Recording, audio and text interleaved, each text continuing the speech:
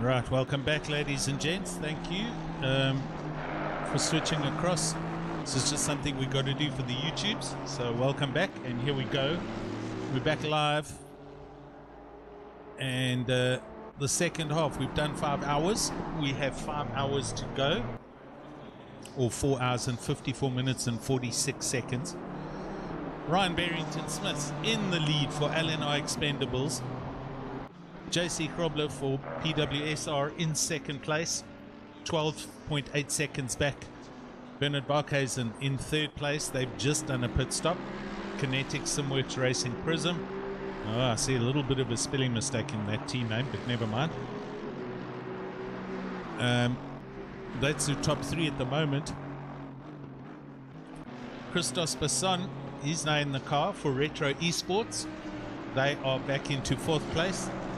And Gideon Renner, Kinetic Simworks Racing Vibe car, the car that was on pole, back up into fifth place after their drive back up the grid. So lots of chopping and changing happening. Jason Luck hanging on there in sixth place for Black Widow Racing and doing really well, with Quinton Janssen van Rensburg for Kinetic Simworks, I think it is, Vibe Squad in seventh. And then the hybrid car of JW Volkskank on full steam, full attack mode, and they're busy doing exceptionally fast lap times, trying to drive back up the grid as well, and to get back into the top 5, which I'm sure they'll get there eventually. Chris Haneke in 9th place for Slick Racing. Him and Marcus Stein doing a great job. They've been there or thereabouts all day, as high up as 3rd at one stage, and down like 13th and 14th at other stages. Chris Haneke having fun out there in the Honda at the moment.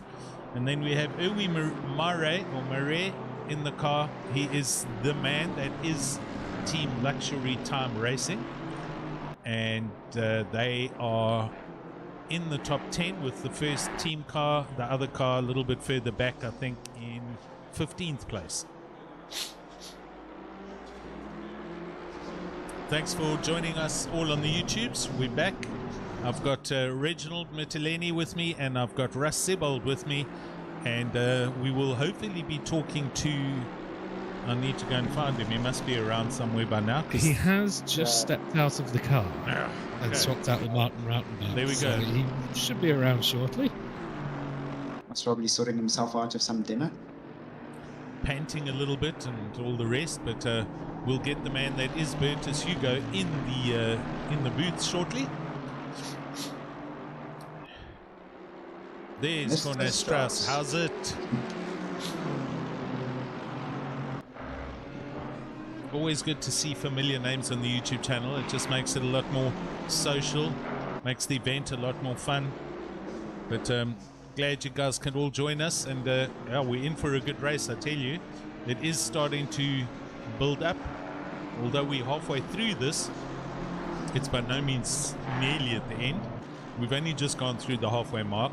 There's been some radical position changes due to some incidents in the first part of the race, but everyone's settled down, and now it's heads down and focus on the strat. Track temp down to 17. We started at 31. It's a huge jump, but it'll drop even more. It should go down to about 14 by the end of the evening. 8:15 in race time, as you can see on the clock, and we're going to 1 a.m. tomorrow morning when the 10 hours will finish here at Suzuka, and we'll only know, give or take, with 5 or 10 minutes from the end of the race, who's actually won this event. Thanks to all our sponsors involved. Gareth Hawkins, Raceface, PWSR, we've managed to put together a 5,000 Rand prize pool for this event alone, and we'll see when we speak to Bertus a little bit later. We'll get a better idea of how that's going to be divvied up amongst the finishers, and who comes where.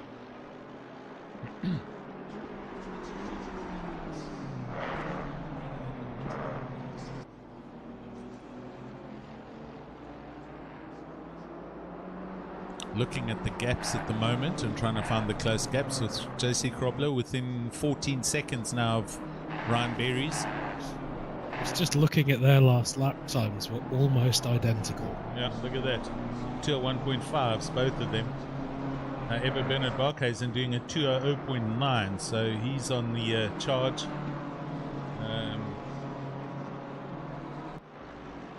Still quick lap times when you consider, you know, the guys are carrying that much fuel in them and all the rest. I mean, Barkhuizen's just come out the pits and done a 2.0.9. Exactly. On a full fuel On a load, full so that's fuel a tank. monstrous lap. How's it to Fleming Bauer, also on the YouTube? Welcome, guys. Corne saying they couldn't race because of his teammate being in Arizona on tour. Corne Strauss races with Kabillion Motorsport. Yeah. And he's obviously on tour, so we'll see them back in the next couple of races, I'm sure. Dylan, happy to put some hampers together as well. Bertus can call me and organize for the next race. That's awesome. We'll definitely, we'll have him on the stream shortly, my man, and we'll let him know. I'm working together with a possible sponsorship deal for the 24-hour that'll hopefully have a decent amount of money. So, yeah, you know, it's for our South African sim racing fraternity and the people involved, and to help, you know, push our sport and get it up there to the same equivalence as, you know, all these other esports series that we see on Twitch and Counter-Strike Go and FIFA World Cup and etc. etc. So the racing, we need to help pick it up, and in my opinion, we'll do it together. Raceface, over 1,000 active members now, the biggest league in the country, and fielding 4 full categories, as you know, in the normal leagues. So pro, and gold and silver. You can't find that anywhere else.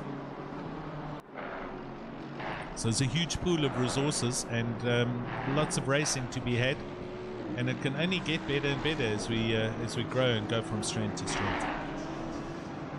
Janssen van Rensburg in the pits from 7th, Reg. What are you busy looking at and watching? Busy looking at dinner. What's for dinner there, buddy? So this is chicken and some gravy and Awesome. some rice. Okay. Rice balls. Good man. Then let me not disturb you while you have a quick eat there. Actually, it's pretty much the end of the dinner. It's literally the last bite of the chicken. Sounds good, man. WT on the YouTube chat, his teammate is Martin Rautenbach in 13th at the moment in the 465 BMW.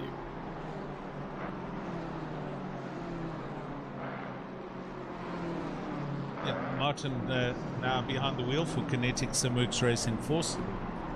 Can we see him anywhere yet, or where is he hiding? I haven't seen him anywhere. He hasn't popped up anywhere.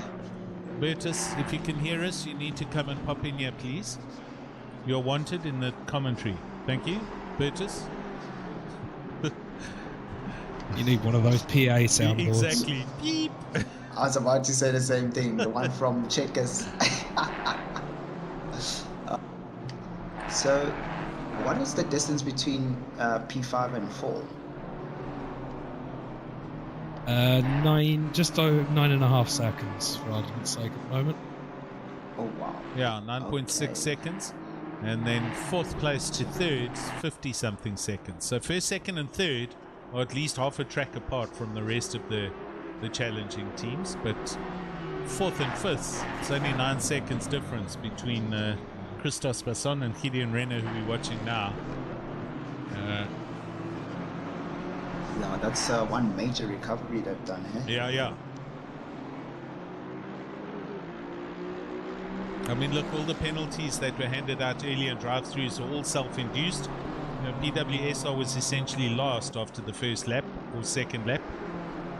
They're now back into 2nd place, and they had a 15 or 20 second penalty.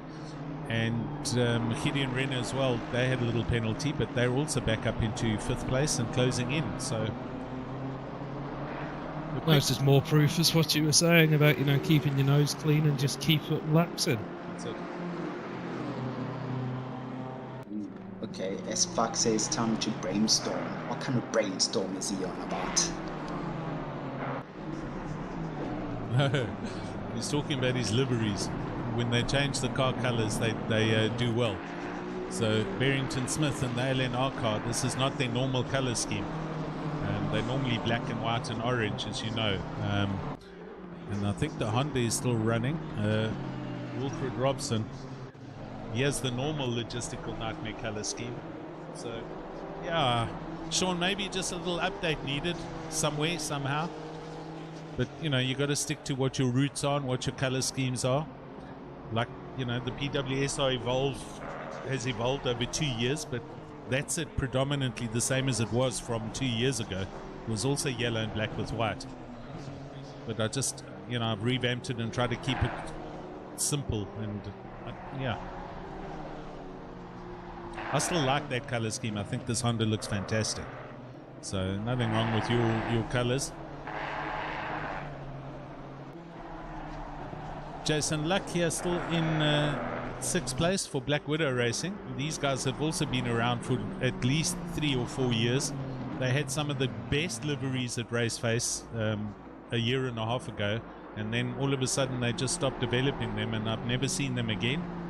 And I've asked for them, but there's nothing forthcoming, so I'm not too sure who did the liveries. And obviously with people going back to work after the COVID period, you know, the free time has dried up and people don't have time like they did when we were all in lockdown. But still, you know, the teams need to have their actual, their corporate look and feel to them. You know, you got to be able to see a car, know that's a hybrid car, or that's an LNR car, or that's a Black Widow racing car, or a PWSR car. That's what I think. Oh, that's my opinion. Yeah, look, I honestly agree with you on that one, because the thing is, I mean, you don't even notice a car. You'd think it's a generic color that the game has, if you look at first glance, to say. Yeah. So definitely, you know, those unique details of the general corporate livery does set the car apart from the usual. Exactly. I mean, I don't know, have you guys actually tried doing a custom livery with ACC? No, I did my own. Or... Yeah. It's quite an awkward process to get into, the way that they've done the maps for the cars. Yeah. You know, finding which part joins to which part can take quite a while. I know, true. I've spent many hours on the PWSR liveries, because I do our own liveries for the team. I've done a couple for a couple of teams actually. So, and it's long hours in the chair, you know, trying to find, you know, what panel goes where or what needs to be where. It's not an easy process like some of the other games, but you know, once you've got a basic template in place and you're just doing subtle color changes, it becomes a little bit easier. Yeah, it's a constant back and forth while you edit. Yes. It's like, okay, cool, I think I got it, and then you put it in game, then it's like, oh wait, the other way around. So you bring it back up again, and then you do that little change, take it back in, and then it's another thing. Exactly. A little trick I learned when I first started doing them was to just colour each group of parts with different colours. That's it. So then you could see which bit Where joined up where. Yeah. Because with the Aston especially, the back window isn't actually connected to the roof at all. Yeah. It's on the complete opposite corner of the blueprint. The M4, the BMW I've done, I have a master plan exactly the same as that, because those diffusers and the air vents and the diaplanes and that bonnet and at the back are all in opposite places. So I've got 5 or 6 different files that are known as the master files, front, right, back, etc., and you can see what panel is what color, and then that's the easiest way to, you know, to go and find it. But once you get familiar with a certain formula and a certain way of doing things, then you know everything's the same. The PWSR cars are all the same. With as I say that, he comes piling into the pit lane. Oh my word! That looked a little bit hot. It didn't look a little bit. It was way too hot. I think that's going to be a drive-through. He was. I think it issues them on the exit of the pits, Yeah. so we'll just have to wait and see. He was too far. I'm actually going to replay that, and you can see it from the helicopter. He goes past the line before he's climbs off the brakes. His light started flashing after he went over the line, so I'd be surprised if he got it slowed down in time. Oh no, he was on the brakes like 50 meters before the line, but he's getting there at high speed. So. Oh no, by flashing, I mean when the pit lane limiter goes on, it flashes all the way. Yeah, true. Well, let's hope he was a tad low. I know I've done a few skid into the pits, and it kind of did work. That's definitely. But not all the time. Yeah. I think he's just handed himself a drive-through penalty for speeding. Anyway, moving on. I'm not going to carry on there.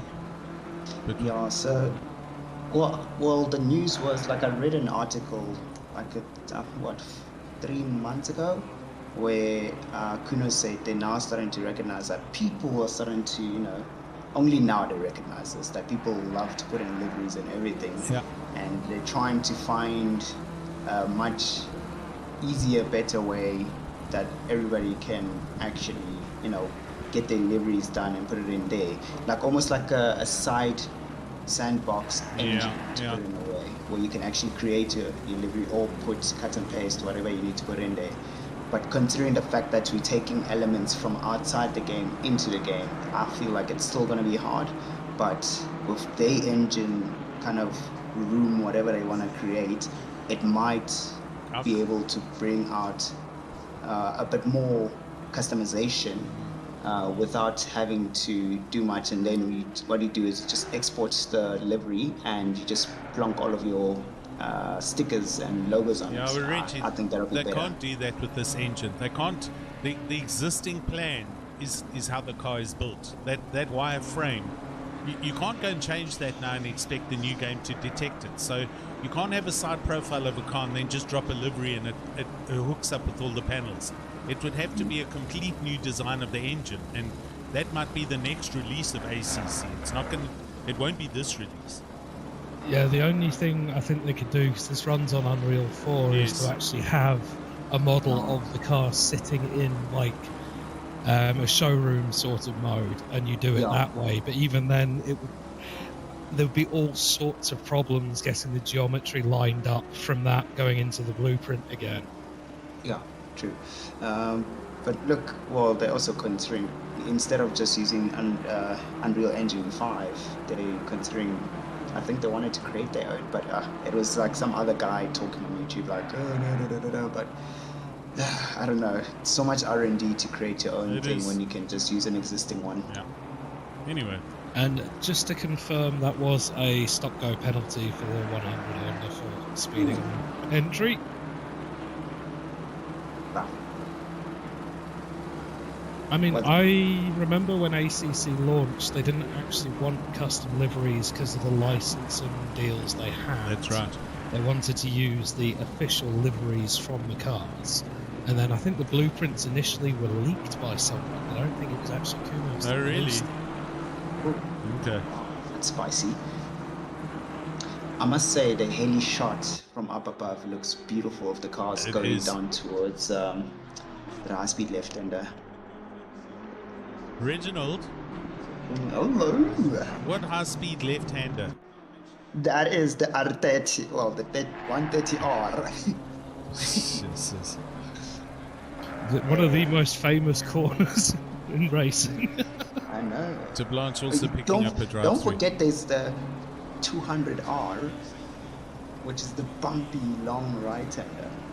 Yeah, but it's not famous. Renner in 5th place and 1 position back.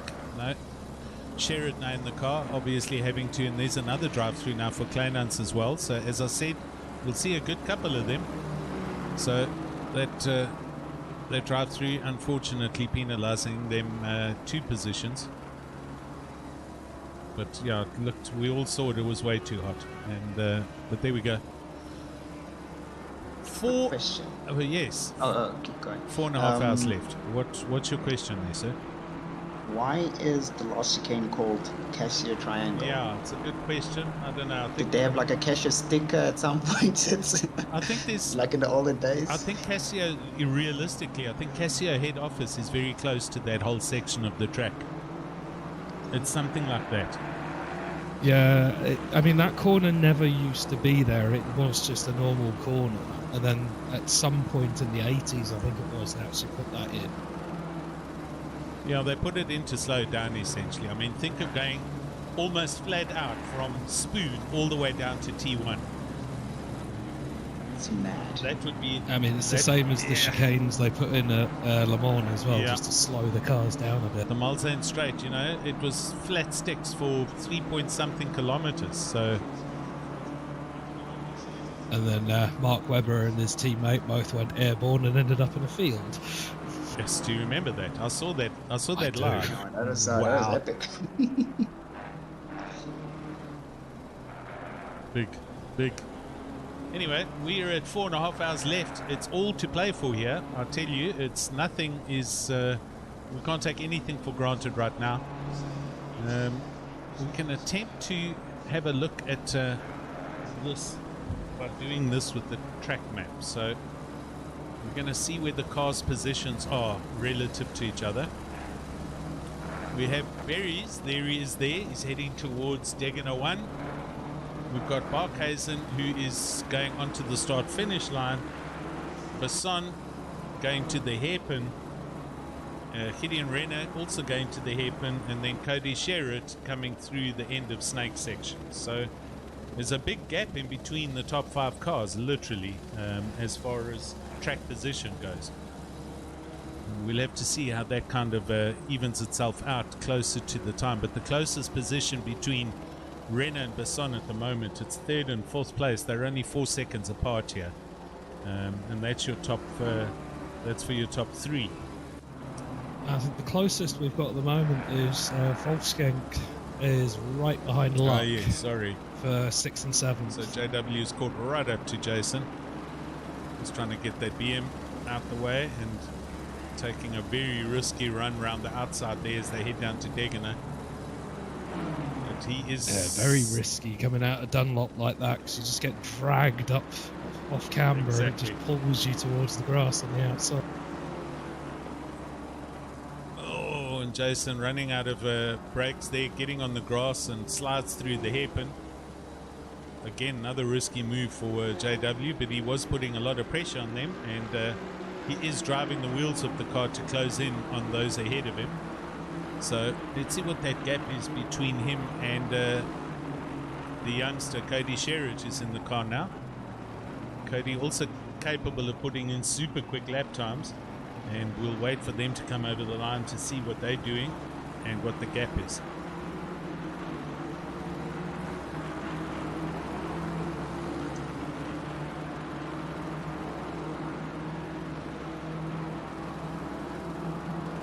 Awesome evening's racing though. I hope you guys are all enjoying it. We've got this happening while we have the Spa 24 hours happening. So we'll be able to watch some of that, and there's some Formula 1 tomorrow, and it's all going off. More Motorsport weekend. It's great to see a lot of people getting back involved in motorsport and being enthusiastic, and you know, even from the sim point of view as well as you know, real life, and it's all slowly coming back together again. It's been a very strange 2 years, this COVID drama. I mean, it's weird to think, 18 months ago, Formula 1 was about the only live sport happening. Yeah. Not even just motorsport, but just sport in general. And it was happening to literally empty stands. There were no spectators, as you remember and recall. Well, there was the pit lane guy. They dumped him up in the grandstands with a set of binoculars because he wasn't allowed into the pits. I do remember that. Sidelined the poor guy. I mean, that is such a pretty picture, watching the cars go down the back straight and into 130R, and it's that checkered effect with the side lighting of the track. It's a pretty looking game. You've got to love the look and the overall picture that you get, that you see here. Doesn't get prettier until you hit full-on flooded track. Then it's real pretty. Yeah, and the exhaust, the glowing exhausts there. Yeah, I think there'd be riots if we had more rain after Bathurst, to be honest. there would be. Guys would be in tears. Cape Town weather. I have messaged him, but I still can't see him anywhere. Can you see Bertus anywhere, or do you want to try and reach out to him, tell him to come join us? Russ? I will drop him a message and just... I mean, tell him a small white line, say it's very urgent, he better come here now. And then we can discuss a whole lot of things with him about the stint and the entry forms and Dylan Hall on YouTube especially, and all that kind of stuff. Chris Heineke still behind the wheel of the Slick Racing Honda as we watch him going round. He'll be handing back over to his teammate Marcus Stein just now. And they're still in the top 10 and pushing hard. Interesting, now we'll watch the gap between JW Volskink and Cody Sherritt. These guys are pretty similar as far as the strats go, if memory serves me correctly. But JW Volskink pushing super quick. Last lap at 201.3, Cody Sherritt to 200.6. The gap 37 seconds at the moment between 5th and 6th place.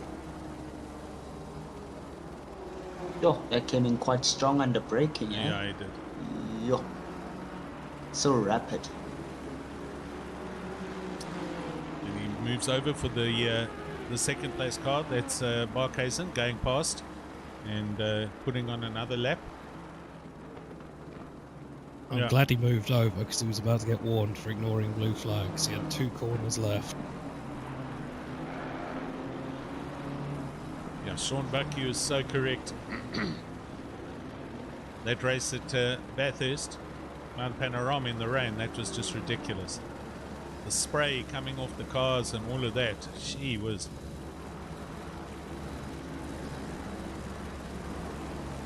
Yeah, I think everyone who took part in that's got the wet weather merit badge now. Definitely. Talk about wet weather competency. All you got to say is, did you race in round 1 of the endurance series?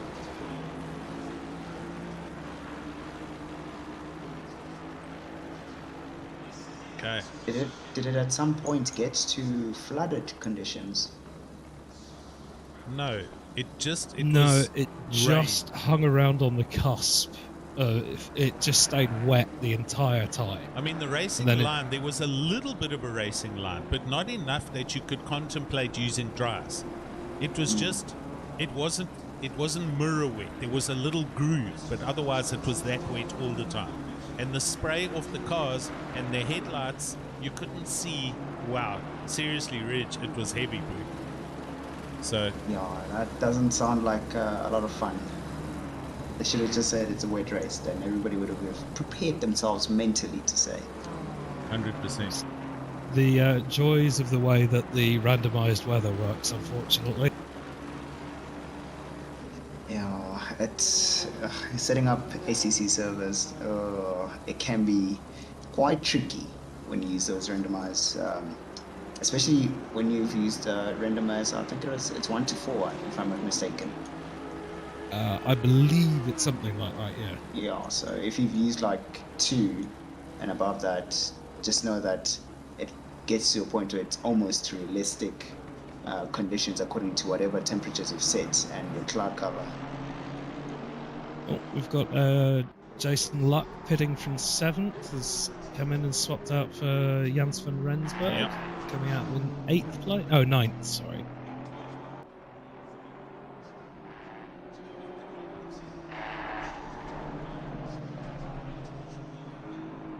So yeah, every pit stop is completely out of sequence now. So we've got no hope of trying to guess who's where. You can't.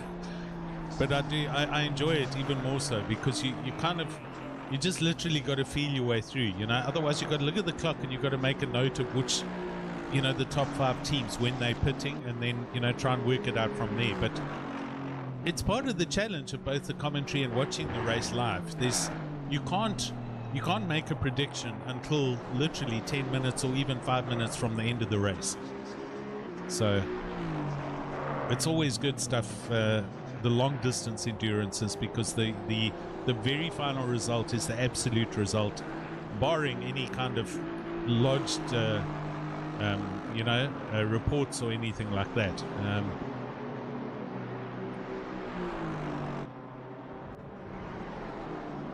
Still struggling to find the man that is Burgess.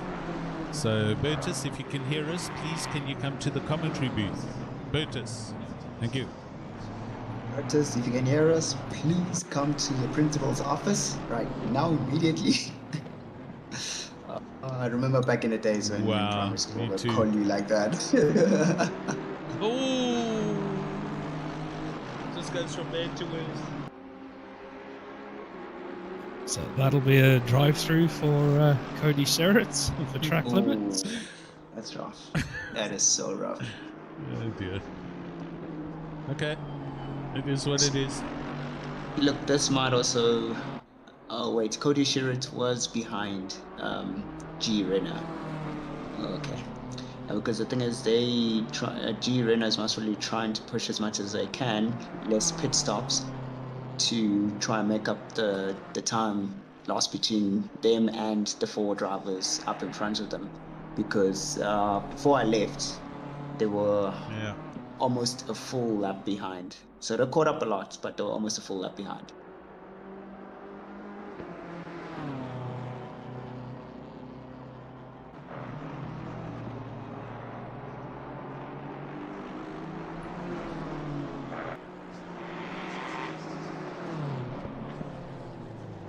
Erwin Mare for Team Luxury Team Racing. He's really enjoying himself out there, and so he should. He's a Luxury Time Watches sponsored team and great looking cars, and I'm really glad that this is the either director or owner of the company, and he's actually one of the team drivers as well. It's just an awesome, wholesome thing. We've got a fight going on for 3rd place by the looks of it. Renner has pulled up right behind Bassan. Wow. Oh, and diving up the inside into Cassia. It's a great drive back by them. Sure. Yeah, he's going to be left behind calculating what happened in that corner. I don't think so. Here comes a reverse attack. Yeah, he's coming back at him down the straight. Side by side into T1. Oh my word. How awesome is that? Guys, that was superb driving by both teams.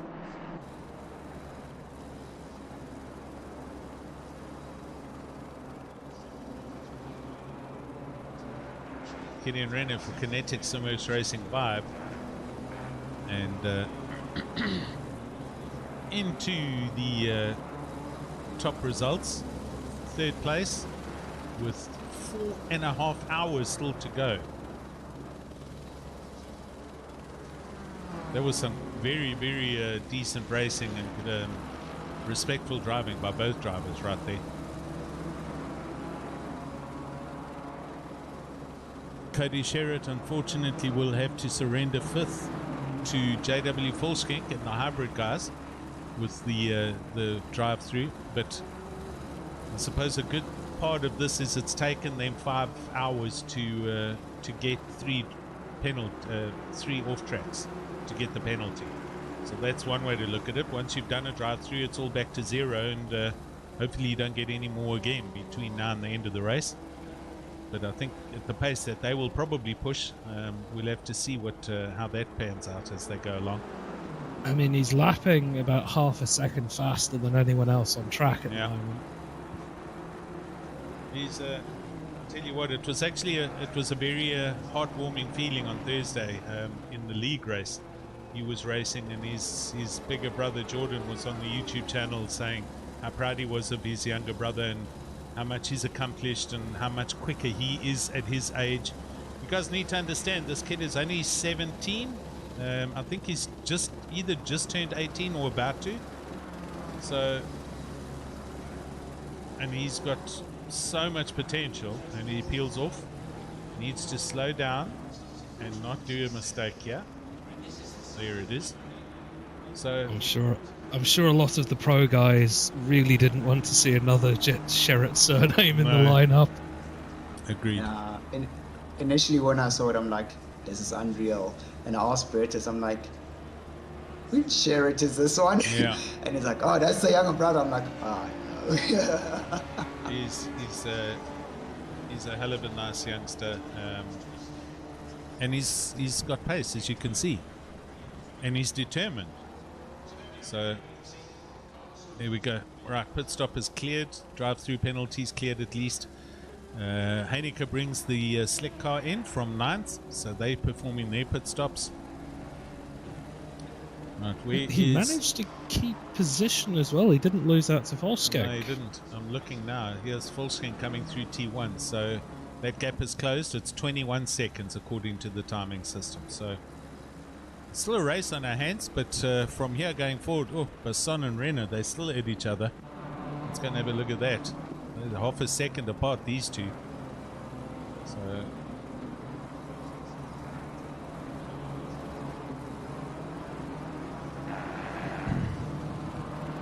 Dylan Hall saying he raced with Jordan in the GT6 PS3 days. So yeah, these guys have been going and coming along for quite a long period. Obviously with him being in the team, we've shared a lot of time together. As far as I understand, they were kind of up and running with the gaming console PlayStations in 2014 or 2015, something like that. They've been at it for 6 or 7 years. Jordan first, and then obviously Cody getting into it. And he was quite surprised to hear that PWSR and Kieran's only been driving for 2 years in total. So, but a great little teammate, and he gets on very well. And the two of them are well balanced as far as teammates goes. And so yeah, let's see what happens. And what's also cool, as I said, is, Jordan, it's not like Jordan is he's not training or coaching Cody or anything like that. He's just letting him do his own thing and find his own pace as he goes along. So, by the time Cody gets to 21, 22, 23, he's going to be at, or if not better than what Jordan is right now.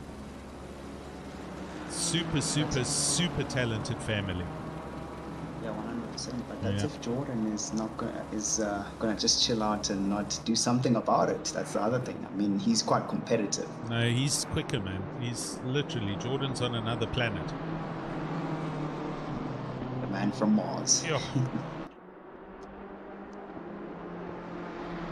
Anyway, so we're very stoked to have him on board with us, and he enjoys being part of the team.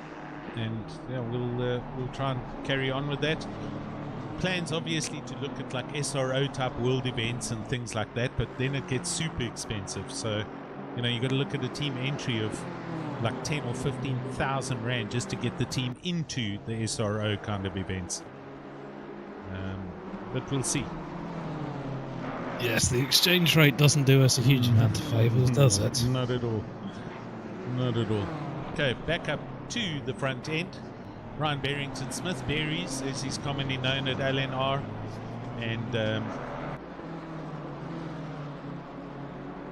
comfortably running at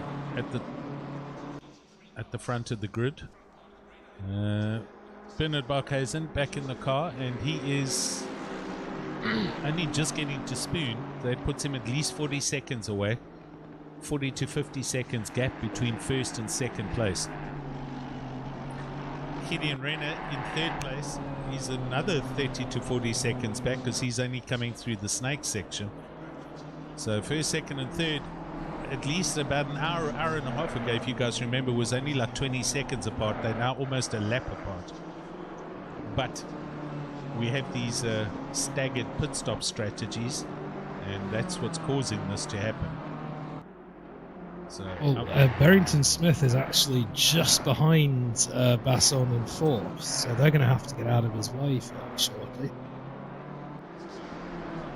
Yeah, indeed. So Basson and Renner, that fight for third and fourth place is about to be severely disturbed, but I don't know if Sean or anybody else, Sean Stradham, etc., can confirm how much longer. No, he's still going to be in the car for about 20 minutes or so. Remember, he got the car from Lazar Cavor. No, that was the other car. So maybe they're up for a pit stop soon.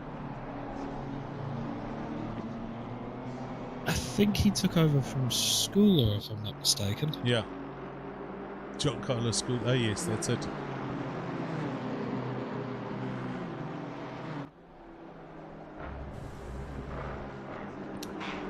Anyway, let's see how it goes.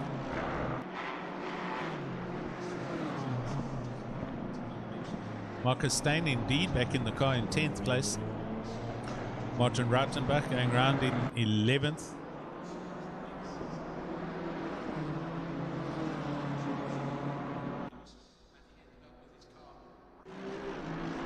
Pits.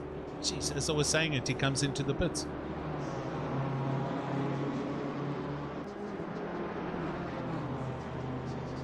It has to be a normal pit stop.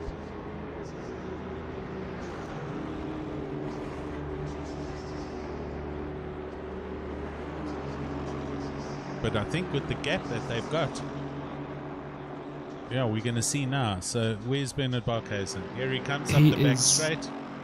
Yeah. They're going to be just coming into side, 130R now, so yeah. It's going to be very close. It is. I think this position will swap. They'll go back into first. I have a question. Reg. Why is it called 130R? Everyone knows the answer to that, man. Come on, Reg. No, I don't know.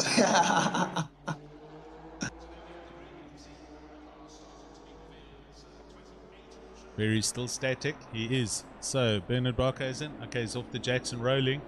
There goes Barkhuizen into T1. And that's 1 and 2 swap again. Right, where's Renner? Oh, no, Renner's not even at Spoon yet. So, first and second are on their own at the moment. They've got 33.8 seconds. Thanks, Ashley, also updating what I said, because I thought he had to come in, and he literally said within the next lap. So, first and second, the dice is definitely on there.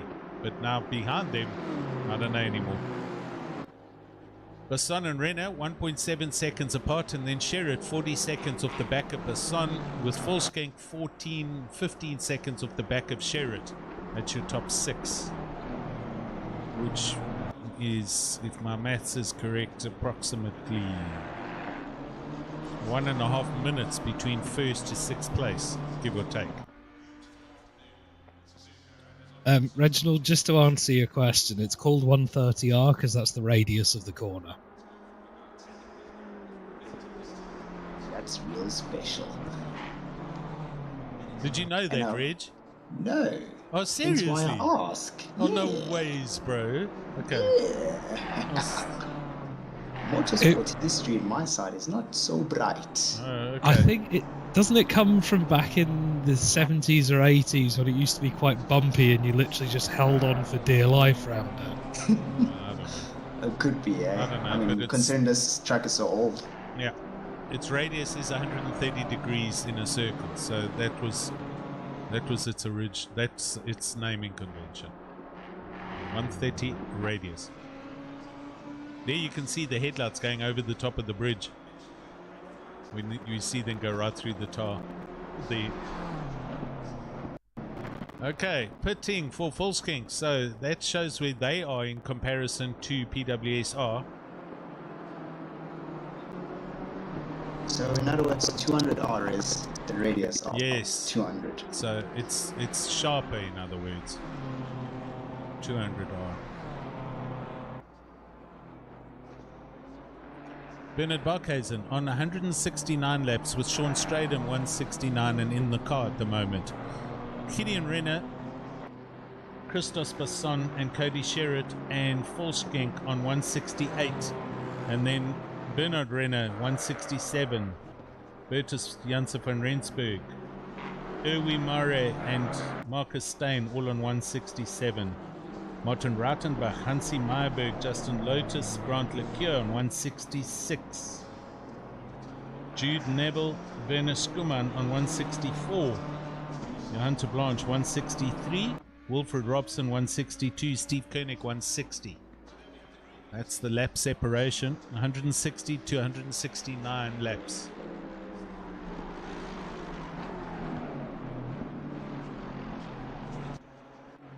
I have a feeling after the coming 2 hours, there's going to be huge changes. Yeah, we'll wait and see. There's some garbage for you to go and delete quickly there, Russ.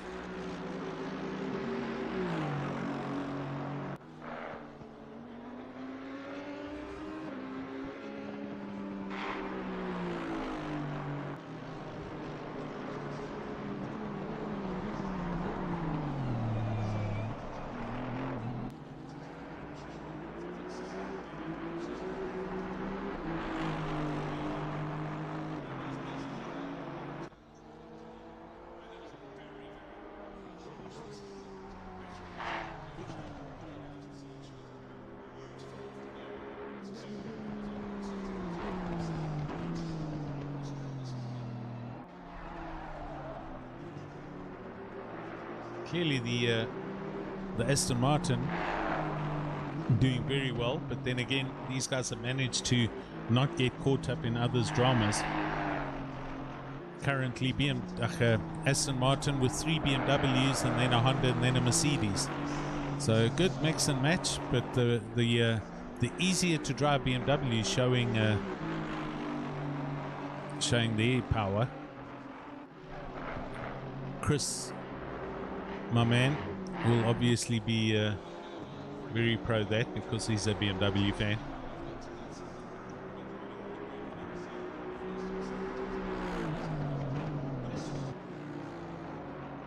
Self has entered. Batman. The man is here at last. Bertus. What? It's so urgent. Bertus, where have you been, man? Oh, I had to take a break and gather myself. Buddy, you had a lot of fun in that BMW. Take my head out of shame. Did you enjoy that? That was a good session or two that you were out there, man. It was, yeah. I enjoyed most of it. I had a few moments which I'm not proud of, but yeah, we unfortunately started the race with brakes at 1, which means that in my last stint I was struggling with slowing the car down a bit, and then obviously, you know, if you overshoot the corner, then you understeer a little bit, and one thing leads to the next. One thing leads to the next. So I still need to go and apologize to a few people. But yeah, nothing was intentional. It was just I think everyone. I heard that everyone saw what happened. So apologies. Let me tell you what, dude. You were having such a good time in that BMW. It's high time that you actually throw the Bentley out the window and you just come and drive in the BM, because you were all over the place. You looked like you were having a huge amount of fun out there. I did when I had a couple of the quicker guys behind me. I had a lot of fun, I must say. It's tense. It is. Having the guys behind me, but like my team called me Roadblock Hugo, so Roadblock Hugo. That's awesome. And funny story, I don't know if it's funny or not, but I on Thursday evening with the first round, I actually decided to go with the BMW, but then when I realized that that I haven't changed my car in the setup, and then the server was running for 8 minutes already.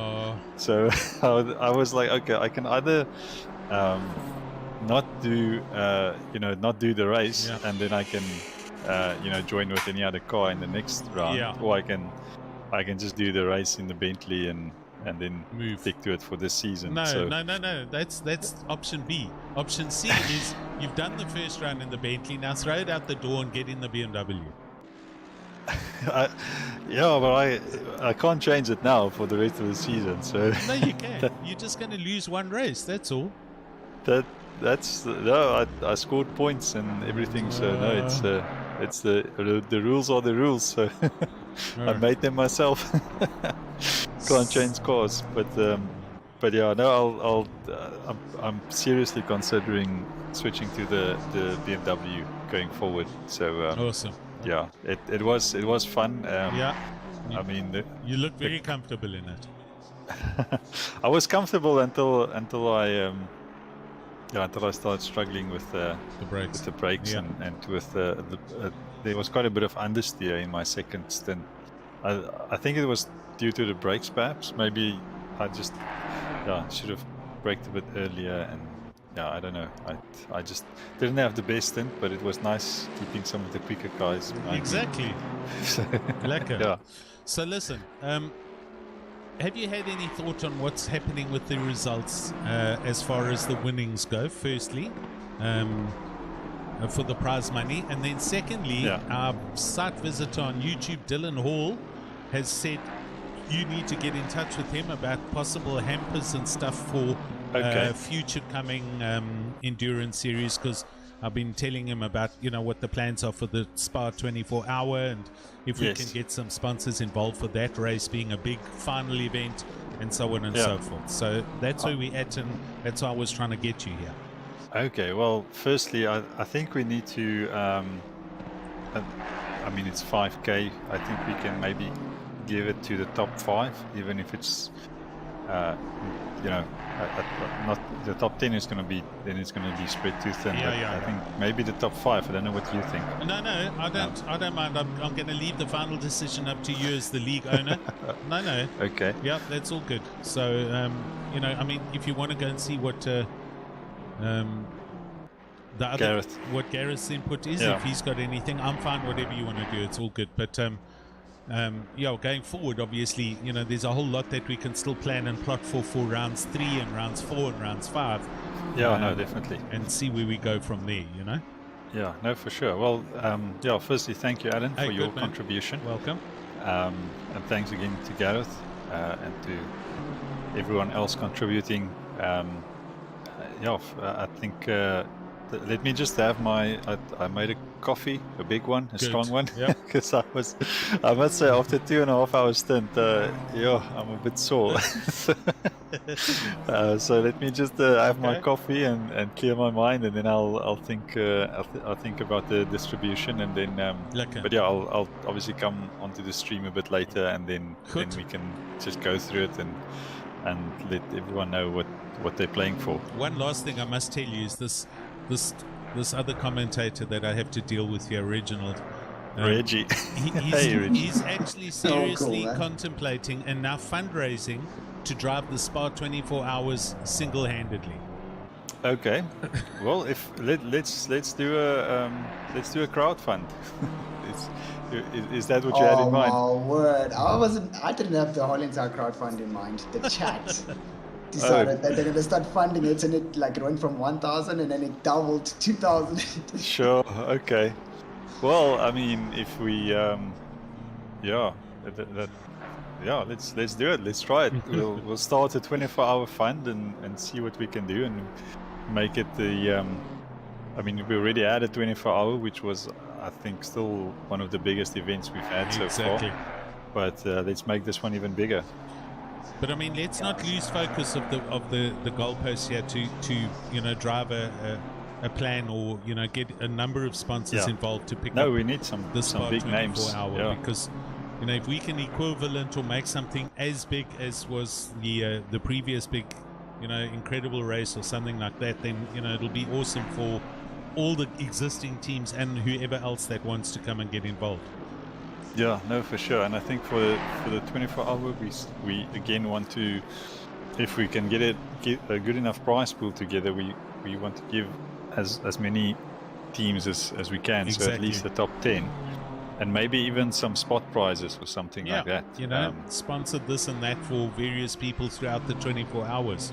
Yeah, like I don't know, teams who made up the most positions, or that kind of thing. Yeah.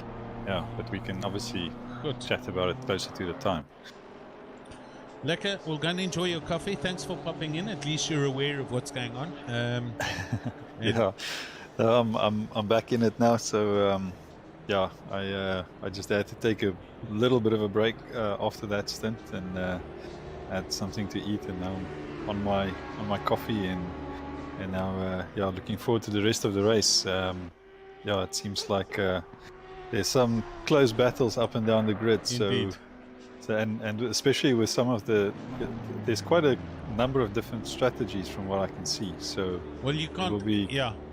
You can't see what you can't figure out what's happening, but it will be fun to see how it all plays out in the last hour. I think that's going to be interesting again. As always, I mean, so far even last year in the endurance series, the last hour tends to bring some good racing and some surprises, some drama. Yes, definitely. Good. Yeah. Well, we'll see what happens. We've got 4 hours left. But yeah, thanks for coming in, and we'll chat to you again just now, I'm sure. Okay, great. Thanks for the stream, guys, and yeah, we'll chat in a bit. Awesome. Okay, bye. So there we go. Just to say, there is a bit of a fight going on for 6th and 7th at the moment. I saw that now. Christopher Radloff, etc. He's just come through as well. So Renner and Van Rensburg right next to each other. Oh, gee. Through Degener 1 and Degener 2, they're all squirrely as they come along. Almost ended in tears. Oh my word, watch this, into the hairpin. I'm going to just take a fast, oh dear, there is some, I think, was that contact? Let's look at the replay. Yes, it was, unfortunately. Oh yeah, there's a little bit of a punt and a second punt there, oh dear. I'll leave that one up to you, Russ, but I'll be back in a minute or two. Thanks.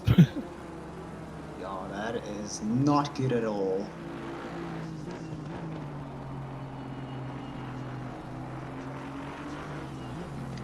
Jeez, these guys need to stop getting into a bit of a tussle. Yeah, I mean, they could be getting themselves into real good positions. Yeah, Joe Bernard, man, he needs to get himself together.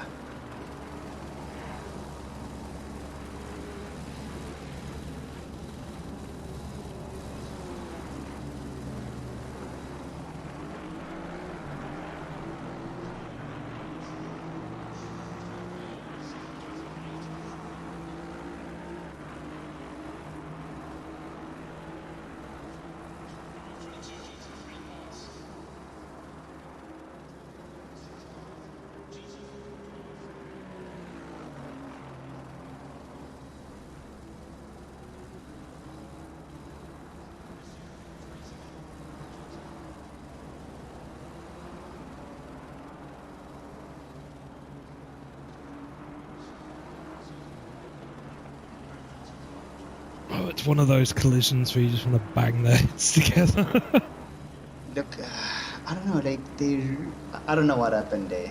I think Bernard must have, just missed his braking, because it looks like he just clipped the edge of the car up in front and then had a second contact again with them as he went through the corner. Yeah, I mean, Jans van Rensburg did go very deep in, and I think Renner just expected him to get back on the throttle a bit earlier and just drove into the back of him.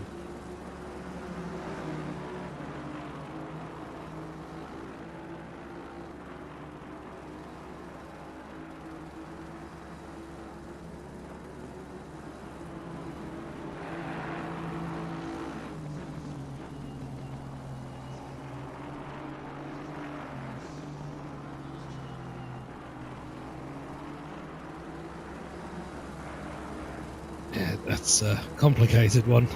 You have to bear with me while I go through that and have a look. That's going to be quite tricky. Maybe you're going to have to do a few onboards and compare. Yes, at a very slow speed, unfortunately, because of how fast they're going.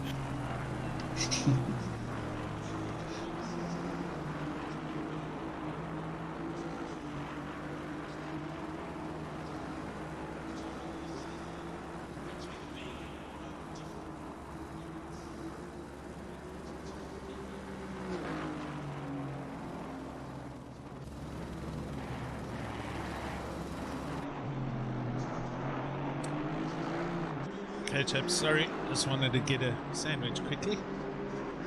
Sandwich. Sandwich. With a salmon. Right, so 5 seconds separates the leaders at the moment, Barkhuizen and Stratum, but we know that's with the staggered pit strategy, so... So apparently, Stratum is going to be bringing the heat towards Barkhuizen. Okay.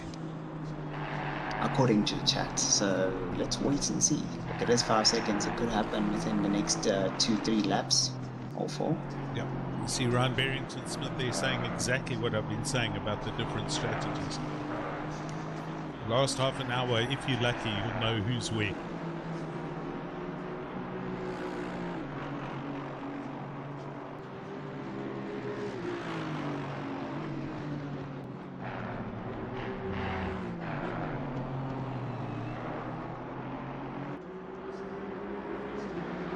Hansi Meyerberg coming in for pit strat from 13th.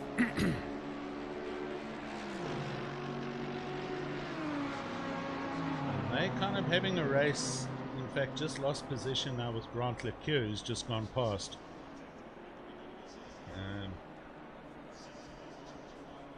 So according to Quentin, he says, well, that's Burgess's car, obviously, but I'm not sure who's currently racing in Burgess's position currently. That'll be Martin Rautenbach. Yeah, so apparently he outbraked himself, and then Renner had nowhere to go, and it was a contact that was not avoidable.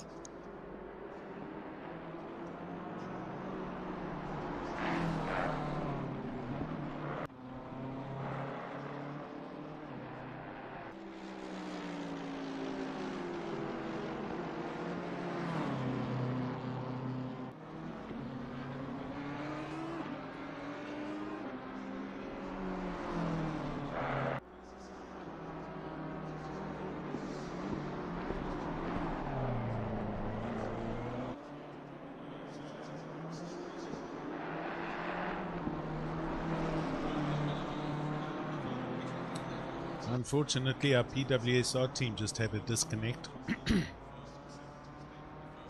So they've reconnected, but they're down in 11th, as you can see, and that's them out of the running. They have three laps of the leaders.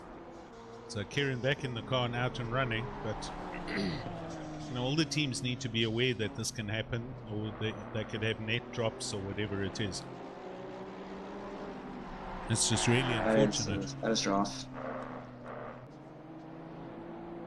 Like, I'm thinking about that 24-hour thing. Like, I can't do it with the wireless link. I have to go straight into work, have like a network cable, well, a network card installed on my PC, have 2 internet cables coming through, one from one ISP and the other from the other ISP, in case the other one drops. Oh, that'd be interesting to do.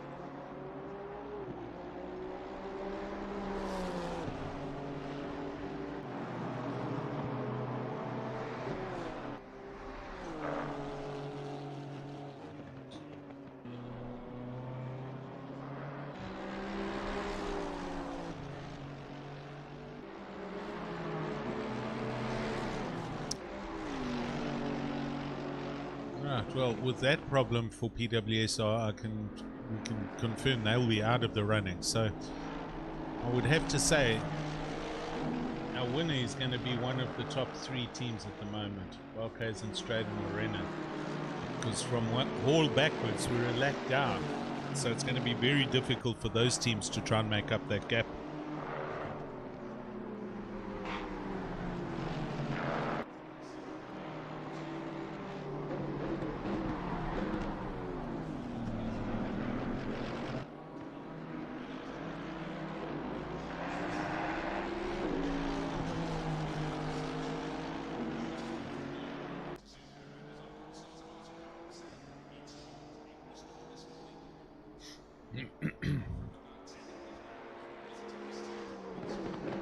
Byron van der Merwe in the car here for Team Tryhard Racing, the Smurfs team. And he's very close behind to Blanche.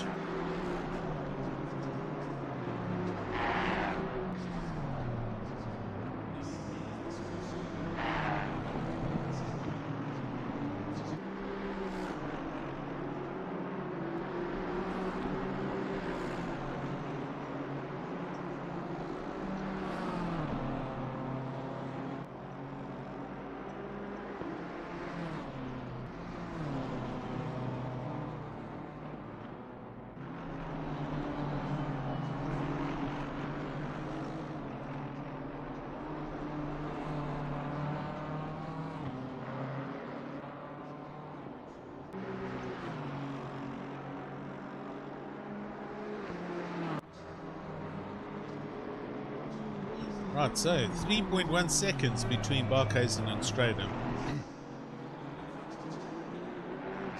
Barkhuizen hammering over those curves.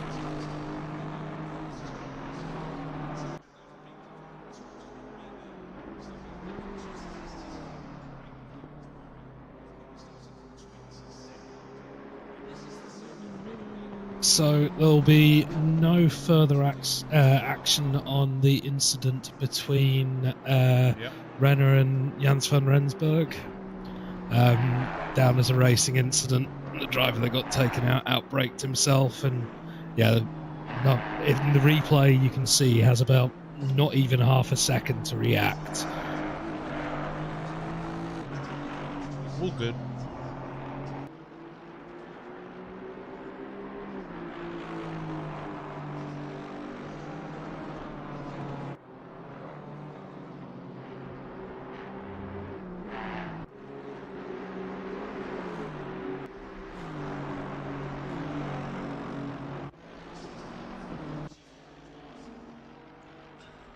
Redloff currently in the car for hybrid, and they're going super strong and definitely climbing back up the grid.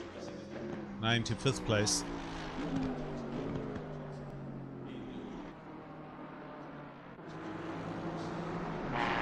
Dwayne Hall for Retro Esports, Jason Isherwood's team, just further up the road going through the hairpin. They're on the same lap as Redloff. One lap down from the leaders, the top 3. So all still to play for with 3 hours and 50 minutes left.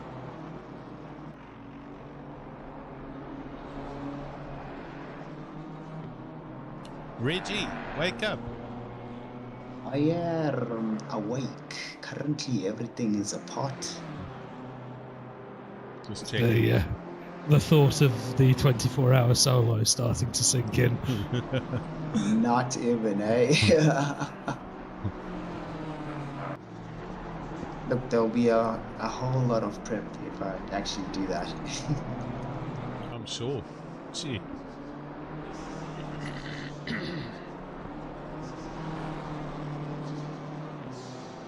And also considering that I love to sleep, so, to fight that off.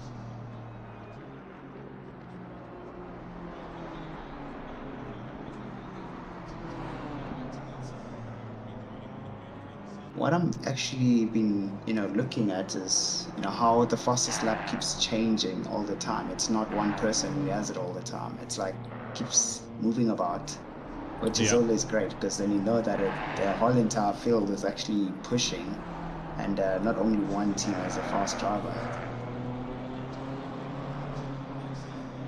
As you can see, the purple mark on Kieran Patterson's name, he has now got the fastest lap time, and he is the first driver out of the field to go under 2 minutes. He's got a 1:59.997 in his last lap, or a lap or two ago. They are unfortunately on lap 178. The leaders are on lap 181, so the disconnect affected when I think Cody Sherritt was driving, so possibly an issue or an interconnect happening out of Durban area, because I don't think anyone else disconnected, but it still disconnected them, and then Kieran reconnected, and that 2 minutes 30 seconds wait has put them down 2 laps, so they'll definitely be out of the running, but they're not finished with it, and they're going to keep on pushing for, you never know, it's still 3 hours 40 minutes to go. So anything can happen. Anything can happen. That's inside info coming out of PWSR side. And yeah, I'm glad to see they're pushing on, and hopefully they can get something out of it. It's just very unfortunate. Same drama happened during the Metal State event with Jordan's team having a disconnect. So I don't know. You can't pinpoint where it is. I mean, the server is hosted in a data center, I think at Terrico. So it's on an idiot-proof data line. It's got a huge data input fiber line. It's got UPS and genset backup because that's where businesses are hosting. So the internet and fiber is not guaranteed in this country, guys. So is the electricity. Barkhazen has pitted from second, so it looks like we may have a change of position coming up. The BMW go flying off in the background there. I didn't see who that was. It's not Tinus Buerta. Was it Craig Hunter? No, it's not Craig Hunter. It was Byron, this car. Let's go back 30 seconds. This man loses it through the snake section. We'll go to the helicam view. And he just there gets a little tank slapper, and it pushes the car right out into that sand trap. Manages to get it, keep it out of the tire wall, and onwards.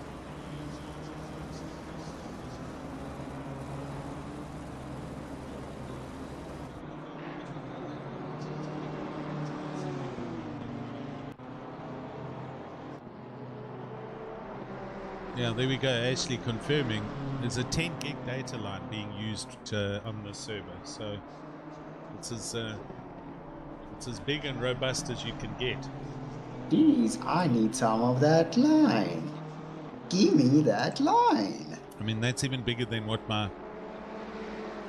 business, the business that I work for, has as far as their data backup lines, and they're in the financial services industry. Like, we've got 4 lines and we're not even close to that 10 gig. Yeah. Yeah, you don't want to know how much the cables, let alone the network cards for that sort of line cost. Nah, it's not just that the network lines. That Cisco thingy, that Cisco router that has to handle all the sessions. That is the big cost out of it all. Right, Martin Rautenbach heading out the pits here from 9th place. I don't know if they'll still be 9th. Yes, they will. Here comes Marcus Stein down the start-finish line. And they're in 8th. So it's now, Brendan Holzhausen around the track. Here he is, Martin Rautenbach. Bertus's teammate and Kinetic Simworks Racing Force team. So I'm sure we'll see Bertus get back in this car a little bit later. XX, bad intense. 6th and 7th. Got it. 3/10 apart. This is Renner and Janse van Rensburg.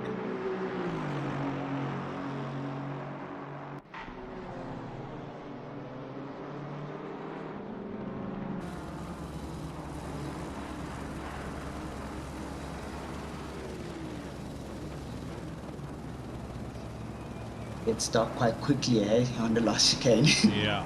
Yeah, the lights just kind of die. There's nothing, and then all of a sudden there's a chicane. Bot is back. Yeah.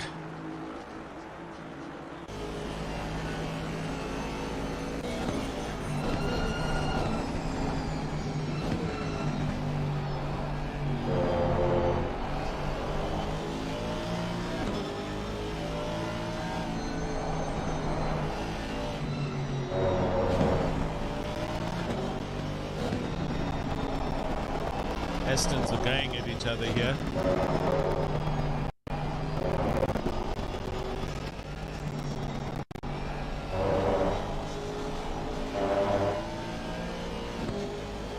Like Van Rensburg has got a little bit more handle behind that Aston compared to Renner.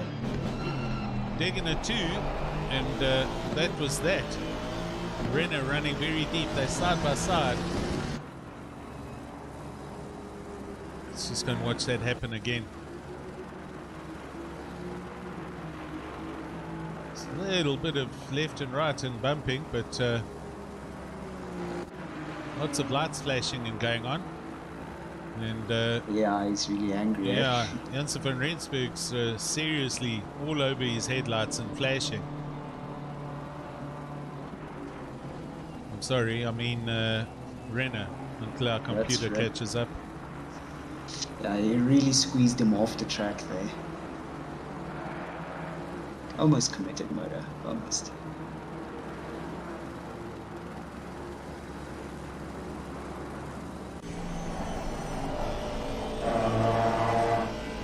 Best way to distract a driver is to head towards the braking zone and just flash your lights. They lose focus and they look at the mirror and miss the corner.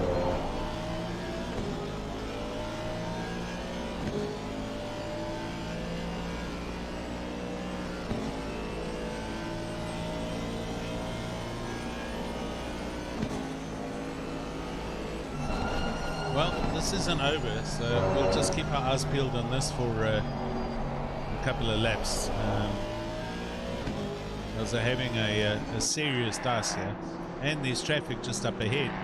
They're about to arrive on the Honda of Lee Bullion, who's in 18th place. I'm sure he'll just jump out the way, and these guys will power through, but still, let's see what happens. There's two cars up ahead, also side by side, so possibly in their own dice. I think it might be Koenig and Bullion.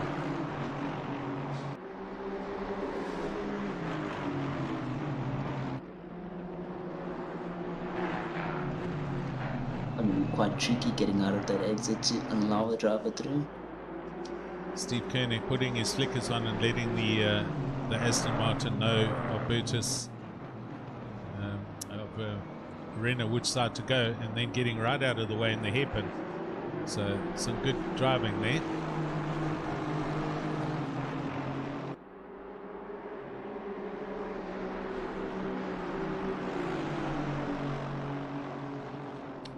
Russ, you just... This is a lot of pressure. Russ, keep your eye on the incoming fold if there's any lodged incidents for this past overtake that happened. It looks like he DC'd. Who did? Russ. No.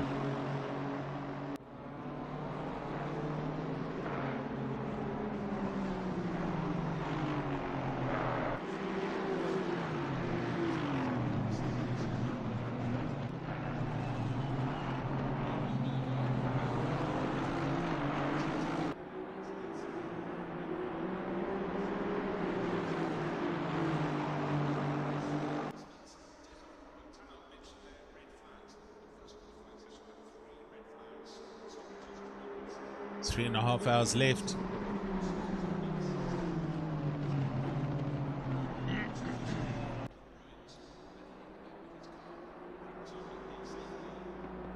You get real quite quick just now. Bernard Renner all over the flashes to try and get this LNR Honda just out the way, but it's unfortunate you can't do much in the snake section.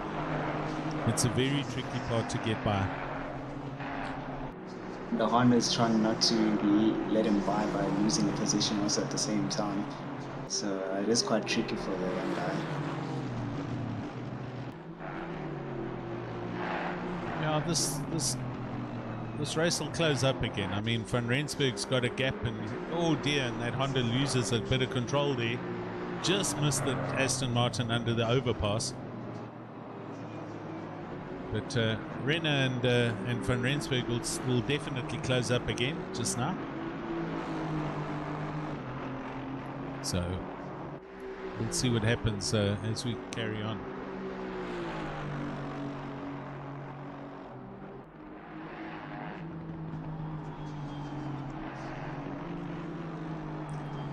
Still all 19 cars running, except for the one DC coming out of our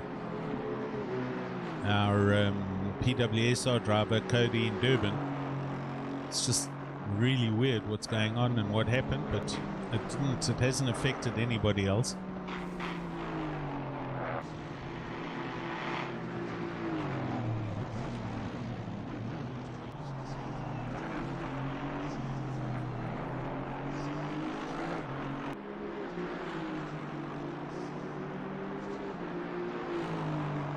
Okay, so Russ and Bert is just chatting in the steward's room. I'm sure we'll hear something back from them shortly.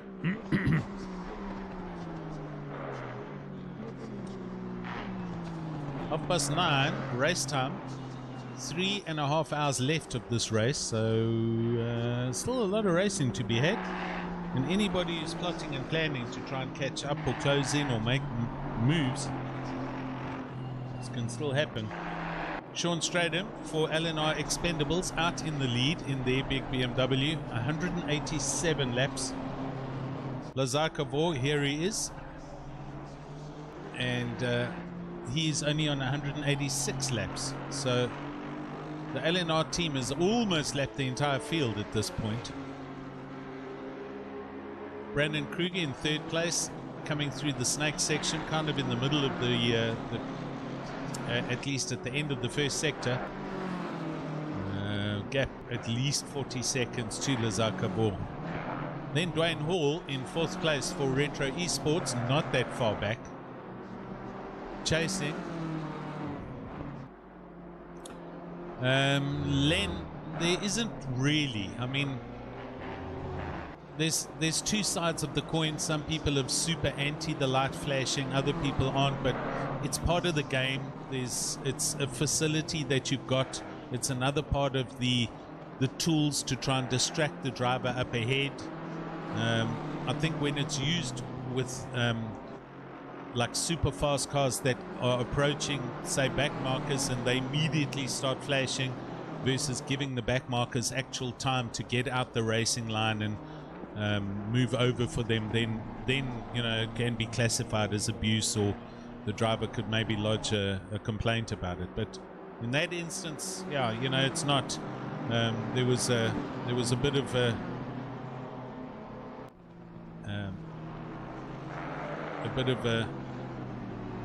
excitedness in the overtaking and the passing, and a little bit of maybe a bit of forceful this and that, and a bit of flashing going on. But it's not illegal per se. No one's. It's not. You know. It's not going to cause any problems as far as a race steward goes or anything like that. Hopefully that kind of answers it.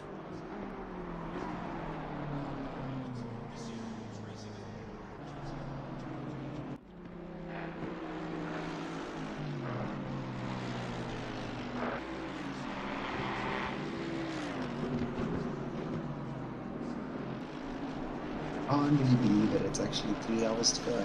Yeah. Well, 3.5, buddy. Don't just throw 30 minutes out the window. That's not fair. It may disappear quite soon, you know. It will. It's 9:30 real time. Sun's just going down at Spa, so they're going into dusk now. Also been going for 6 hours there. Radloff here for Hybrid Academy, the shake car, and these guys are just slowly but surely driving and keeping out of drama, putting in quick lap times and closing back up into the top 5. They're on lap 187. Bertus Janssen van Rensburg in 6th place is just about to start lap 187, so they're at least half a lap back. That's the gap to them. And then Bernard Renner, who is also just come through the last chicane and starting on the start-finish line. They're also going on to lap 187.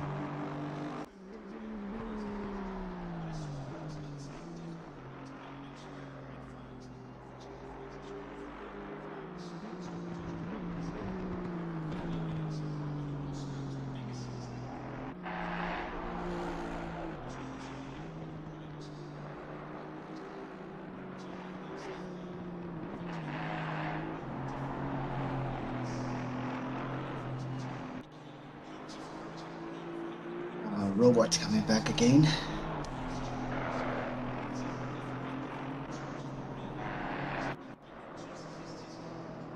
So Dwayne Hall at the moment just under 13 seconds off the back of Brandon Kruger for the top 3 for 3rd place.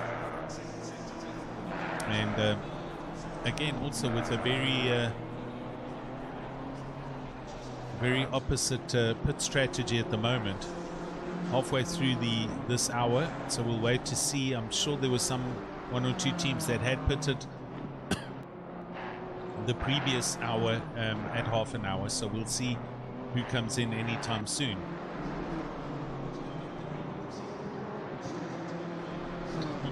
I'm feeling the Kruger team is definitely gonna make top 3 then, if this is the case where they are right now. Yeah, if they can keep pushing, top 3 is in there, it's in the bag. I mean, they had that, they had the quali pace right at the beginning. It was the unfortunate incident happening with the Kieran Patterson and PWSR on the first lap, but they've just hammered in the same type of high-paced quali laps throughout the last 4, 5, 6 hours, and they're into 3rd place. I'll kind of try and work out what the gap is. Here they are now as they head past through the Cassia Triangle. I'd say Lazarkavo is probably somewhere going under the overpass. It's about 40 seconds or so up the road. So it'll be a while before we can get a readout on where Kruger is. The leader is on 190, so the leader is just behind them. Has started lap 190, Sean Strader. There he is, just flying past. So he's in turn 1, turn 2 as the leader.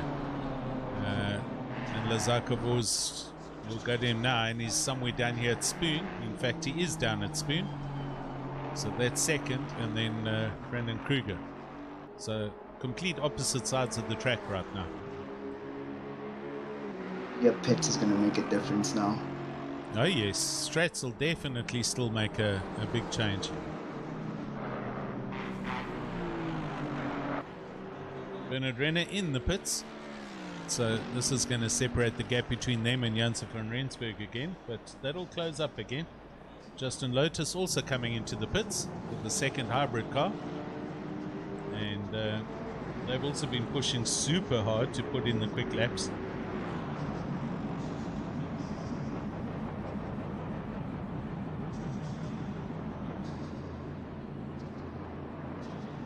It's going to pop to 10th. Kieran Patterson in the PWSR car. They're now 6 seconds off the back of Brandon Holzhausen and closing in very quickly. His last lap at 2:00.7. So trying to recover as best they can from the disconnect. Team's obviously feeling a little bit hard done by there, but it's nothing you can really do about it. It affects various teams at various points. Sometimes nobody gets affected, other times 10 teams will get kicked off. But we'll see where these guys can drive back up to for the next 3.5 hours.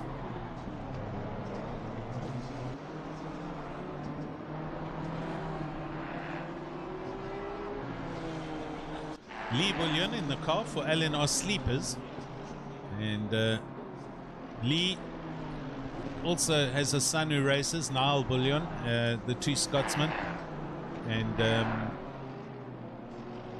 these guys race on the LNR leagues, as well as having recently joined us at Raceface. Great bunch of guys, and hopefully they're enjoying their day out here. Stephen Koenig back in the car, as we can see down here in 19th place, and they're on they're 2 laps back off the back of that LNR car.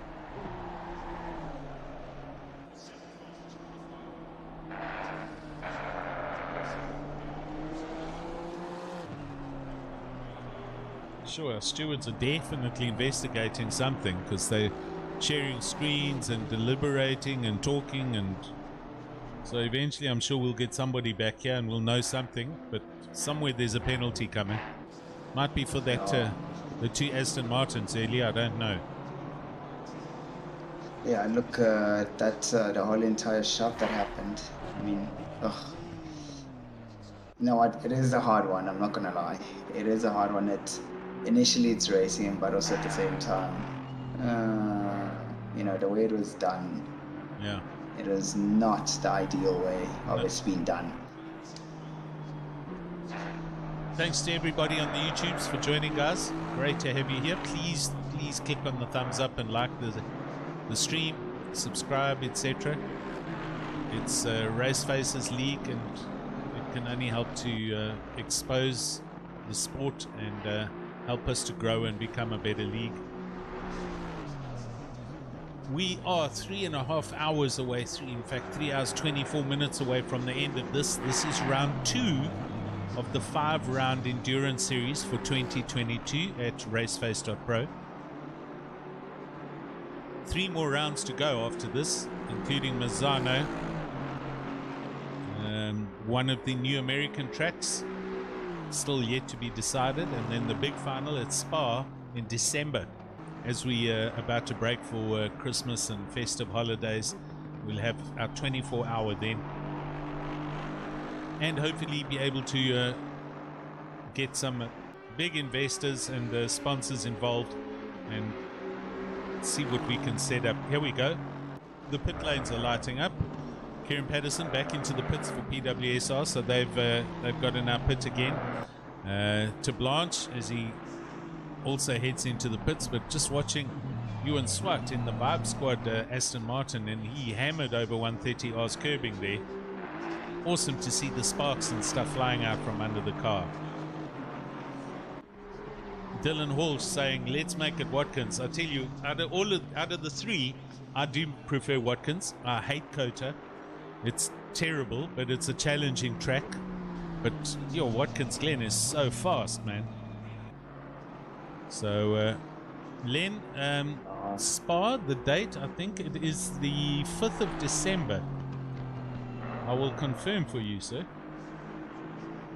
Look, Watkins Glen, it's a really nice track, but my small issue is with that. I mean, considering the number of cars that you might end up having there, is that whenever there's an incident, the car bounces off from the railing, goes straight into the track. So you'll find yourself, you know, being affected by other incidences that, you know, you can't really do anything about. Yeah, definitely. Yeah, Len confirmed. Round 3, our next round is September. I can't give you the exact date. Round 4 is October. Round 3 in September at Mazzano will be a 6-hour. Round 4 is going to be in 8 hours. And then round 5 in December, the 24 hours. Exact date and times to be confirmed officially.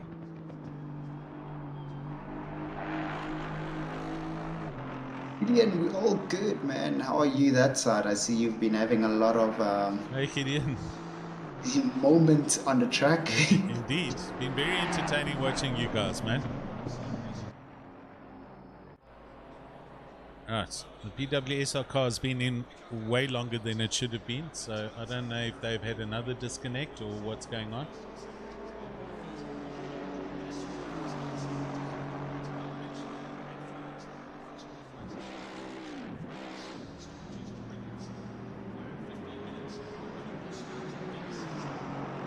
I will try and find out for you.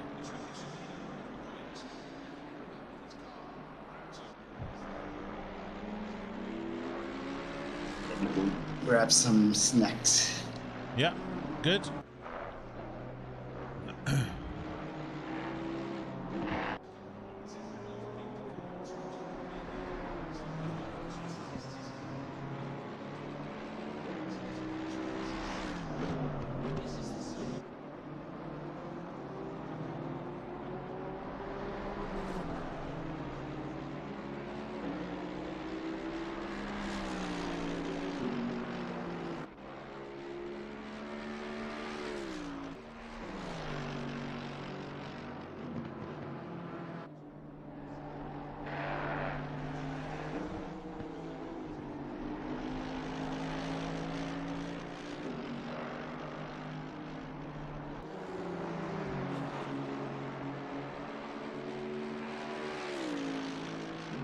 Oh, there we go.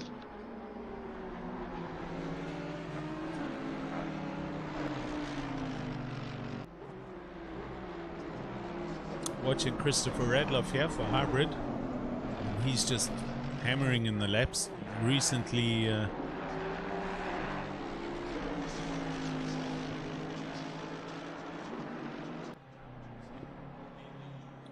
okay, well, that's official. PWSR have retired the car with 2 disconnects and all the problems and drama. So that's them out of the final round, out of this round then. Sean Stradham leading and running super strong for LNR at the moment. 194 laps with 3 hours and 20 minutes to go. Lazar hanging on to second place, still on the lead lap. And then Brandon Kruger coming up the back straight here. He's on 193 and heading towards the start finish line for to start lap 194. In third place, Dwayne Hall, not that far back. That gap's about 8 or 10 seconds between him and Brandon Kruger. And then Radloff in fifth, 36 seconds further back. And they're closing in. Very interesting. Yep. A lot of people are expecting me to be on the track. They don't know me as being a commentator.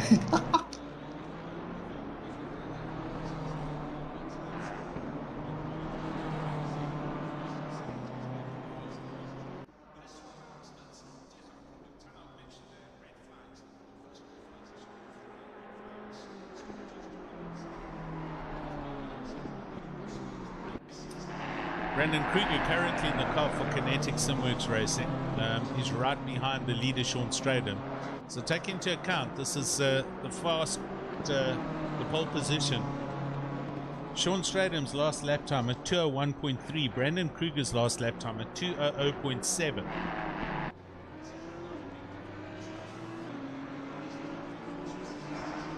Is he unlapping himself? He's attempting to. So there's no reason that he can't. It would essentially be up to Sean Stradham to allow that to happen, but he is a whole lap behind. I don't think he's going to want to risk it letting him through.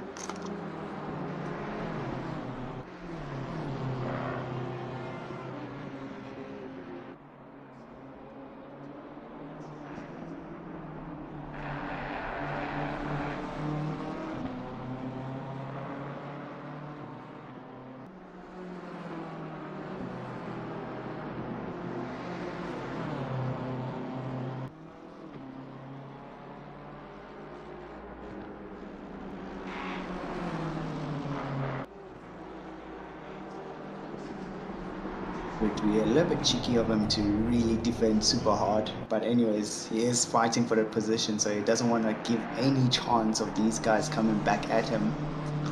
That pass is done, so he has unlapped himself, and Sean Stradham, as long as he just carries on with his current pace and maybe hangs on to the tailcoat of Brandon Kruger, then you know there won't be any damage, or danger, not damage, but there's 3 hours still to go. You never know what can still happen in 3 hours.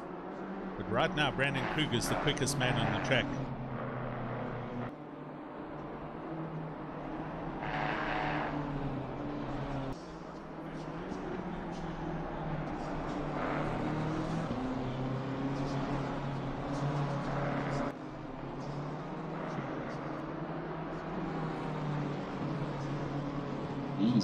He's just walking away from him. Yeah. Sure, that is rough.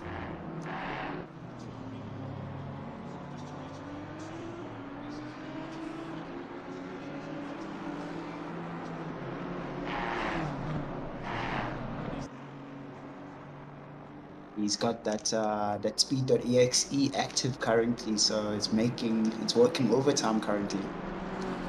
Oh, and he's also just picked up a drive-through penalty. Hey.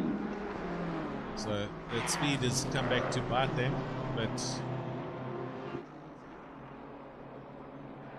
they'll have to do the drive-through, get it done, and they've got 3 hours to do So they've essentially, I don't think they got an earlier drive-through. So they've taken 7 hours to get a drive-through. That's how you got to think about it. You know what the economy rate is like. So they've done pretty well considering. Yeah, I think, well, I don't know. I think they might have gotten a drive-through for something else, but not for track limits though. No, you can only get that for track limits.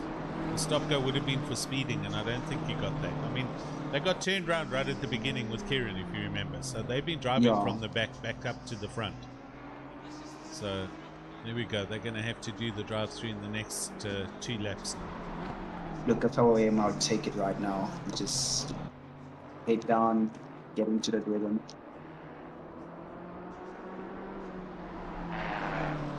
Because essentially, if he doesn't take it, like, okay, well, from my idea and perspective is, essentially, if he doesn't take it now, then he's literally giving Stratum a nice, like, slipstream all the time through the straight.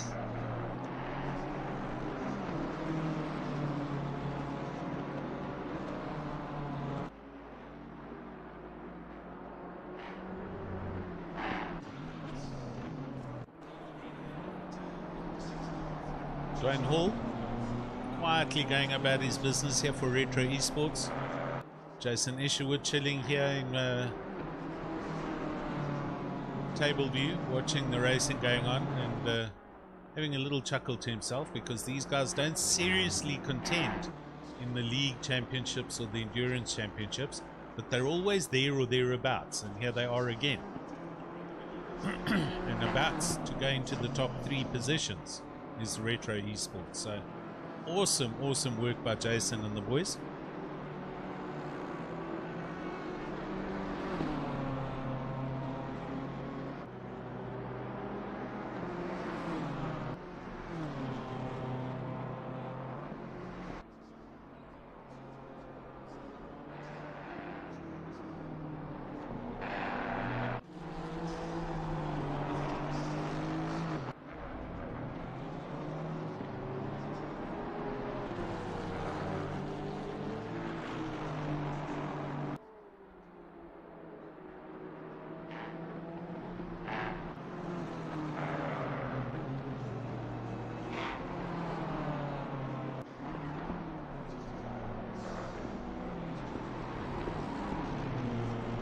Back for Brandon Kruger, and we're just going to monitor him. So that's the 2nd lap he's gone through. He has to come in and get this done now in probably this lap.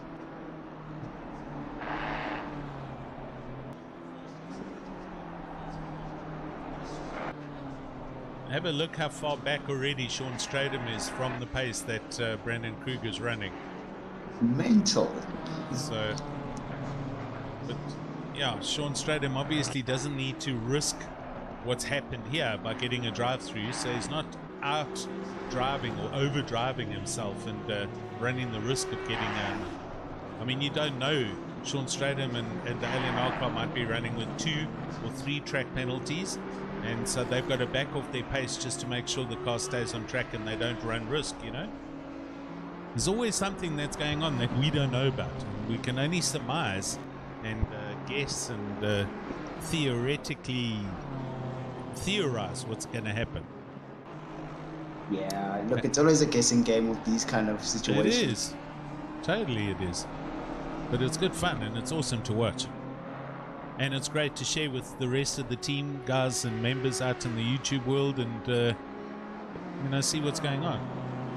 Yeah, so Bargo said he can take it now. Hall is in his window. 1 more lap, then comes out in front of Hall. Gotta think, bro. I don't know. Like in 2-3 laps to do almost a full lap to get to the other guy. I don't know. Maybe he's Bargo's viewing it in a different view. I'm not sure.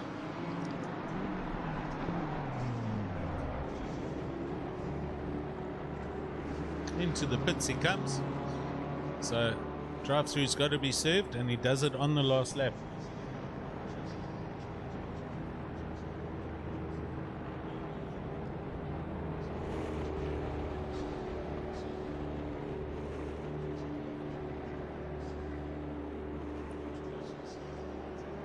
Not allowed to stop, obviously, because it's a drive-through. That's the penalty. You can't take a pit stop while performing.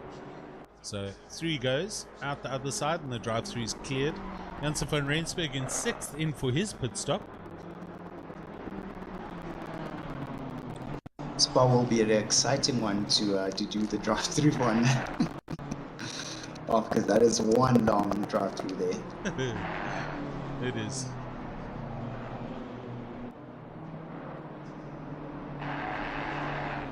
But you know what, Rich?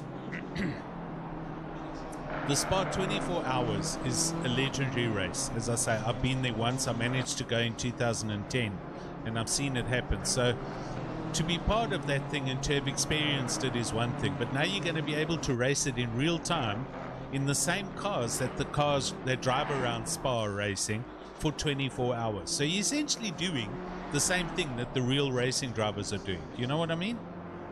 Yeah, I mean, it isn't. It's awesome, dude. It's awesome. It's exciting because it's like this is what the game delivers. Exactly. Even though you can't say we're not in the real car. No. It's the game is replicating exactly what the real cars are doing on the track as much as possible. So yeah, it's always a big thing. And the 24 hours, they also were, you end up with a proper team or a bigger team. Unlike my friend Reggie here, who thinks he can do this man alone, you often find at least 3 or 4 man teams, because it's 6 hours per driver. I'm sure you need at least 4 or 6 actually, because I remember what's his name, Johnny. That's his famous guy. No. Who? But anyways, he's a YouTuber, John. Broadbent. Johnny Broadbent. Yeah. He done it with his friend. Yeah. Well, with his friends before he was super popular. Yeah. And 6 guys, they were naked. Finished. They were dead. Yeah. It's not easy, man. Seriously, I've seen a lot of the teams that have finished and completed Le Mans 24 hours. Any endurance race is a long period, and think about it as well from the equipment point of view. It's not only you as a human being and the game and the internet, and it's your gaming PC and your steering wheel and all the peripherals that are plugged into it. The whole endurance thing, in quotes, is what it's about. Managing to complete an endurance, competitively. Do you know what I mean? Yeah. Yeah. So, I don't know. I don't know. The one-man show, 24-hour, that's back-breaking and leg-breaking. I mean, most probably I'll drive this Logitech wheel to death on that day. Apparently they do overheat, which I'm yet to see mine overheat because it was constantly on ever since I got it until lately, where I don't really use it as much. No, I don't think they overheat. I've had mine for 2 years. It doesn't overheat to the point where it stops working and stuff. So it's got, there's cooling slots on the side and in the front of it, and as long as it's not in direct sunlight, blah blah blah, it should be fine. 100%. Right, we should see some more guys coming into the pit shortly for some pit stops here. Brandon Kruger, 3.6 seconds off Hall. So, having completed the drive-through, he's seriously going over the curves and shortcutting some of them already. I wouldn't be surprised if he's already got 1 or 2 penalties. That through the last chicane was very shortcut. This last lap he's going over the line now, 2:00.5.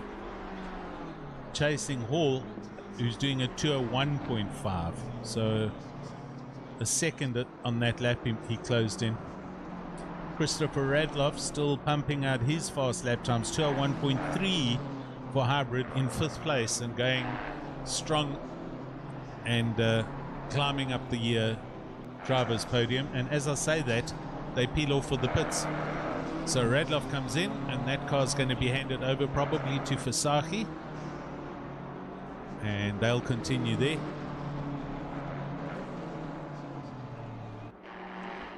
Hannes van Beek now in for Black Widow Racing in 6th place. also going along nice and strong and keeping out of all the drama. 2 laps down. And in a full-on dice with Marcus Stein and Chris Heineke here. So they are 18 seconds apart, but they're the only 2 cars on the same lap there.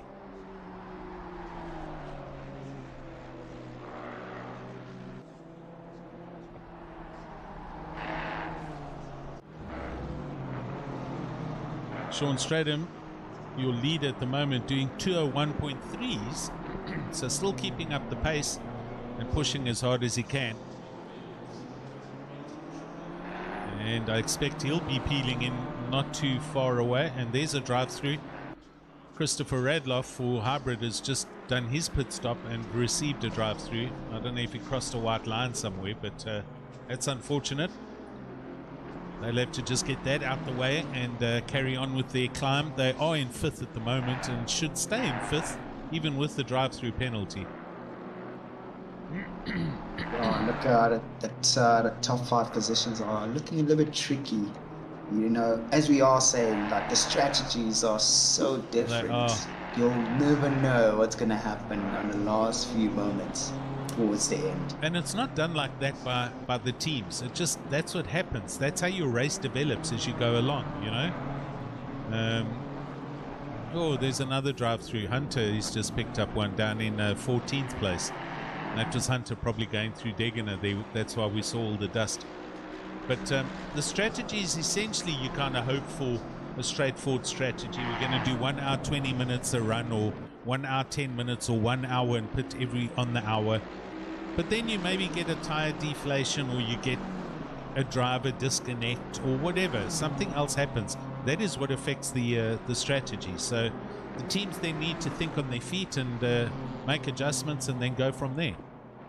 Marcus Stein.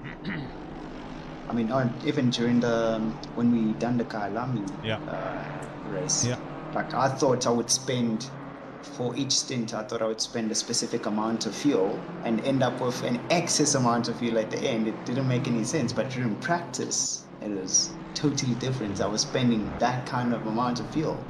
So, you know, those things come into account where a driver, instead of doing 100 liters for like 30 minutes, to say, just an example, obviously, 100 liters for 30 minutes, but you know, they find themselves, they hit the 30-minute mark, they still have 20 liters left.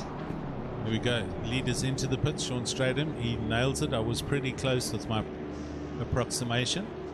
And right ahead of him, look at the pit lane, it's Ryan Ottens in completing his drive-through. There he goes. Then we've also got Craig Hunter doing his drive-through in the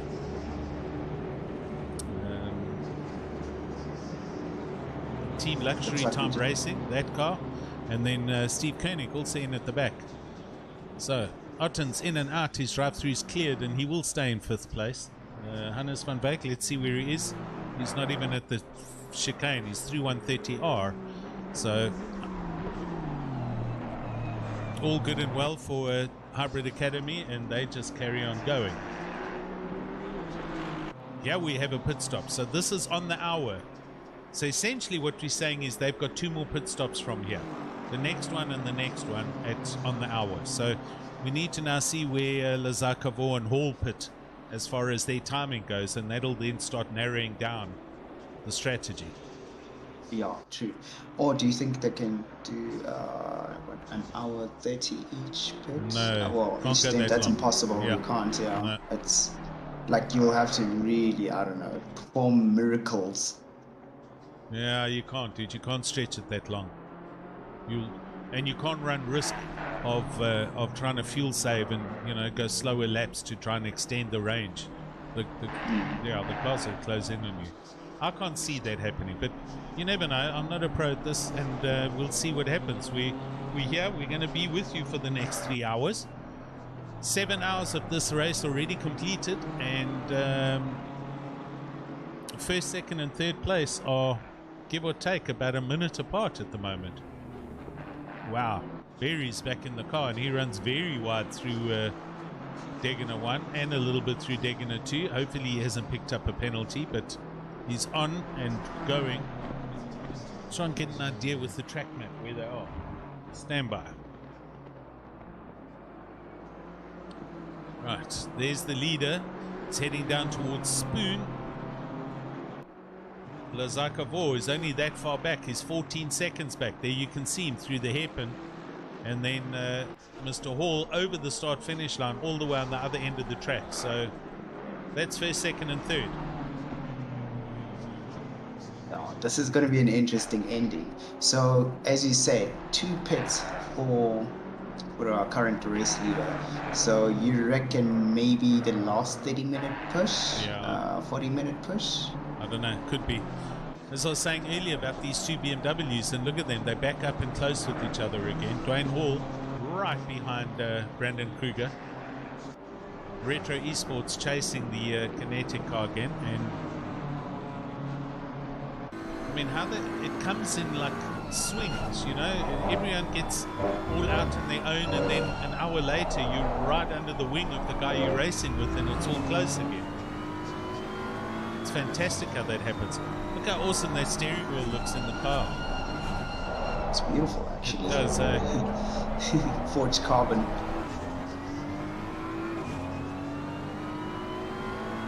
So Hall trying to hang on to Kruger. I think Kruger's in fact just gone past and up into third place. Last lap times show Brandon Kruger 202 and Dwayne Hall 203. So I think Brandon Kruger's just gone into third place. And that's going to be him driving away from the BMW.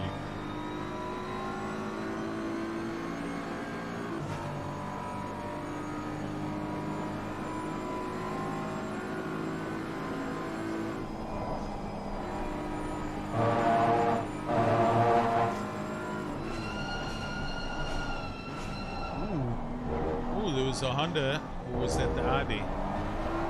It's the Audi. It's a Honda. No, it's Marcus Stein, I think, in the Chris Haneke. Yeah, it was.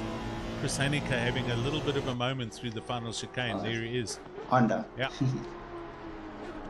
Gunnerman Price into the pits down at the back end, and him and Steve Koenig have been fighting along here with their team assistant and lady who runs the whole system. Very efficient and very well done. Quick question. Send it. Brexit 2, full whole entire endurance race, or has to be changed at some point? What? Brexit? Not Brexit. What did you Brexit. just say? Brexit 2. Oh, Brexit. Okay. Brexit, yeah. Yeah, look, 2's obviously set for endurance. It's a much better set to run. You can't run 1, especially not on a 10-hour. It'll be interesting to see on the 24-hour. I think you'd still have to do like a brake exchange. Maybe some of the guys on the YouTubes know. I think 2's okay for 10 hours though, no problem. Right. Yeah, I wanted to know, if the one set would last the whole entire 10 hours, which is Brexit 2. I think so. Yeah. I think as long as the vents are open, like we discussed earlier, and you don't overheat them to the point where they actually, they're wrong. I think they should be fine. Ooh, that's quite interesting. Yeah, these BMs, look at them. Hall and Kruger flat out through 130R. So Hall definitely trying to bring the fight back to Brandon Kruger. Yeah, there we go. So confirmed. Brake set 2 is good for 10 hours, no problem. And does anyone ever use 3? Well, it's apparently supposed to be for I think wet racing. Wet conditions. But I don't know. Haneke in the pits and Grant Leclerc in the pits, the Audi and the Honda at the moment. So there we go. Strat's coming back to the hour. As you can see, we've had at least 6 or 7 cars pit now. Oh yeah, quick question for the guys on the stream there, the teammates of the drivers. What's the ideal wing? Or which wing are you guys using currently on your cars? Like the wing angle, obviously there's 1 till, like the 0 till I think 12 or 11, somewhere there. on aerodynamics?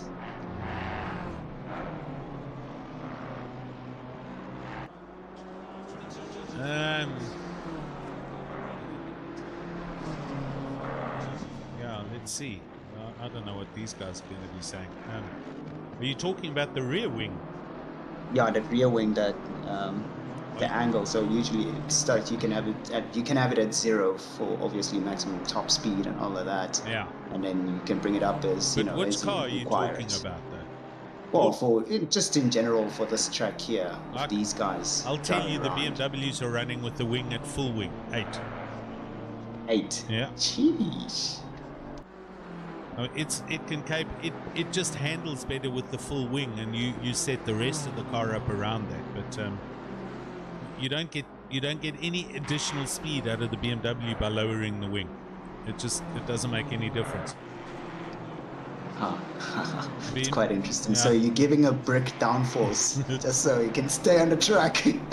There we go. Ashley's confirming 3 is supposed to be wet and 4 brakes is supposed to be some experimental, but he says it's useless. So. Oh, okay. So that's for the brakes. All right. Yeah. Aero. I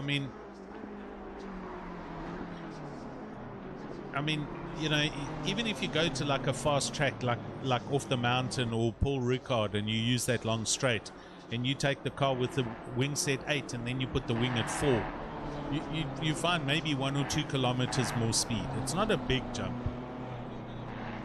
You get more speed with the car handling better and gripping in the corners. So you know, it's not that much of an aero efficiency.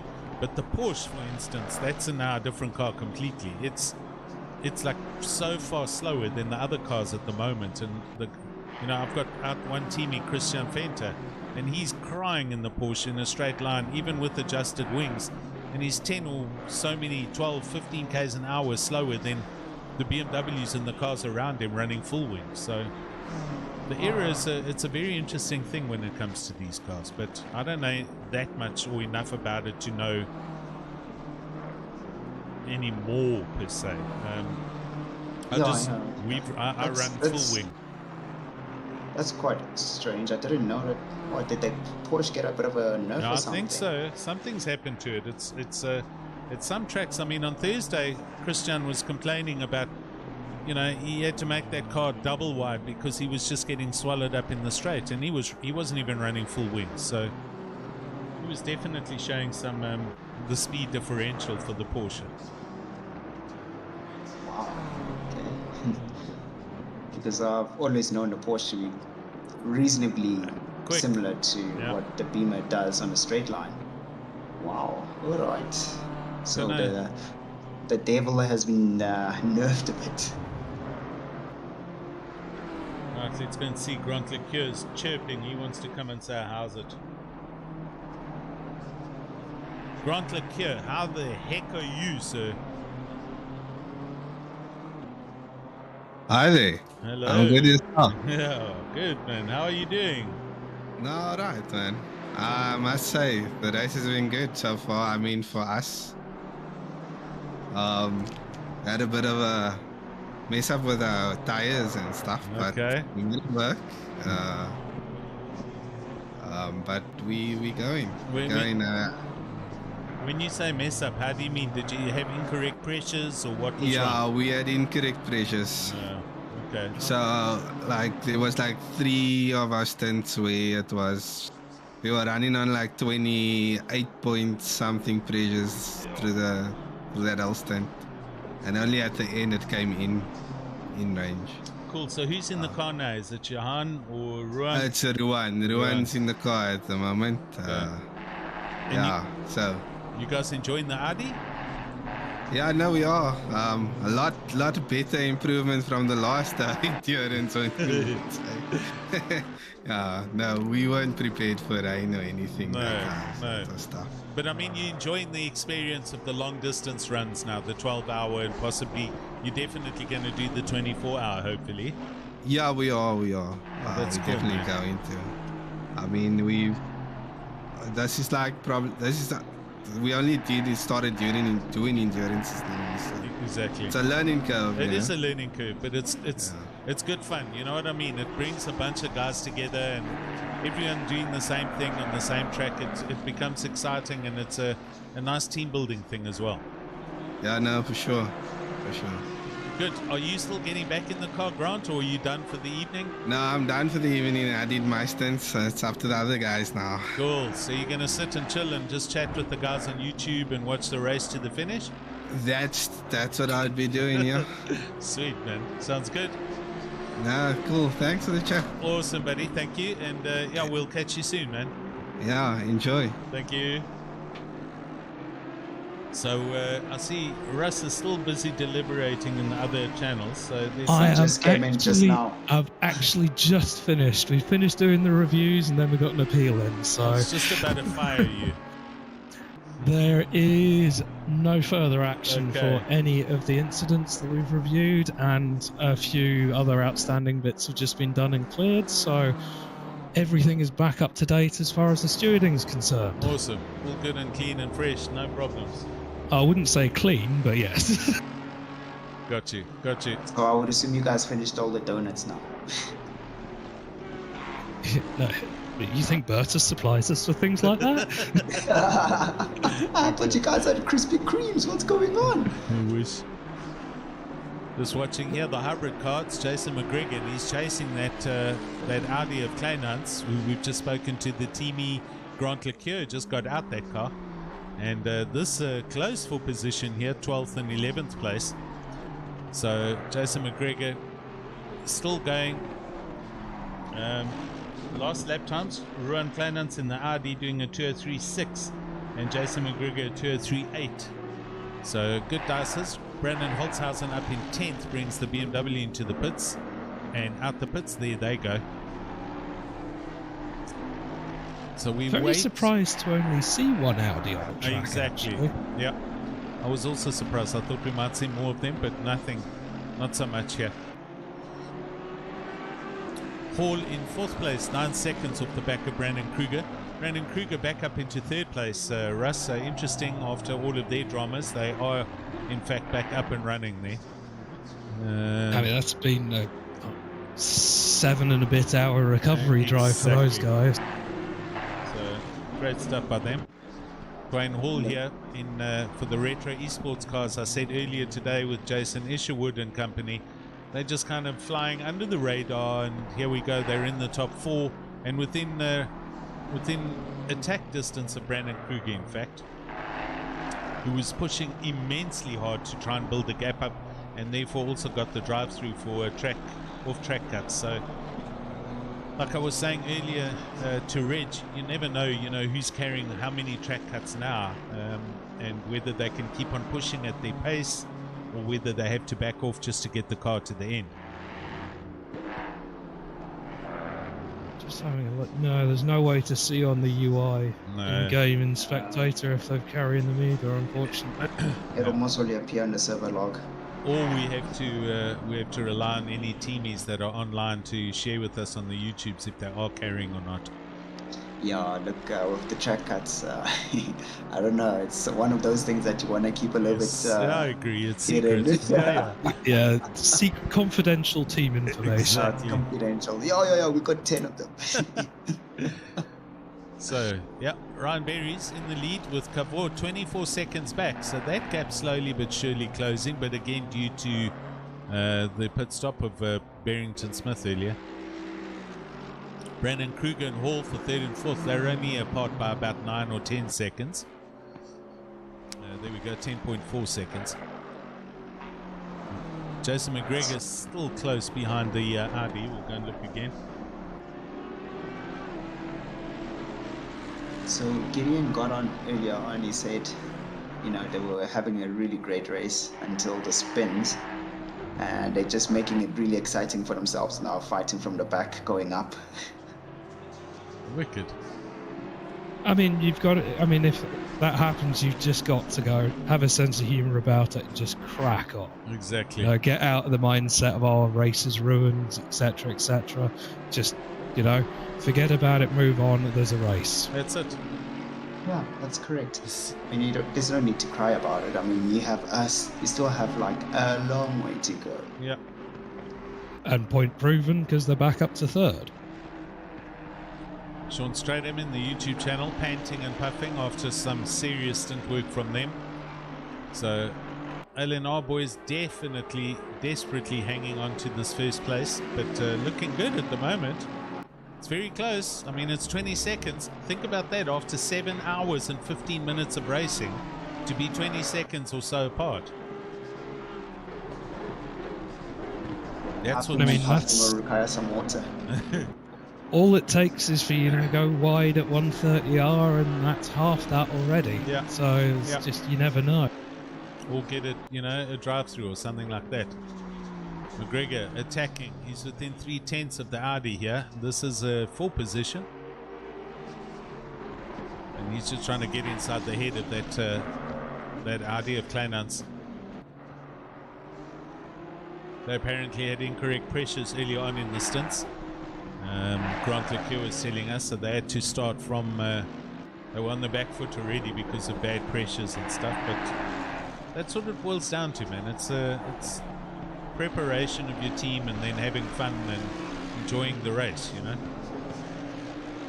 Well, I mean, you can see from doing the reviews just now, the track is very slippery. Yeah. There's a lot of little small over and understeer moments happening all over the place.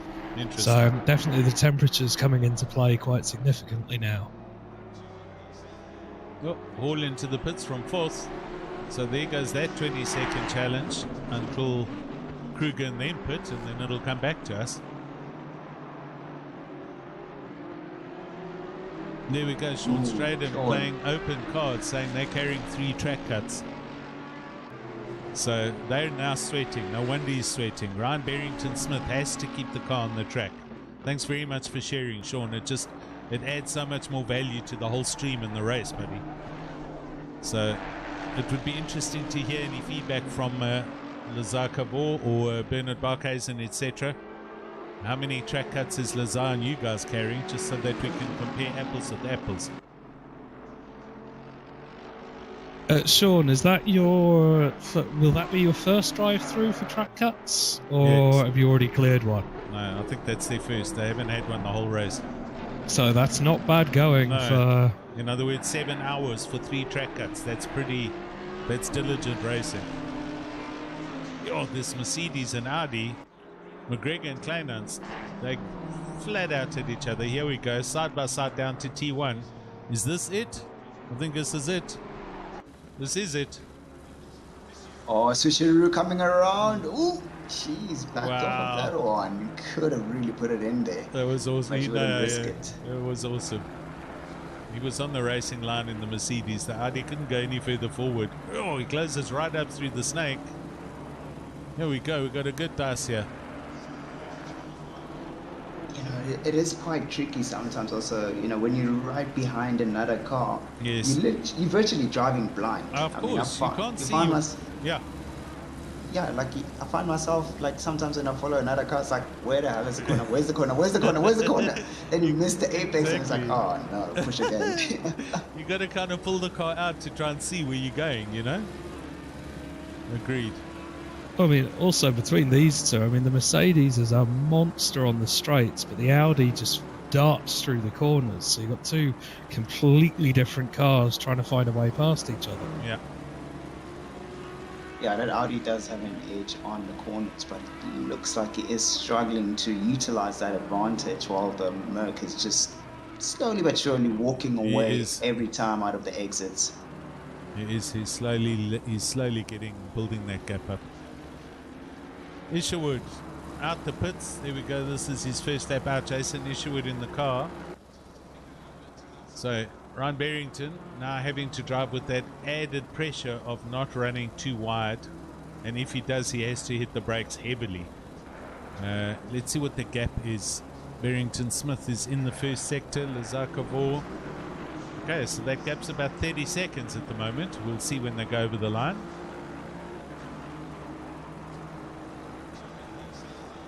Yo, on the button, 30.7 seconds. With 2 hours and 40 minutes to go. Yo, it's not over. Bernard Barkhuizen or Burnsy, share with us what your driver's track cuts on. What is the car on? You've got to share. Let us know.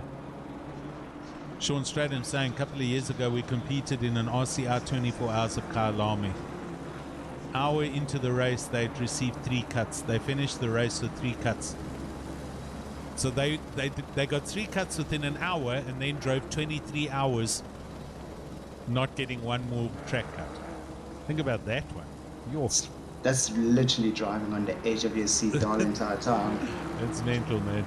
If you go over, you lift or you braking, and Sure. no, that's so uncomfortable. Hectic. Very cool story though. So we need to know where's Kinetic Simworks Racing as far as... They are running in 8th at the moment. No, this car, the one we're watching, Lazar-Cavour, how many track cuts they're carrying in comparison? Oh yes, there's 2 KSRs. Yeah. Sorry, my bad. Good. Then we got Kruger, 42 seconds off the back of Cavour. So 42 plus 20, that's 60 seconds or a minute between first, second and third place with 2 hours to go.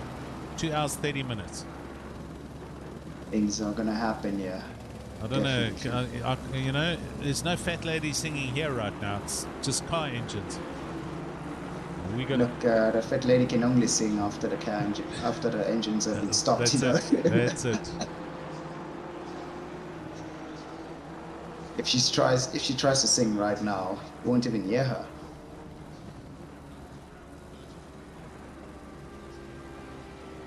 Oh, I remember that Kyle Army 24 hour. I ended up doing 18 hours of stewarding.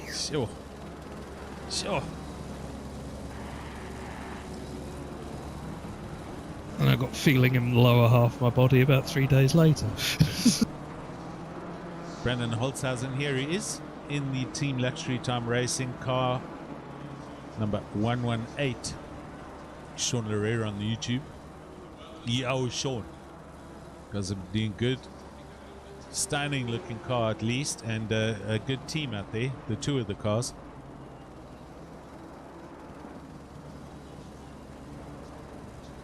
Clennons, let's go to 12th place. He is attacking the Mercedes, trying to get it back from McGregor. So this gap's still within a second of each other. Let's see what happens here.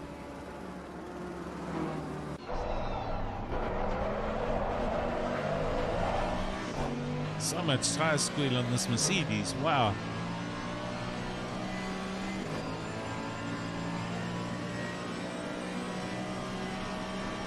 Yeah, you can just see that the Audi catches him through the corner and then the Merc just extends.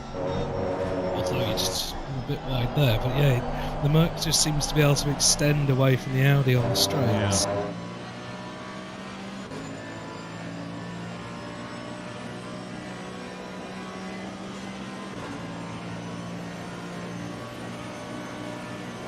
I mean, they're running almost identical lap times as well. There's a hundredth of a second between them. The question is, who's going to make the first move of making a mistake? Will it be the Merc or will it be the Audi? Stay tuned to find out on the coming few laps. Who's gonna touch the dirt to the grass? Oh, wow. Look, it's the... I don't know if you guys remember. You remember the Yankee snacks, right? Yankee snacks? Yeah, the ones from school. Yankee snacks. No. And, like you get Sweetie Puffs or the Cheese Puffs. Okay. Yeah, I've been eating the Sweetie Puffs. Okay, so you buzzing. The energy's kicking in. Got you. There we go. Now we understand how Reginald Mitteleni operates.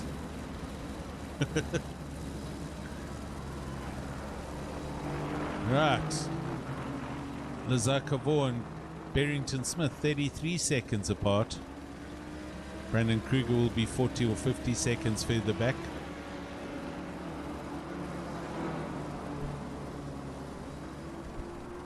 into the braking. This is right in the Ron Kleinan's having the drive of his life here. But I feel like it feels like he's overdoing that whole entire braking, and it's not allowing him to line the car up for a good exit. Like, he's getting close up to braking, but the exit is not coming right by just doing that. I don't know. Like, that's just my observation. It could be a little bit different in the car. I think that Merc's going to be fairly happy that there's no floor damage simulated in this, because there's sparks coming off in some of the corners as he bounces over the curbs.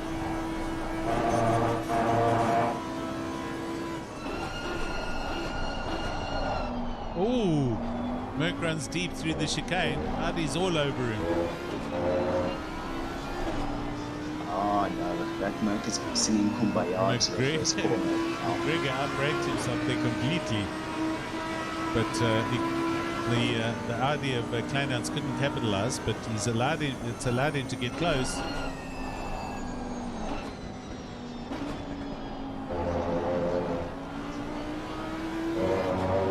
First corner on this track is so rewarding when you get it right. Yeah. As he downshift and you just trail brake into it. Oh.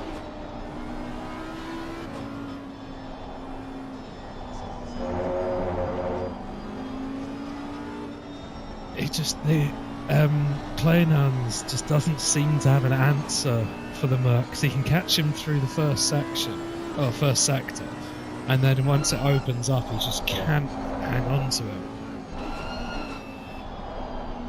Let's see if he can nail the chicane. Well, it's not a chicane, but the apex coming through it just now. Let's see if he can nail that. I think he can get it right. If he gets this right, he'll be able to get himself real close to that Merc. Oculus Racing asking a question there about the hybrid guys. He doesn't think they've driven the Merc since last Raceface season. They're currently in Mercedes in the GT3 Championship. Since last season, which I think was a warm-up for the 80k event that was all Mercedes-Benz. So I'm not too sure, but McGregor obviously enjoying the car still and keeping in it or staying in the car. And Ottens and the other hybrid team. Oh, he runs wide there. Oh, there we go. Just the grass on the entry. Let's go to the replay there. Reginald, you were 100% correct about who's going to put a tyre on the grass first. Yep. And also who's going to be touching a bit of that dirt outside there, and he did. Done both of those things. Sure. So he goes through there. But I think the hybrid guys are still very comfortable in the Mercs, and it was the car that was chosen by them for the Endurance Series, so they got to use it all the way to the end. But they're certainly not slow in the car. I think they do well. No, definitely do. Don't make no mistake. You can't assume anything with hybrid. They're very strong in that car. Okay, Kruger gapped 35.8 seconds and Cavor gapped 36. So 1 minute 10 seconds between first to third place.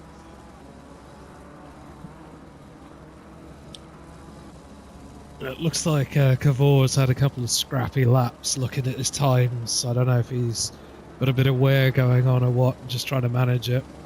So he's almost just over 1.2 seconds down on that last lap alone. Look, guys, it's pretty much bedtime for older kids, so they're literally fighting. They sleep while they race. So besides what's happening on the track, it's more fighting that fatigue. Yeah. As you guys said earlier on, not every driver was resting towards the preparation of the race today. They were most probably awake from the early mornings, trying to prepare as much as they can before the start of the race. Yeah, Johan Baker answering on the YouTube there for hybrid. They have switched and they've all gone back to other cars. They only used the Mercs in the previous season, which I recall, but in the endurance, obviously still in the Merc.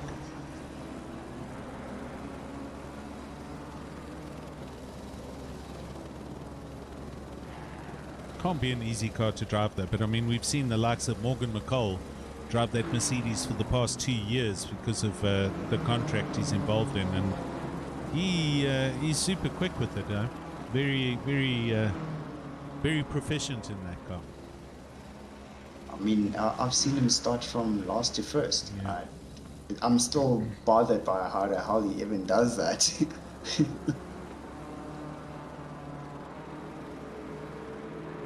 I think the Merc's one of those cars that hasn't really been BOP'd over the last year, 18 months. It's just sort of sat there.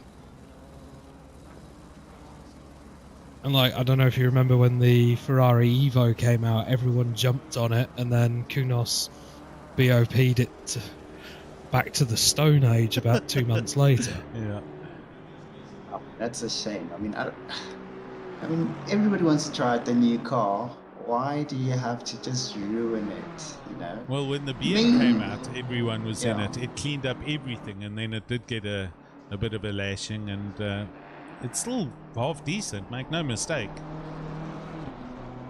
I, to be honest with you, I feel like the BMW has not had such a hectic nerve to it compared to what the McLaren did. Like, I think they just took the McLaren and threw it in the bin. Like, after the other updates, I was heartbroken. Oh, so man. Right, Renault's rolling, so that pit stop's done, and he gets out the pits, and Jason Isherwood chasing him down is through the final chicane. So that gap's going to be about 20 seconds, give or take. Renault in and out in third place.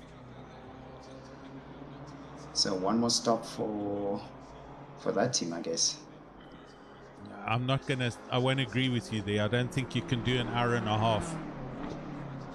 I don't know. This is now where the challenge is going to come. They're going to maybe have a splash and dash in the last 10 minutes or something like that, because I honestly don't think they can get to the end of the race with one more stop. Not from 2.5 hours. Maybe you guys on the YouTubes can confirm or put some theories out there, but I would say, you know, if it's an hour 20 maximum that they can go with the BMW, or can it go longer than that? I don't know. I've never run it full tank. Who knows? I mean, if he runs 2 stints of an hour and 15, he's going to be cutting it immensely close if there's an extra lap added on at the end. Yeah, that's what I mean. I think that's not going to force a splash and dash, you know, in the last 5 or 10 minutes.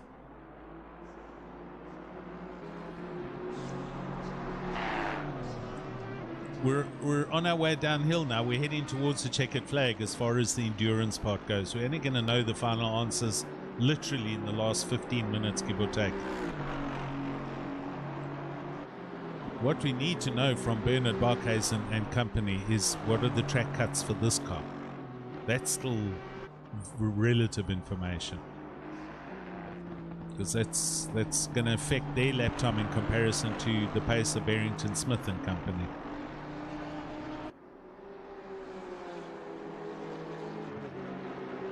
I mean, think about that pressure for a moment here, Russ.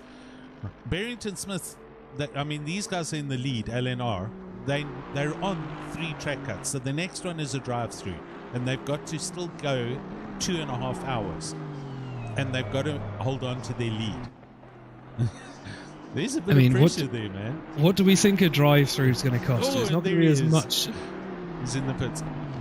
It's not going to cost you as much as a stop-go, but it's still, you know, weighs on you that, you know, you're going to lose 25, 30 seconds. Yep, agreed. I think that's the number, give or take.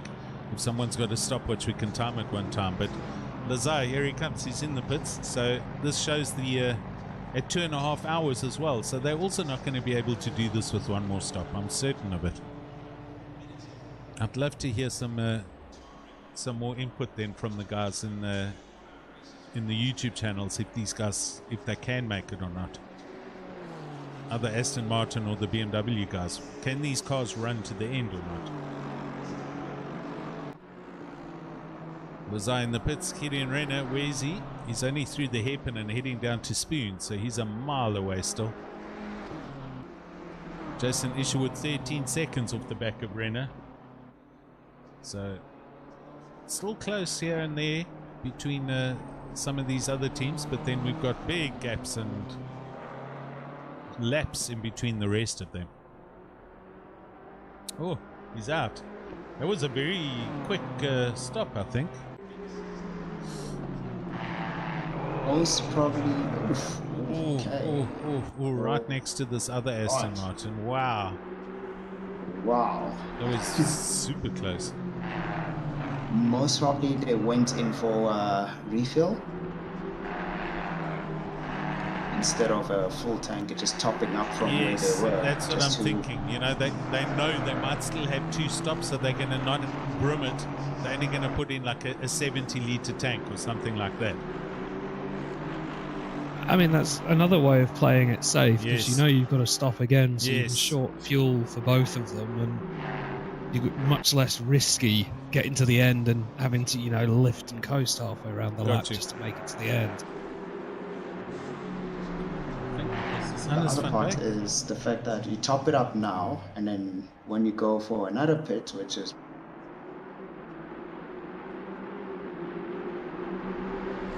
you don't destroy the tires as much as you would when you have a heavy, fully loaded car. Yeah. This is Hannes van Beek in 6th place, so he's not in this DAS, in the 3rd Aston Martin at the back.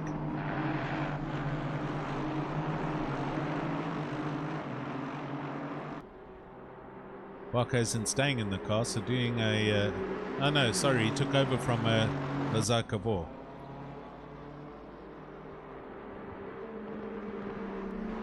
It felt quite short, eh? It did, man.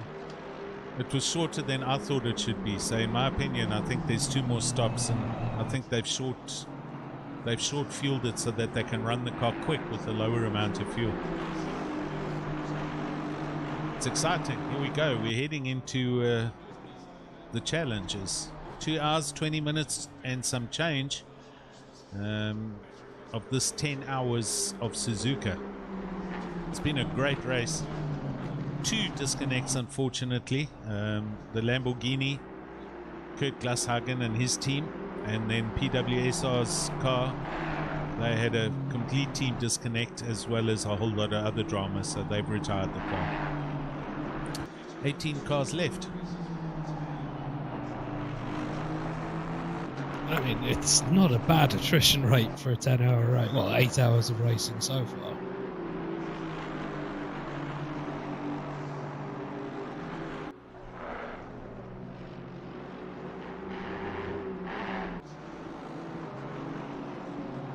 That Aston Martin seemed like it had a bit of a squirrely entrance, although it had a real great exit out of that, out of the corner there. So it's quite interesting.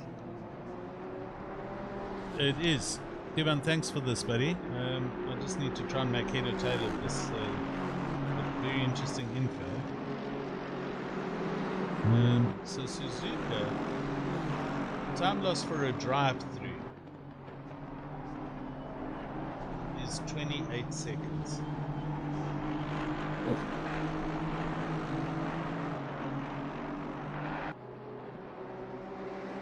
Total for a tyre change, a pit stop will be 63, just over a minute.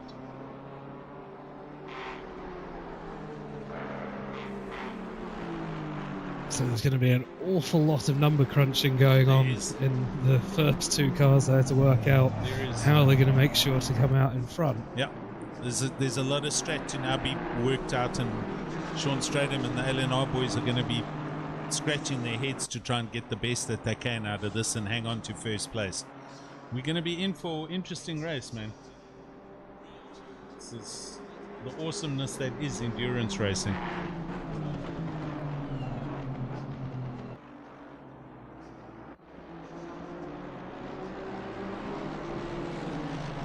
Mr. Ryan Ottens in the hybrid car.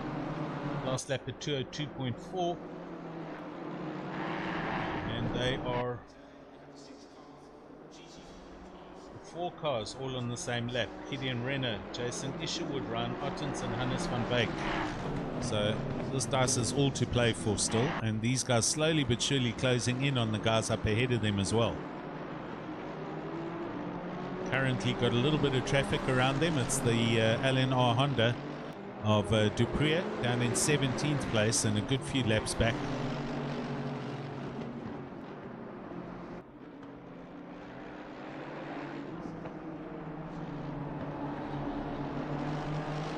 It does look like Barkhazen is managing to pull a bit of the gap back on Barrington Smith there, looking at the last couple of laps. It's only sort of 0.8, 0.9 of a second, but it's still, you know, with another 2 hours to go, it's helping them push closer. Yeah, but for what we assume is going to be, what, 2 more pit stops? Sure, but the reason that's happening is Barrington Smith and company, they don't have any more. They can't afford to run at that pace, because if they run off track and they get another track cut, they've got to drive through. So they have to lift off on their pace and just do safer laps and keep the car on the track. And that's the difference you see, 202s versus 201s.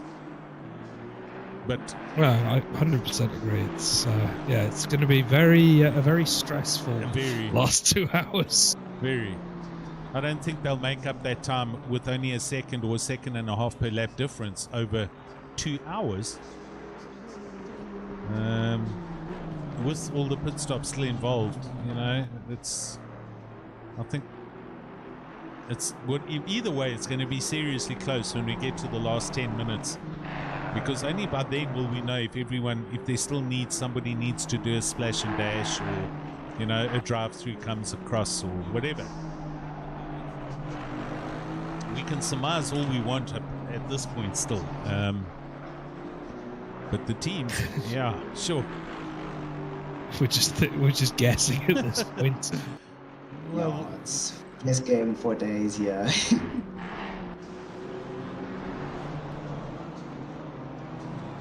I mean, right there, Barkhazen through that second Degener, and you know they use well wide going through that corner, but he's pushing flat stick. I'd really like to know what they're carrying as far as track cuts goes, as I'm sure Sean Stradham and the LNR guys would like to know. But Barrington Smith, definitely his pace is, it's not slow, his last lap at 201.8 versus Barkhazen at 200.8, so 1 second difference on a lap. It's not a lot. 2 hours left like that. If it carries on like that, that's going to be about 60 seconds will make up in the last 2 hours, give or take.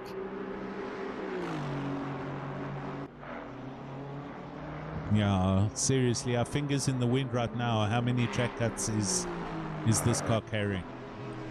That's the unknown at the moment. And Berries, I know his consistency even under pressure is like a rock.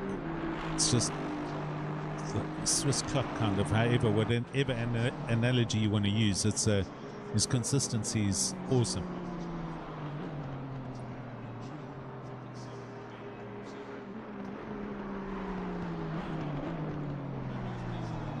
Scrappy from Barkhazen there, through out of the last sector and through the first one. Indeed.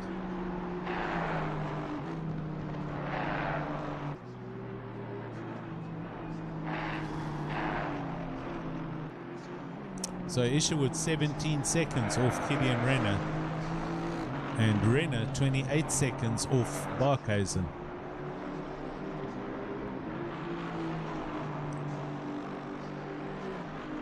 And Barkhazen probably 40-something seconds off Barrington Smith.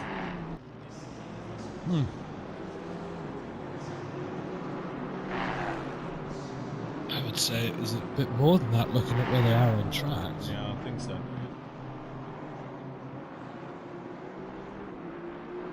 Because Barrington's just got into Degner and Barkhazen's just come out the hairpin, so yeah, it's about 3/4 of the lap. Yeah, then you're right.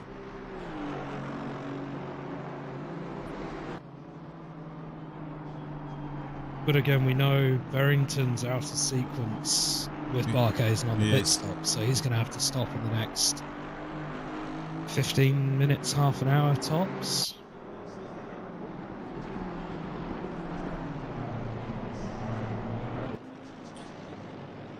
Dropping down to the Team Luxury Time Racing BMWs. They're now currently nose to tail, although not in position. But Brandon Holzhausen in 9th place in their BMW, and the other car down in 15th.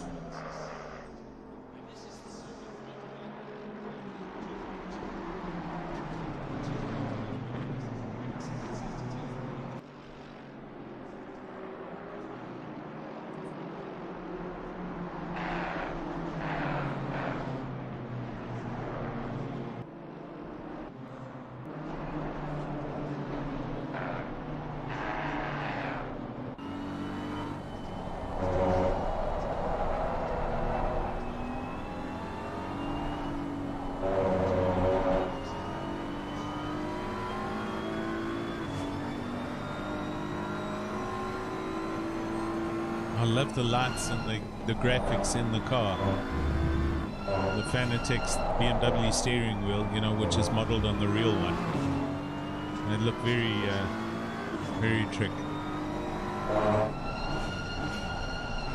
It always surprises me that there isn't a night mode in ACC, so you can actually turn down the brightness of the interior dash, etc.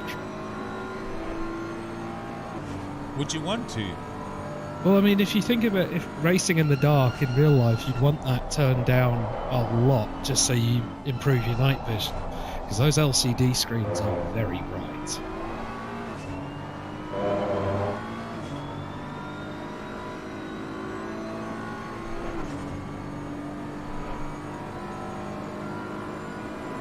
Yeah.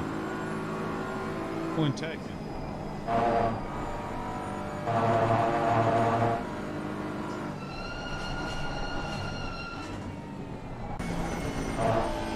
Back up ahead, this man is pushing his last lap at 2:00 versus 2.1.8 of Berries.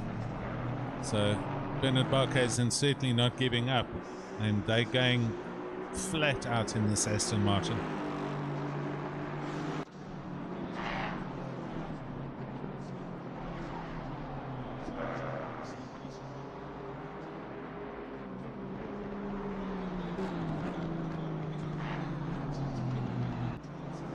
So it does look like he's going to catch quite a big gaggle of traffic in the next lap or two. Probably, yeah. Sorry, Jakob Nodia wanted to catch up this full position. This is 9th and 10th. Oh, Van der Merwe, he gets his drive through down in 15th place. That's the other car, luxury time car.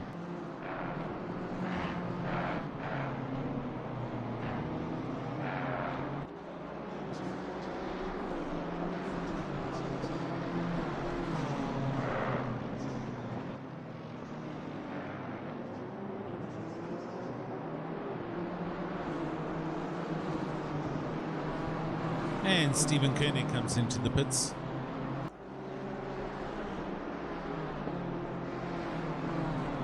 Just getting the stopwatch ready so we can see how the drive-through time compares.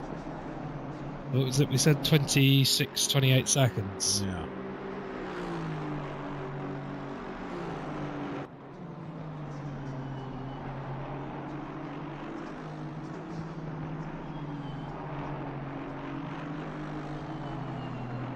See if I can make sense of this.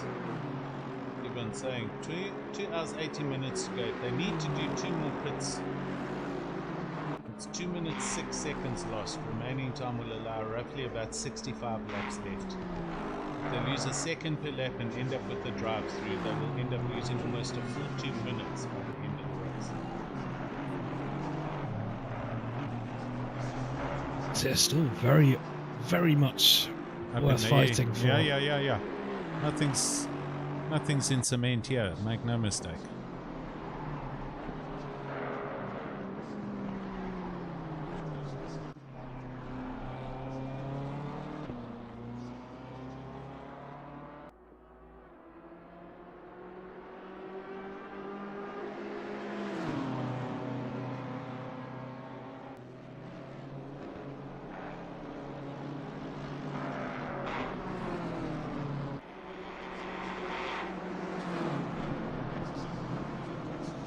having a look around, the only two I can see that seem to be close on track is 9th and 10th at the moment, which is Holtzhausen and Jaco Nadir. Yeah, he's chasing him in the Kinetic Simworks Racing Force, the second of the KSR cars, and they're right behind the BMW of Brandon Holtzhausen.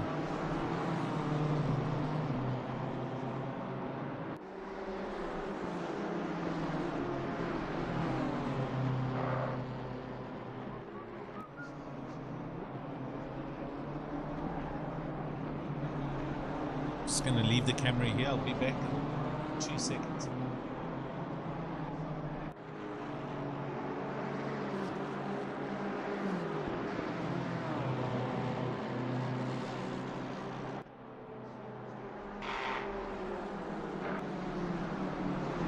He does have a bit of breathing room though. There's standards between them, and it's Holtzhausen's teammate, so there'll be a bit of holding up there, I'd assume, just to help him out a little bit. We have a full team of interview humans in the room.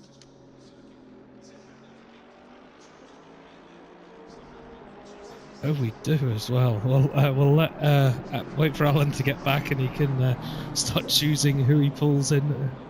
I think he's going to pull the whole entire team, really.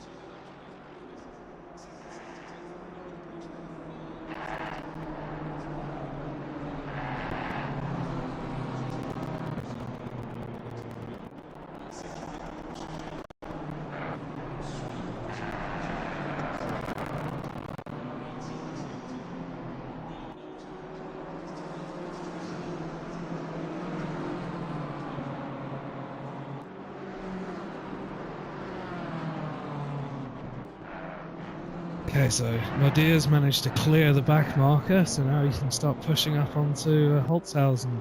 So that's the closest battle I can see on track at the moment.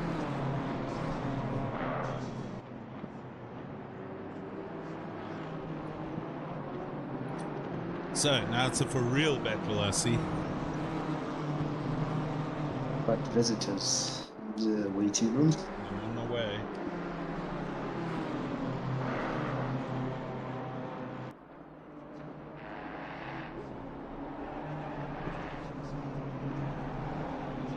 Right, the whole team's in here.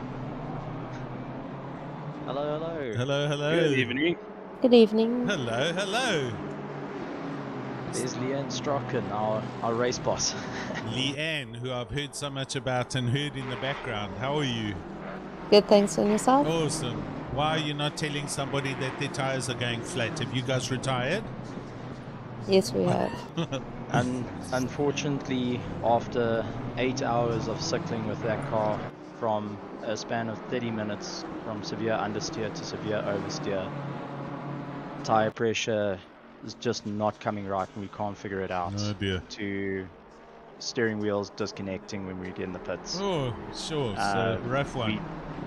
It became a point that as a team, as much as we don't like it, in terms of having to throw the towel in, but it got to the point where unfortunately it's one of those races that it just doesn't work out. Yeah, I got you. Maybe we'll come back stronger another time. Yep. But yeah, hats off to everyone that's raced and got this far and going further. Definitely. We managed to qualify in 31st, and you know, as the points stand, we finished in 18th. Well, there's nothing more we can do, unfortunately. That's all good, man. And Janneman, lucky to be back and out there in racing. Did you enjoy yourself at least, sir? Yes, most certainly I enjoyed myself. It's tough. It's different. It is, eh? When you've been away from a sim for 6-7 months, I can't even remember how long. Yeah. It's different, totally different. I mean, you become used to different physics of another sim, and I actually had the discussion with Bertus on Thursday evening. I mean, something like force feedback, it feels so different. Yes. So you're lost. Yeah, I'm sure it's a complete different thing, eh? Yeah, no, it feels totally different. So we saw, and unfortunately, today ACC conquered us. We admit defeat on that one. Shame. That's a good way of putting it, man. But I mean, you did make up 13 places, so I mean, it's not. You've got that to take away with you. Yeah, well, as soon as we started the race, we were already up to 20th position. We nearly got teleported to pits because we started so far back to the field. Oh dear. But to you guys, thank you very much for all the Steve. commentary work. To the spectators, thank you guys for all the support. Unfortunately, we weren't able to carry it to the line this time. Maybe next time.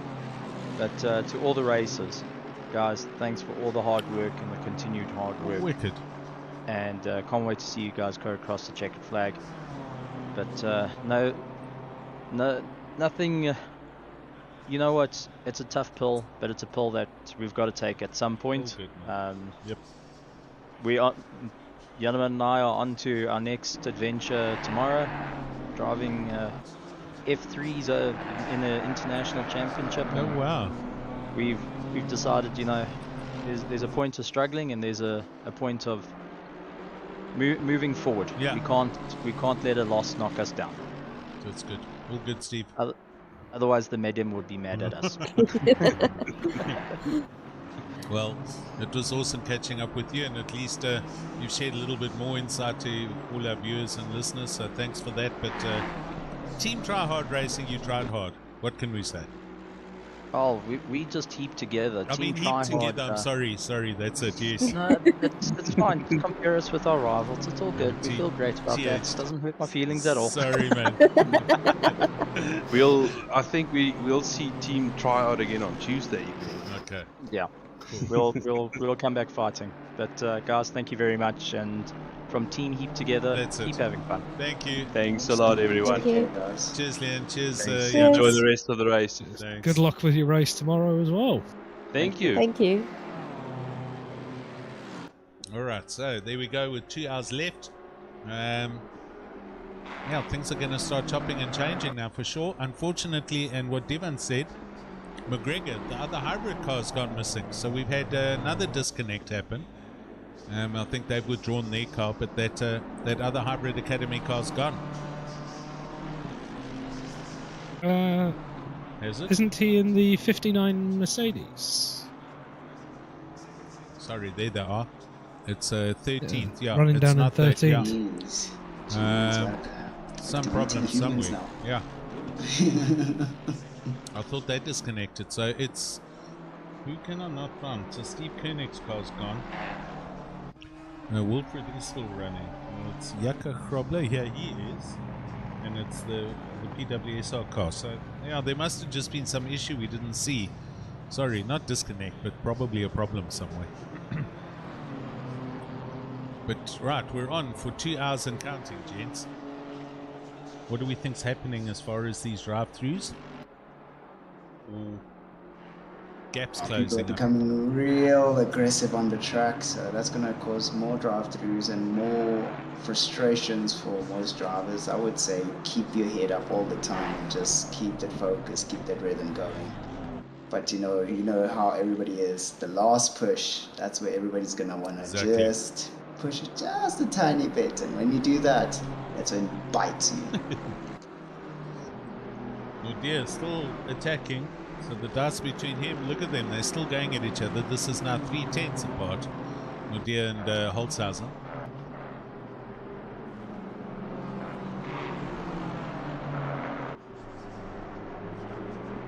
Nothing else as far as steward stuff goes, Russ? No, all quiet. As far as I can tell, I haven't seen anything. So I think everyone's just settled in, we haven't had a huge amount of close fighting, so... Well, let's hope eating donuts. I'll have to bring that up with Bertus, some stewarding supplies. Clearly. There's something missing here. I'll be sitting there and being dry in the paddock, just waiting for incidents to happen while you can't keep your mouth busy. Berry's in. Here we go. We'll see if this is going to be a driver change and who gets in the car, if Sean Stratton gets back in or not. So you reckon there's another pit within this 2 hours? 100%. Yeah. Oh yes, definitely. I On mean, the they may hour. fuel it long and try and do a long stint now and a splash and dash. Well, maybe he's just filling up a bit of fuel to do a quick 30-minute push or 40-minute push and then change drivers. Something like that. Or it could be the other way around. I mean, he's going to comfortably come out still in first, looking at where Barkhuizen's just come out of the hairpin now. Definitely.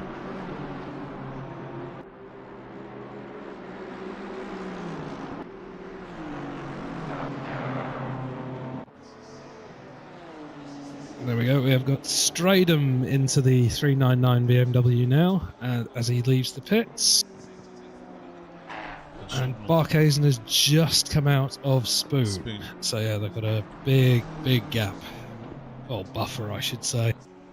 At the end of the day, it's all about LNR now losing this race themselves by getting this third drive-through, or this fourth track cut, which will be their first drive-through, because that's then going to close the gap up. Well, I mean, it was Sean that told us they were on 3, Exactly. and he's now in the car, so... So he's now going to be sweating. His focus is going to be on just to keep the car in the track and do quick lap times without the car going, without putting too many wheels outside the white lines. Most probably they'll have a target lap and avoid pushing beyond that. Yes, maybe. yes. I mean, he's probably going to be saying, 202s, and we should be safe with that. Because, I mean, we know Bruno Barkhuizen and them still need to bring their car in. So it's not... They're close, but they can't get any closer now unless this team gets the drive-through. And a drive-through, looking at where they are on track, would probably put them right on top of each other as well. Then they'll be super close. Renner currently timing 27 seconds back from Barkhuizen, and Barkhuizen 37.6 seconds off the back of Stradum, with their pit stop still to come. At least 2 pit stops. So a drive-through will put Stradum and Barkhuizen literally side by side. I wonder what the stretch would be for G Renault on this one. No, they're just going flat out at the moment. I think they're just trying to close up. They're back into third place. They're in the points. I think it does look like they're just trying to keep ahead of Isherwood behind him as well. They're just sort of chopping and changing lap times, just trying to keep that gap there.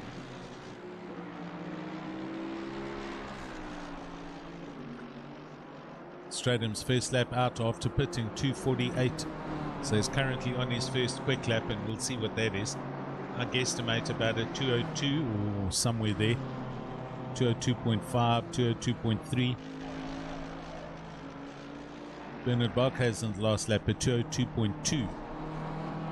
So I don't know. I'm thinking just in the corner of my head, maybe Barkhuizen and Burnsy and them are also carrying 3 track cuts possibly. I mean, especially if you look, Renner behind did a 2:01.5. Yep. So they're fully on it still. And I mean, even Isherwood's 2:01.9 on his last lap as well. So they're still pushing hard. But they can, because they've done their drive-through. They got the penalty earlier. It's almost one of those, if you get to the halfway point and have on your third, you might as well take it, make the time up without worrying. Exactly. Get it out of the way and then you can go,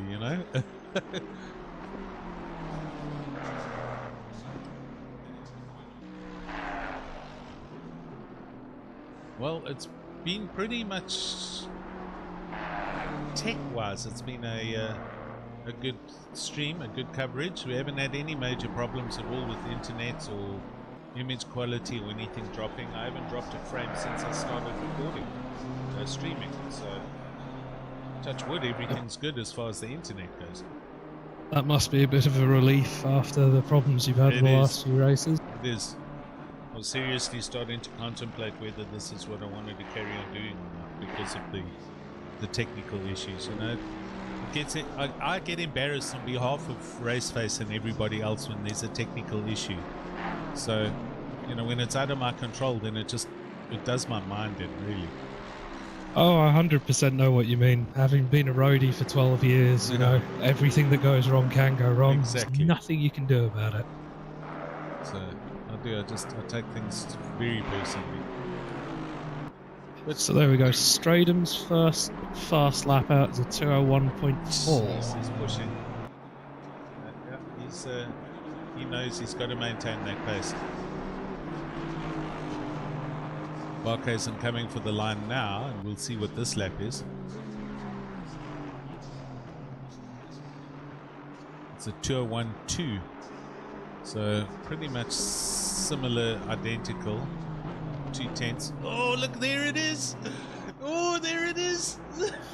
Oh no! Okay, so now we've got a race on our hands. Wow, where did it happen? It's Degener. Yeah, it looked like Degner won. He just got a little bit wide on the exit. Yesterday. Let's go back 30 quickly. Yeah, we're gonna catch it on the live on my replay. So he's coming to Degener 1. It looked okay though. I don't know, eh? I don't know where it happened, but it must have been Degener 1. Yeah, it is Degner 1. Went in a little bit too deep. Wow. Because the exit of Degner 2 is quite clean. Yeah, I think it was actually the apex. He just cut it a bit too fine going over. Jeez. So here we go. Race is on. I'm going to leave the camera on Barkhuizen. We'll see when the pit light's up. Barkhuizen heading down towards Spoon. I don't think Sean Stradham's going to come in now. He might. He should. He should just get it out and get it done, you know? He's not, I know, but... I mean, what do you do in your head? You've just pitted, so the tyres are still good. You might as well get it done so that you can come out and then drive the rims of that car to try and maintain that lead. Yeah, I mean, trying to get 2 fast laps and, you know, you might as well just pit and then you can shred the tyres afterwards. Sure. Yeah, I think, you know, the tyres are most probably still getting into that heat cycle. Exactly. So instead of pushing now, just take it straight into the pit and then start over properly. Otherwise, you're going to go into a heat cycle, then cold again, and go back into the point where they get to graining before you can get them back up to speed again. Also, let's not forget, the track temperature's 13 degrees, so the amount of heat he's going to lose rolling down the pit lane, it's not going to do him any favours on his outlap. Otton's in the pits for hybrid, so they on their normal regular cycle, also just under the hour mark. But again, we still have the unknown about how many cuts is Barkhuizen and team carrying.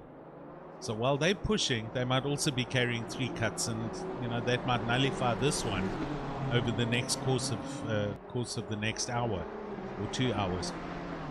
But this is going to be close. We're now about to see a bit of a dice happening. So what's the gap to second place? 38 seconds at 38. most. And I think that pit drive is 30 to 40 seconds. They're going to be within 10 seconds of each other when this thing gets done. So gap to second, yeah, 38.6 seconds. It's going to get close now. I'm really thinking he's got this car in front of him as well, this Honda. So if he's Sean's, he might as well just come in and do it now. He's in traffic. Get it done and dusted. And he does. Here we go. Okay, don't speed. All the brakes. There we go. Oh, that's such a nice pit stop. I mean, slow down. Okay, he's in the pits. Let's change camera. Barkhuizen, halfway down the back straight. Hasn't even got to 130R yet. I don't know. I think he's going to be out long ways away. It's 20-something seconds for the pit lane. I think he's going to be coming out of the last corner while the leader taking that first corner. Out, man. It's done. It's 20 seconds. There we Tough go. luck. And Ooh. there we go. There it comes. Right. So that gap, let's say between 10 and 15 seconds. Now, okay, it's 17 and a half, but they're still accelerating and all the rest. Barkhuizen would have seen and heard all about that, and we'll see the whole timing system change on his system. Does he now put his foot down and try and close in this gap, or is he carrying some track cuts himself? Sure, but let's go, Alan. Oh, it's all gone. It's all up for grabs now, Sean. So, if Barkhuizen gets a drive-through right now, I know Stradom can go shooting straight for the pits, fill the tank up to the brim, and go towards the end. No, he won't. No, not now. Yeah, just now. If he gets it a bit later. He knows that he can run it. That's right. Yeah. So give it another 30 minutes, and he gets it around that time. Then he can just shoot for a quick pit. So if they put on the next hour, which should be the right thing to do for safety's sake, and they maybe have one or maybe, they probably will have one cut at least. Then they've just got to drive it to the finish and maintain the gap. This could be a big W for the LNR team.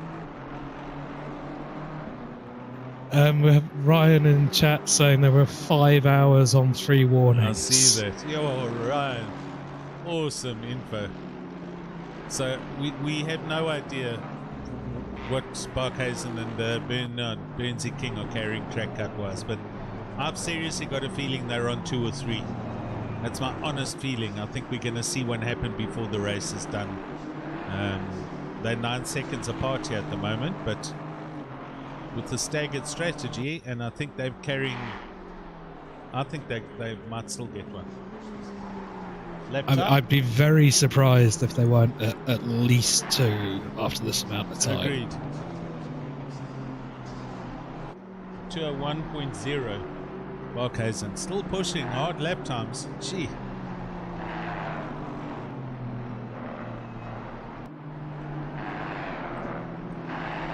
And we've had a swap of 5th as well. Got Arno Vasaki into the 58 Mercedes. Yeah. So the Hybrid Academy. Yeah, they're strong there.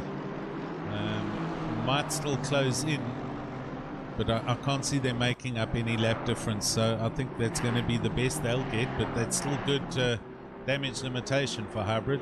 It's a great result considering. They're on 237, and the leader's about to start 239. So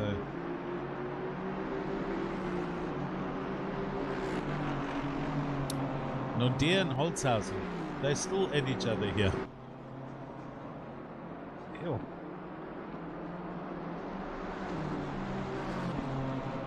He's been following that time clock watch jewelry car for at least half an hour now. These BMWs just seem so evenly matched that they just can't seem to find a way past each other. Exactly. Giancarlo on YouTube, first warning during their second stint, which was the 4th stint of the race, and second warning during Ryan's first stint or 5th stint. Okay.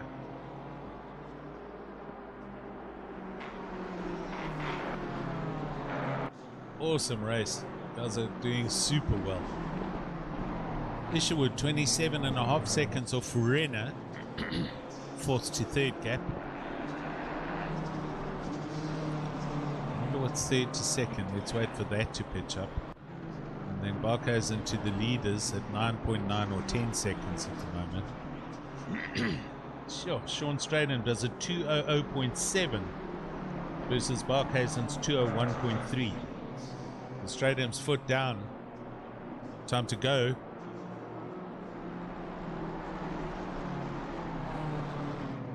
I mean, he's clear of track cuts now, so he can afford to take a bit of a risk. Hal Berry's the naughty boy in the team.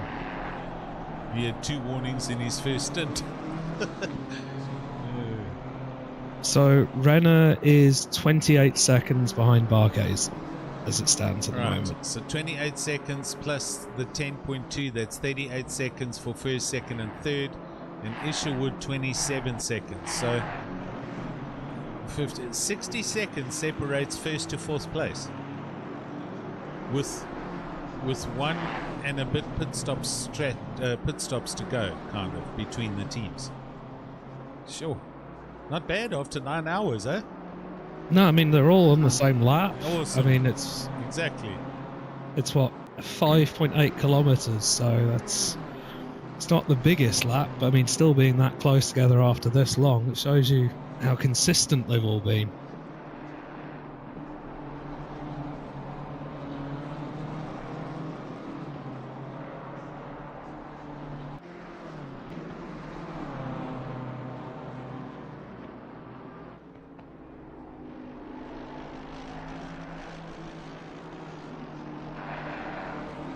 So Stradham's just gone even faster on that lap with the 2:0.5. Yes. Sean's definitely pushing.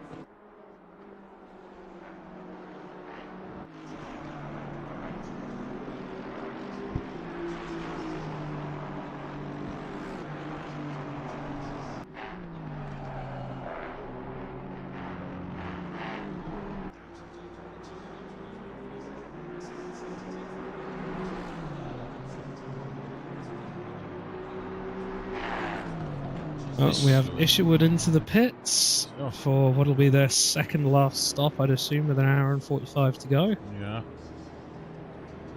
Would be a fill-up or definite change? But isn't Isherwood the fastest driver out of that team? He is, but Hall's also quick. I think this is his second stint, so there may be a driver swap going on here.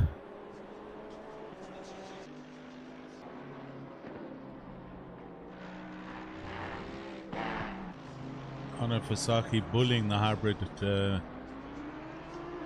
Shake Mercedes around. 201.2 his last lap.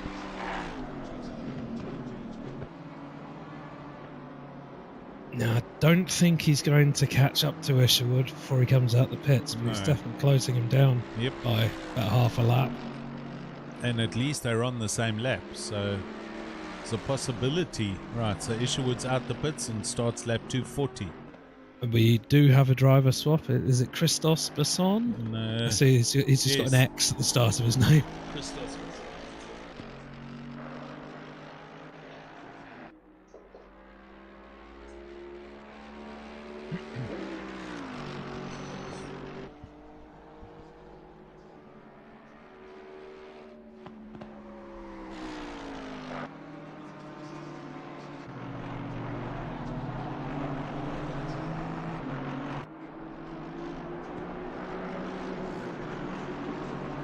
Stradham again, another fastest lap, 2:0.29. That was a quick lap, dude. He almost went sub 2s here, so he is his foot down. He's up on his previous lap at the moment, so he may yet break it.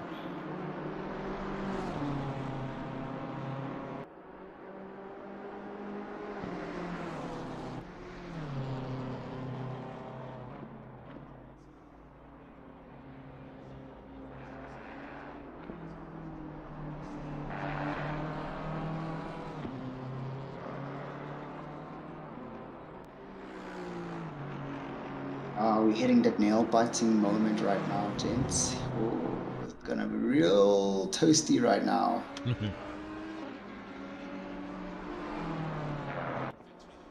Yeah, the cars are all circulating around Spa, and it's obviously full on night time for them as well.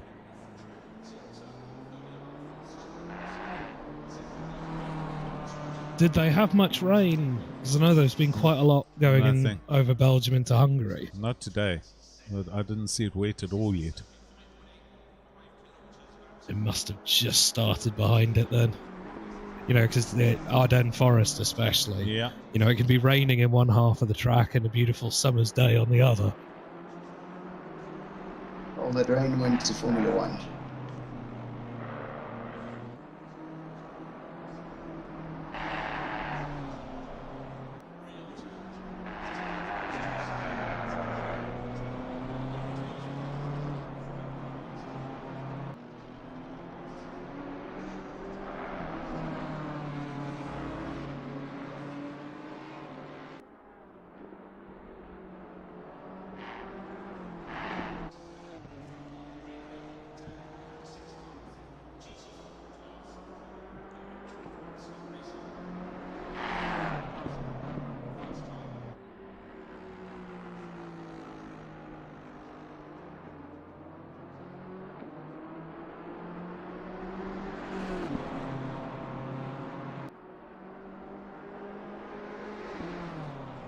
Jim Baldwin got a drive. You don't happen to know what team he's with, do you? Who's that? In the YouTube chat. Sorry. James Baldwin, very, very quick sim racer, apparently is racing at Spa. Yeah, I know, James. Oh, it's there in the mix. First time sim. Yes. No, he is racing. He's got a team drive there, so he's racing. He's quite lucky, eh? He's quick, man. Sure. But yeah, very lucky to get the drive, obviously.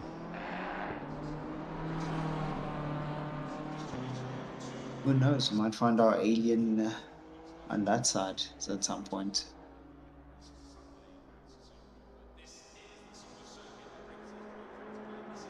Jordan Stewart in a GT3 car. Didn't he drive a Super Trofeo Lamborghini a year or so ago in the All-Stars Championship? 100% sure. I can't remember now. I'm sure I remember him winning a competition and going over there. I'm not. I think it was a Super Trofeo. Oh, when they took 3 and all of that. It's actually this year as well, isn't it? I saw I didn't see a video of him in it, but it showed like a picture of them on the track. Okay.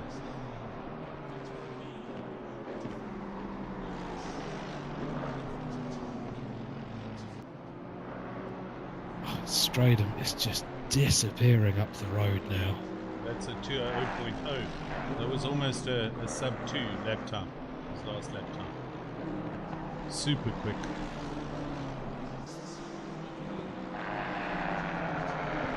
Yeah, Devon's just, he's listed it there. He's joining them in the Silver Cup McLaren. Oh, there you go, Reginald. You'll be happy about that. Bit of McLaren for you. Love it. I actually used to live in McLaren's hometown, so I used to drive past them constantly. I'm sure that engine sounded awesome all the time. Well, when they were still selling the McLaren F1, they were in a business park in the middle of town. And the council got so sick of them doing the test drives that they put speed bumps and speed cameras everywhere around their factory and forced them to move out of town. Wow. Because when you bought one back then, you had to do 3 sessions with one of their test drivers to prove that you could handle the car, etc. And I know Rowan Atkinson badly dinged one on his test drive. I remember that as well. That was off in the hedge somewhere. To be honest with you, if I can get the new McLaren 765 LT, I'll be so happy. That thing just looks so beast. Ridge. It's all good to dream, buddy. Keep on dreaming. And then you see what the first service bill is and regret it for the rest of your life. Look, let's put it this way. I'm that guy who does it himself, eh? Like, I look at it like this. If I can't do it, then it will go to a dealership. But if I can do it, it will not go to a dealership. No, you're not allowed to do it on those cars. No, you're not allowed to. I mean, I've worked in a workshop that used to do some work on Ferraris, and you actually need some special tools that Ferrari sell you just to open up a lot of the components, like getting into the computer, etc. So they're essentially factory sealed unless you get a license to service them. Besides, Reggie, you can't go to Midas and get points, plugs, and condenser for a McLaren. You'll be amazed at how I creatively make up things. I got a project car that's a part of a lot of cars in it. Oh, yeah, okay. And it still looks stock. We're watching Werner Skuman here in 16th place, close in on Gareth Hawkins for position. This now down to sub a second. So good to see Team Tryhard and all the other guys all having dices up and down the field.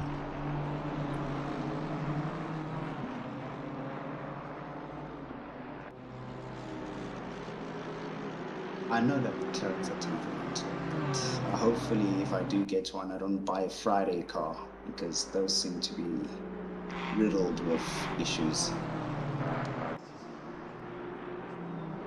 I mean, McLaren's not too bad for that. I suppose Ferrari is by far worse for the Friday cars.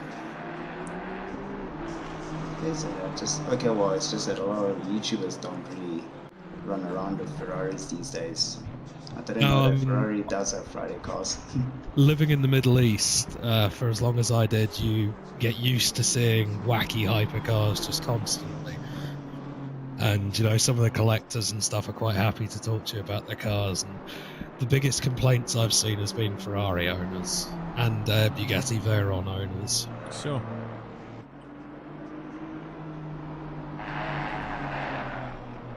That run up on that start finish, look at that beamer get closer and closer.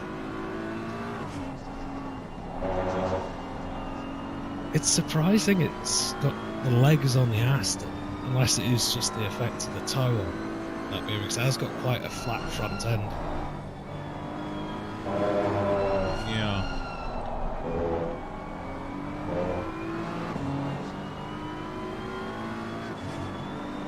Alright guys, any predictions who's going to be getting a drive-through penalty? We're pretty sure it won't be Stradham again, as he's just cleared his. Yeah. Barkhausen's remaining the unknown entity at the moment. Look, anything could happen within the last few hours or hour. Because, I mean, Renner's only 27 seconds behind him, so that would put them right back into the mix. Exactly. So I'm sure they must be carrying one or two track cuts. I'm convinced. This race is for LNR to lose. Let's put it that way. They've had all the bad luck, and it's now just down to their final pit stop in the last hour to run the car to the end and not make any mistakes or get any other drive-throughs, etc., etc. So could be. Had a look in the inside there. Yeah. Ooh, that driver out. Yeah, it's so close. Barrington Smith saying if he takes the last stint, there's still going to be more track cuts coming. Come on, Ryan. Focus, man. Yeah, oh, look at the BM flying to T1 there. Werner Skuman giving it horns. Brandon Holzhausen comes into the pits. That's the other dust that's been going on there. And that's going to allow Marcus Stein to jump up a position.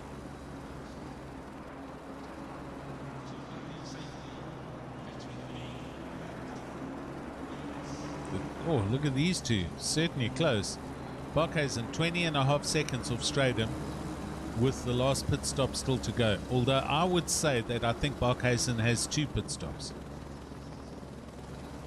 Yeah, I mean, they've been running for a long time now since their last pit. I don't see them being able to stretch it to just one more. They're going to have to come in. They should be in the next lap or two, in my opinion. And then 27 seconds back is Gideon Renner. Sure. Who's also been running for a very long time, so they might actually be on the same sort of strategy.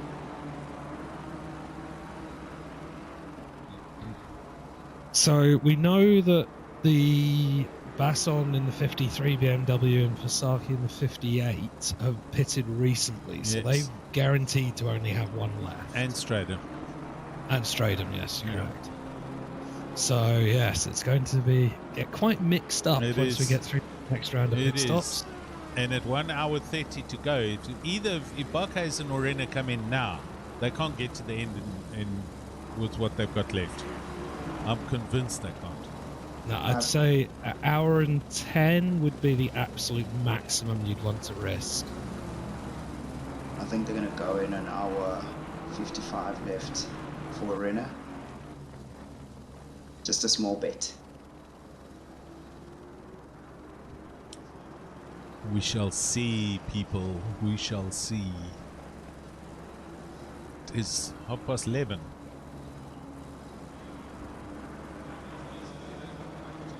My fuel sensor says there's a drive-through coming. Your what? Your sixth sense? My fuel sensors. No, your fuel sensors. Yeah. We shall see.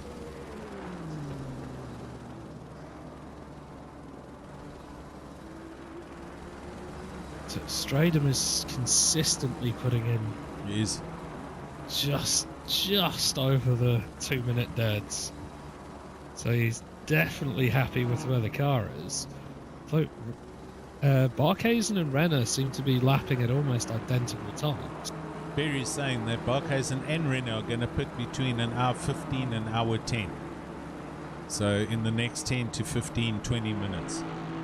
They're trying to do a 7-stopper compared to Barry's and LNR's 8-stopper. Well, I mean, for Renner, that makes sense after their first lap Yes. incident. You know, just try and salvage the time that way.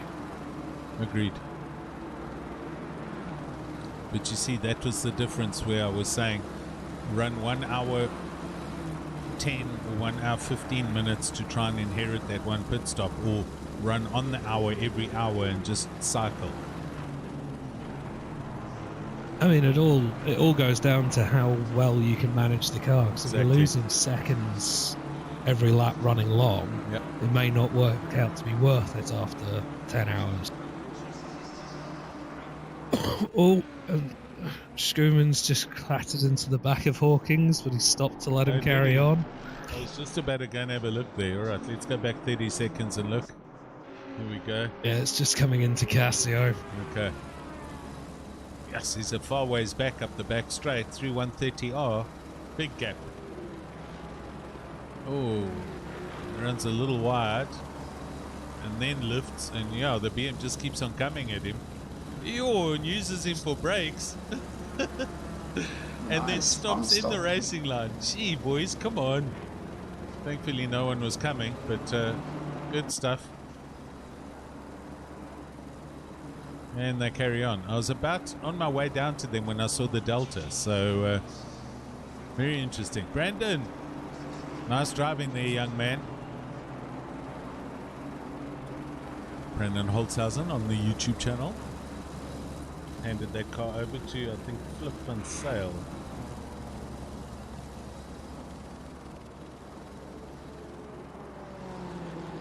I think the Renner crew's got enough fuel for another 30 minutes.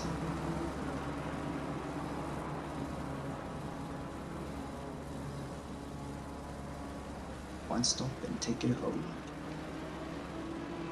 Yep, we've got to now see what we're going to see.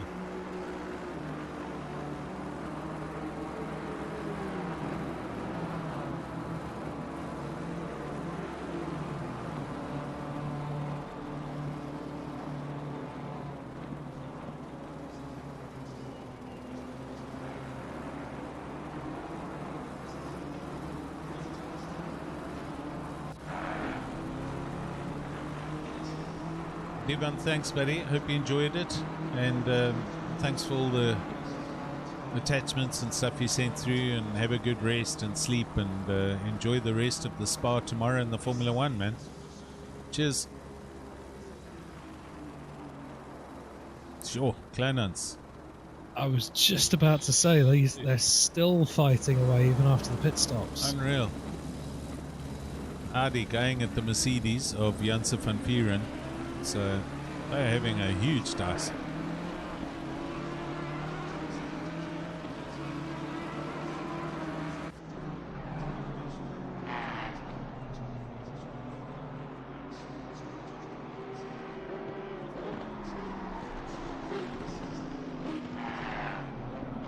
"21 seconds. gap between Stratum and Balkhuizen. Still.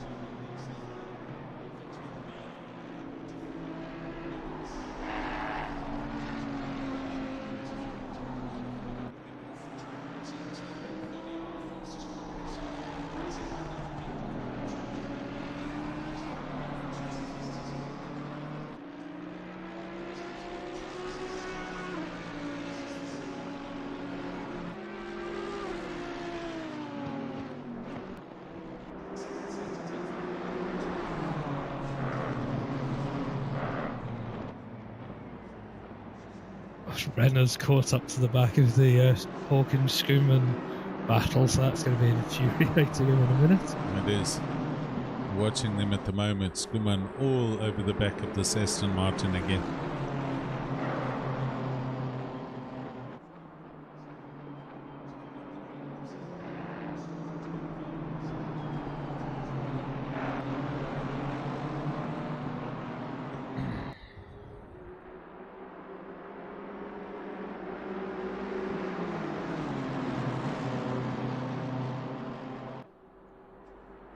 Let's just hope that they don't decide to block the racing line in Casio again with a fast car coming through behind them. Oh, side by side. BM goes through. Sure. That was a tight angle to take that chicane, and he got it right. That was a very, very clean pass. Very. I don't know if Hawkins maybe went a little bit deep. Yeah, gave him all the space and some.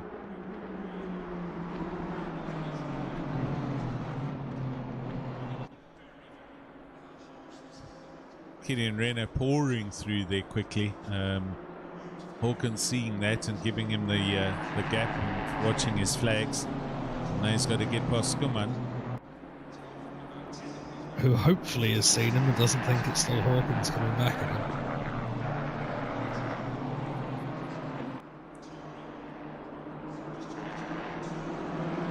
And he does. Big oversteer moment for Renner there coming through Dunlop. Yeah.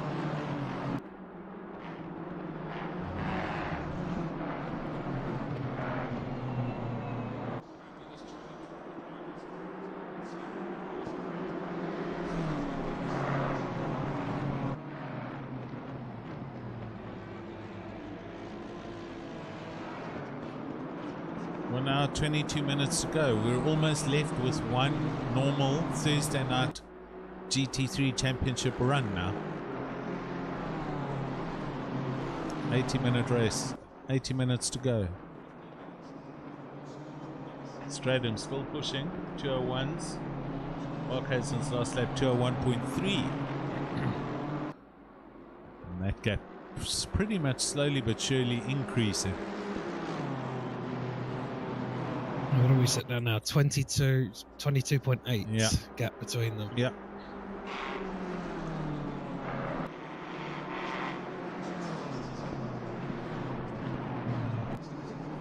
So, give it another, 5-ish minutes and we should start seeing the next batch of pit stops. I think start so. Working out who's where. I think so. I mean, Bernard Balkhuizen's going to be coming in first, I'm sure, and he's got to make a call. He'll broom it because the Aston should then theoretically be able to go to the end, and Sean Stratum will probably come in on the hour or just underneath the hour, and that'll be the last dice from there to the end with give or take 20 seconds gap between these two. That's what it sounds like. Now, I don't know if I didn't actually look at the time Stratum's pit stop was, so I'm not sure if he took tyres last time around. So if he did, it may just be a quick splash and off again.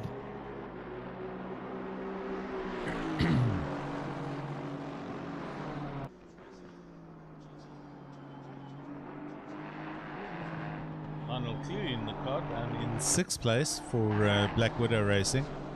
He's taken over from Hannes, and these guys also just managed to have a clean run, and there or thereabouts when it comes down to the last hour. I think Jason Luck might still get in if they've got one more stop. They should have. Or there'll be a double stint happening and Lionel Clue might finish or whatever. I don't know, we'll see. Kleinans 4 seconds off the back of Van Vieren. Janssen Van Vieren. Down at the bottom, Hawkins 2.5 seconds off Skuman, who is now past him obviously and going. So I don't know if there's any more changes to be had with the rest of this race. I can't see anything major that's going to change the positions. Well, I mean, it all depends on the drive-throughs, I think, for the last hour. Totally. If anyone gets another one. Yep.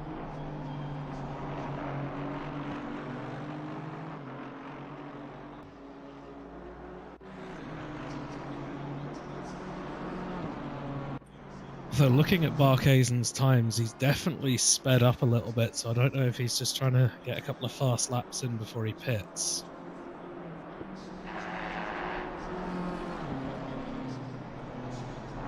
Hey William, thanks for the comments, buddy. Glad we could bring it to you, and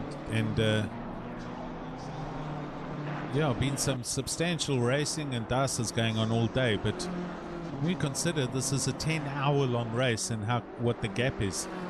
20 seconds, give or take 30 seconds between first and second place, man. It's good racing by all teams involved. First, second, third are 50 seconds apart. And then Basson not that far back in fourth.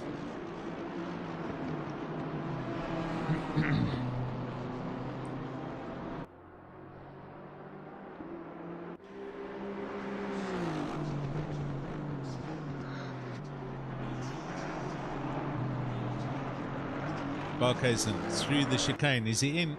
Not yet. Goes through for another lap.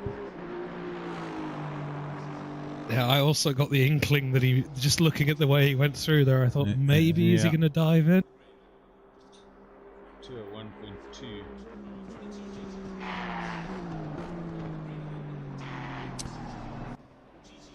Yeah, Jason, been an awesome dice. You must be super happy with how the guys have got along. You're just like the ninja crew. You just fly under the radar, this retro esports.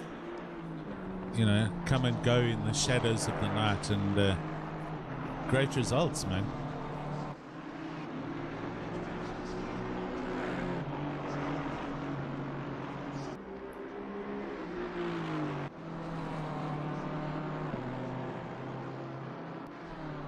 Sure, 3 BMWs in the top 5, eh? I mean, it's nice to see an Aston up there again. I've had a bit of a lull in the last, 6 months or so. They haven't really been fighting at the front. Reggie, you still awake? 100% still awake. Just reading an article. You got very quiet there for the last half an hour, buddy. He's McLaren shopping again. Just busy checking out second-hand McLaren. Nice.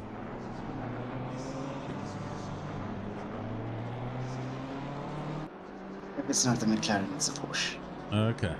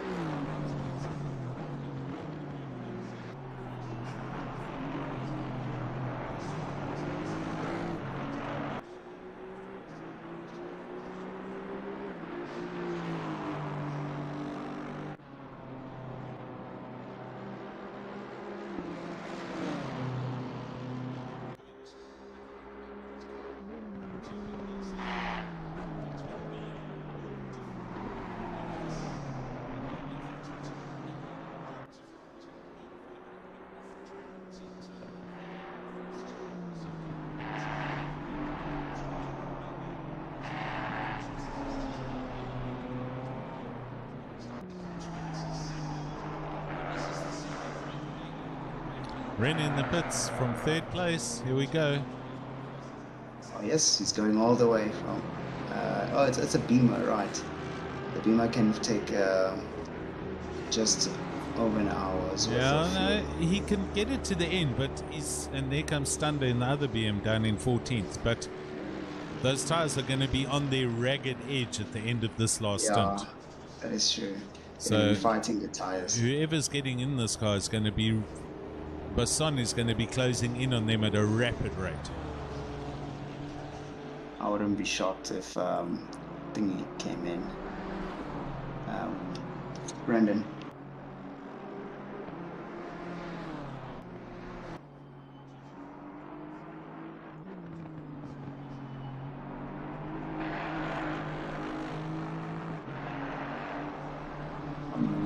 Is he still in the pits? Yeah, he's just leaving now. Brendan could get in the car. Driver change. So if he's just leaving, that means he dashed in a bit of fuel, do a driver change, so ride it out for the next 20-30 minutes, and then go for actual tire and fuel replenishment. You think so? You don't think they changed tires now? Nah, that's too quick. If it's leaving now, it's too quick. Just remember with the tires, it's 30 seconds, and that was not even 30 seconds that they were in the pits.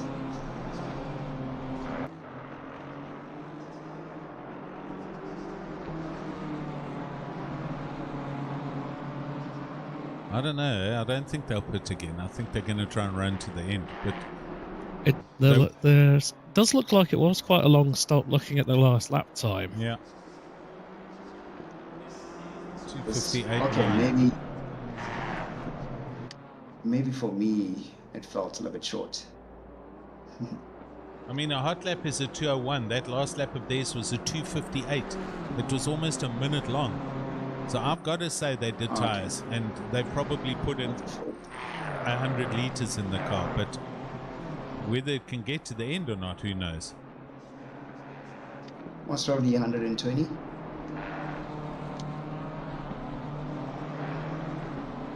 I mean, that's still, that's hour and, 13, 14 minutes when they came out of the pits. That's pushing it on the stint. Easy, big time, big time. Well, let's see. When is Barkhuizen then? Where is he? Here he is. He's down at Spoon. I think he's coming in the next lap or two. He's probably just trying to stretch it as much as possible to try and make it his last stop. He's still doing good lap times, so even with the tyre wear dropping off, they, 2:01.5, so there's nothing wrong with that.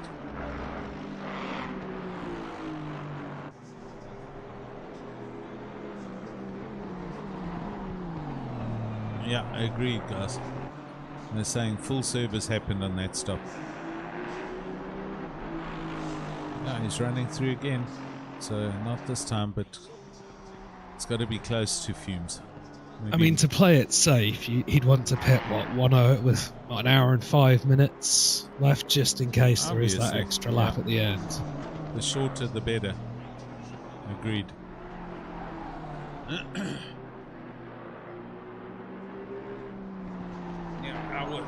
Jakob Robler saying an hour 15 is going to be tight on a single tank, but it's doable on this car. So let's see. But we're now sub an hour 15 though. We're hour 11 here and going down. So. I mean, if he can get to the end, because he knows Basson behind him is going to have to stop again for at least fuel. So that does give him a bit of a buffer to do, a bit of fuel saving here and there, just trying to eke it out.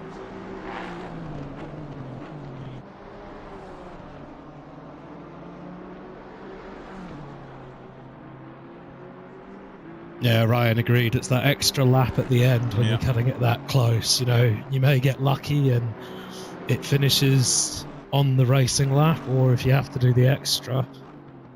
Then they're going to have to turn the ECU map down and go into, put pace lap ECU.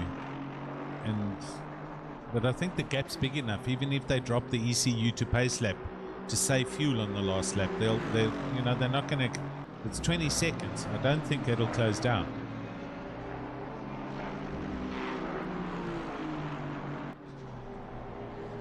Let's see. It's coming up now. Soon. Shortly. Here he comes. And there we go, he's in. Yesterday. Jeez, he went right down to the end there. That was mighty close Yes. for the risk of a stop-go. Unbelievable. Right, it's all on. Here we go. Yeah, at this stage, every second counts. So they're taking every risk that they can. Well, they won't. They're not going to lose anything to Kruger. He hasn't even got to the hairpin yet. I mean, looking at that, the way he stopped there, the pit limiter kicked on as his back wheels went over the line, so he cut it mighty close.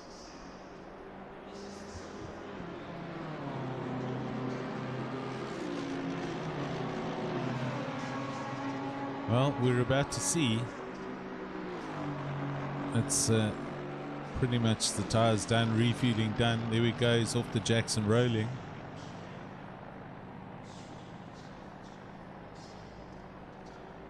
Jeez, he's out. And where's Barkhazen? Just halfway up towards 130R, so nice comfortable gap there for him.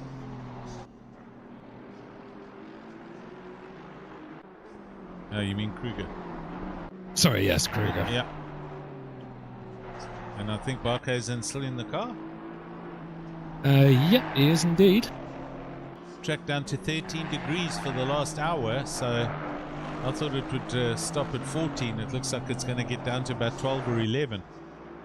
I mean, it was daytime temperature here was 13 today, so... True.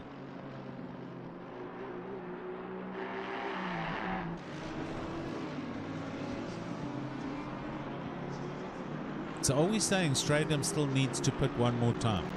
Berries and Gaz? I think there is one. He has to. Yeah, he has to. He has to. He's got the last maybe 40 minutes to do it. Yeah, okay. 40 minutes, half an hour's worth of fuel he's probably going to need. So that's probably why he's caning every lap, because he's just going to eke out as much as he can. It's still going to come down to 20-something seconds with half an hour to go, I'd say. I mean, he's got a fairly good gap. He does. Just coming through Degner 2 up towards the hairpin now, Yeah. and Barkhazen's on his way down to 130, so he should come out ahead still, barring any drive-through or stop-go.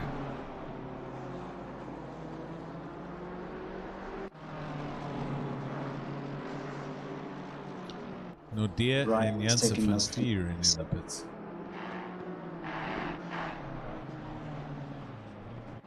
So, Ryan, you may want to take back what you said about getting those track limit penalties. Mm-hmm.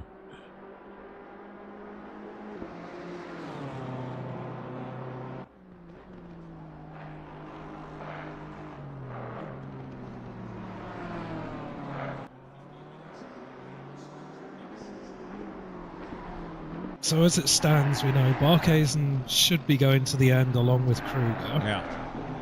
Stradum definitely is stopping again, and as well as Besson in fourth. I'd assume I think yes, so. he's definitely going to need to. Yeah.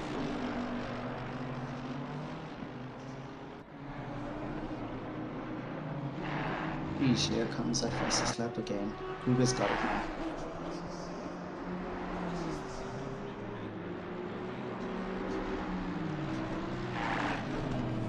Oh, there we go. Our first sub 2 minutes with a 1:59.847 for Brandon Kruger. Yeah, he's throwing it round there.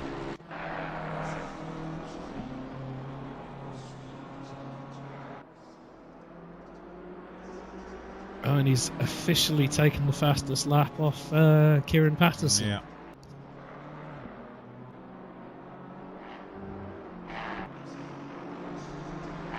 .29 seconds to Barkhazen, so I can't see that changing. But I think Kruger, I don't know. Does Kruger need to pit? Okay, so That was the one we weren't sure on Yeah. because it was just on the cusp of will he make it or won't he? So Berries is going to drive the car to the end, and he's going to get in here at about 55 minutes or so.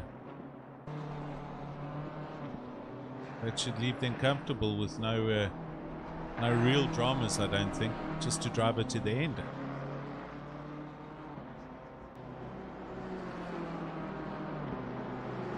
So the only other position change I can see from what's left of the pit stops is maybe 5th and 6th will change, but I'm not sure if Lionel Clue in the 27 Aston needs to stop again. Yes, agreed. I also don't know. I think they might have to. I think he was in the car before 1 hour 15, and I don't think he can get to the end. You're taking it from Hannes van Beek. So I think there's a splash and dash due somewhere there. Okay, so they both have to stop again. Yeah. Yeah, apart from that, I don't see any other anything changes. else. No.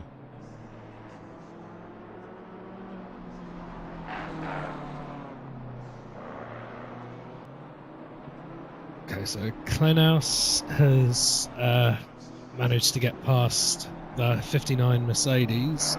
I'm assuming that's going to be down to the pit stop, so he's going to have to stop at some point as well.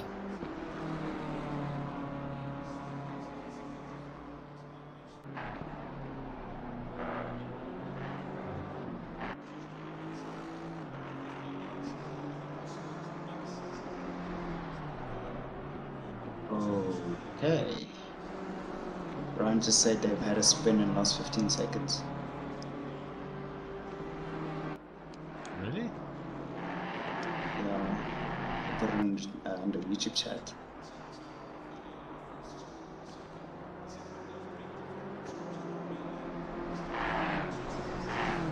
Yeah. 2 hours, 2 minutes 15, the last lap there. Yo. That's still okay, don't worry. Berries, focus.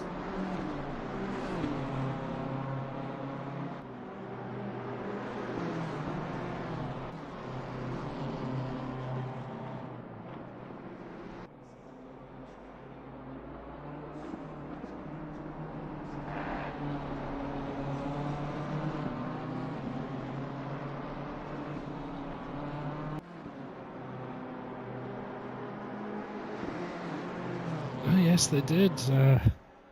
Right coming out of T1, just lost the back end. Sure. Okay. No damage though, so I'm sure it'll be fine.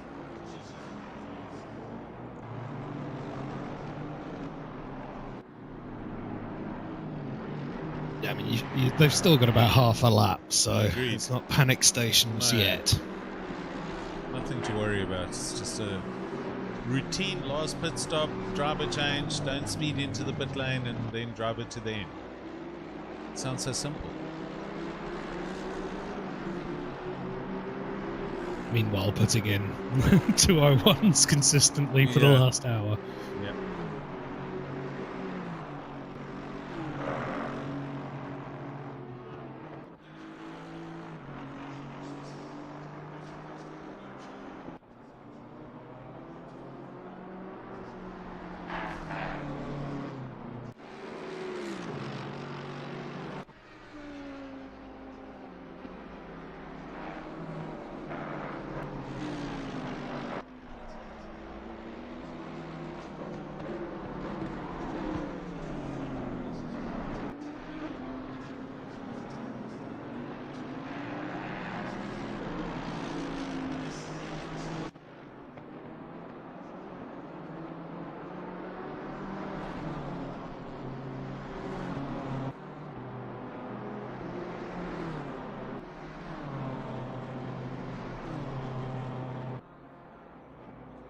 Ryan, you say that, however, Barkhausen's taken a second out of you for the last 2 laps, so it's going to be it's going to be very close when you come out the pits.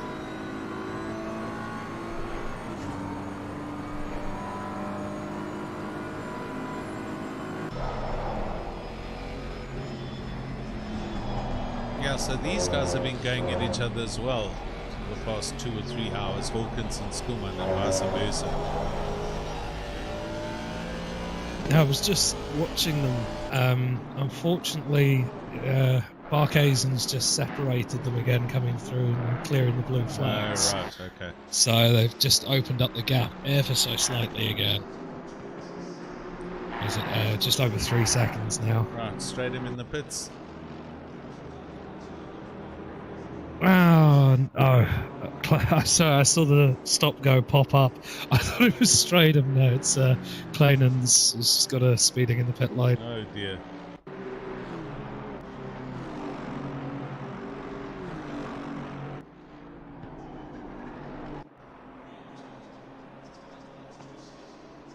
Right, last stop.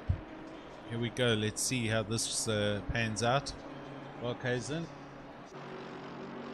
Still coming up to 130 No drama. Going past some traffic here, and into 130R he comes. He's looking fine, man. Stadium drops, and Ooh, that's going to be quite an interesting one. Cold tires versus nice toasty ones. There he is. He does have Arno between him and Barkhazen, though. Yeah. So, you know, quick driver helping block a little bit for you is always handy.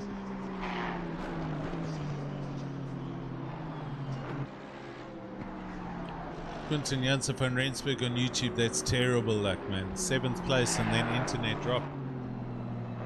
Yeah.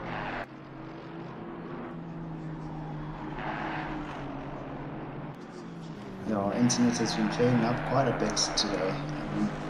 Mine is not as stable as it used to be today. Gonna have to look at the server logs on Monday. Funnily enough, the same thing happened to me all day yesterday. So, there must be something going on.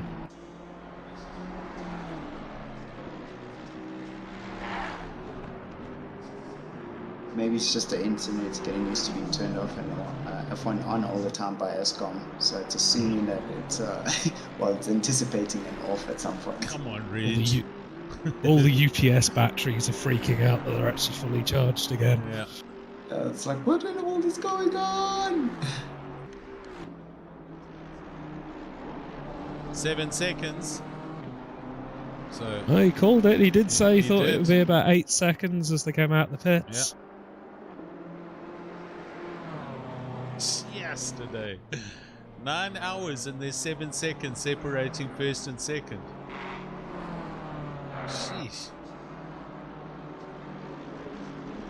Yeah, Sean, that was remarkably unlucky. So just the back end ever so slightly went and just couldn't catch it because of the camber. It's not over, man. 56 minutes to go. Berries is, we all know Berries races. It's going to be super defensive. And just got to do the same lap times, that's all. Maintain this gap.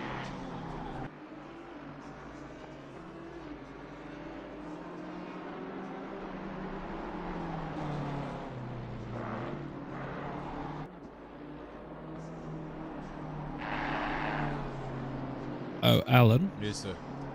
Bertus has posted the prize distribution. Oh, wicked.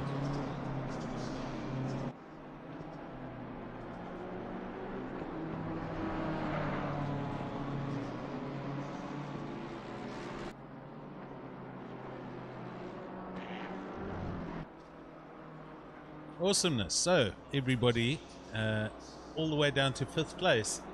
First will get 2,000 Rand. Second place 1,400 Rand. Third place will get 900.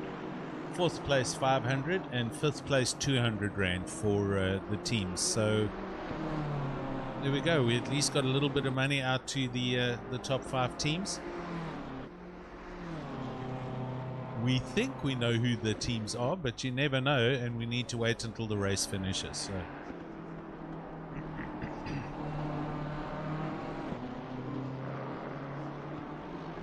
Thanks to all the sponsors. Gareth Hawkins, PWSR, and to Raceface. It's been an awesome round 2. Pretty stable, I'd say. A little bit of internet issues for 1 or 2 teams, but on the whole it's been good and it's been robust all day. Can't really complain at all.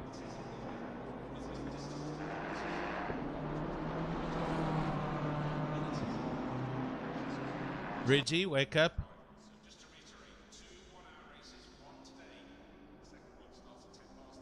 Hello? So there we go. Ryan's come out and done a 2:0.8 on his outlap, so he's more than comfortable back in the car again. Yeah, he's good. Is Reggie there or is he gone? I'm still here. No. You were asleep just now. I heard some snoring there. Not yet. I think Reggie. Where's your vibe, man? Exactly. Man's getting This is tired. a He's worn just out. getting more and more quiet. Yeah. We're not, and yeah, I'm busy going through a few articles. The thing is, I get news feeds every day. Nice distribution there, Bertus. So all the way down to 5th place, eh? Yeah. Are you happy with that? Do you Very think cool, that's, man. That's No, fair. it's good.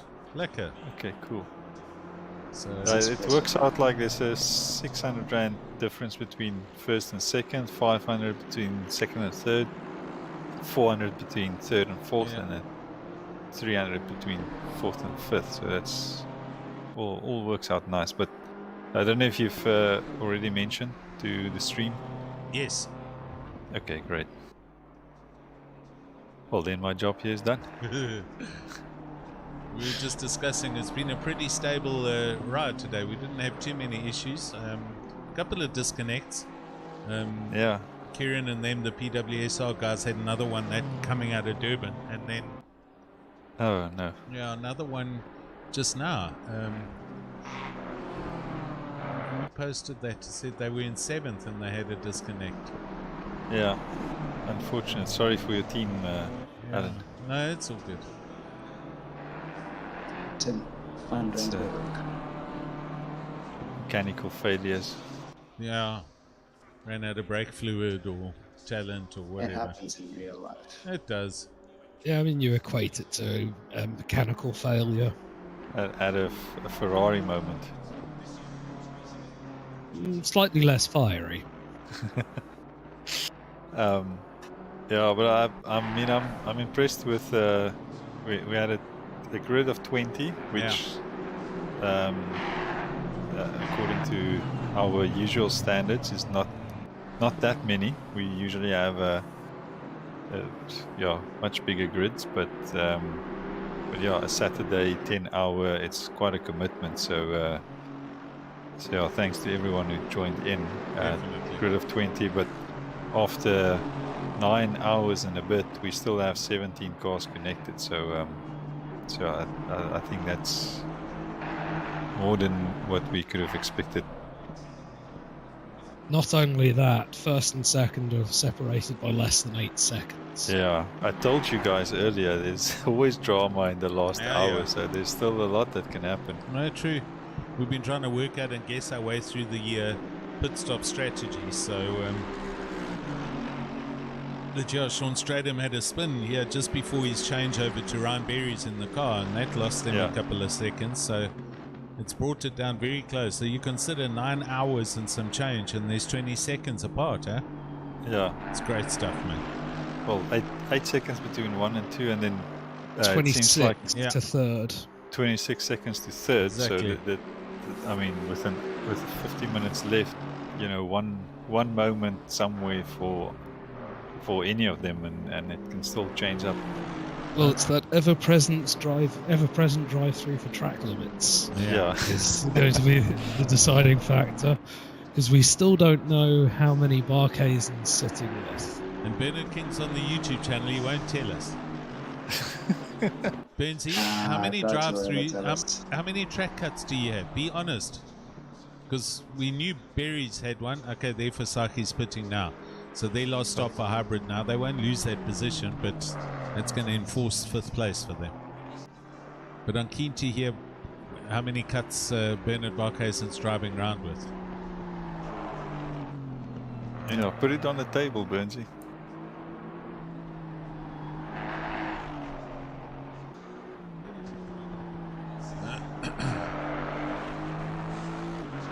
Okay, Just glued to the YouTube chat waiting for the reply. Everyone's waiting. Yeah, I'm waiting for that quick response. Yeah, come on, Bernard, do it, man. Do it, Bernard. Do it. Keyboard warrior.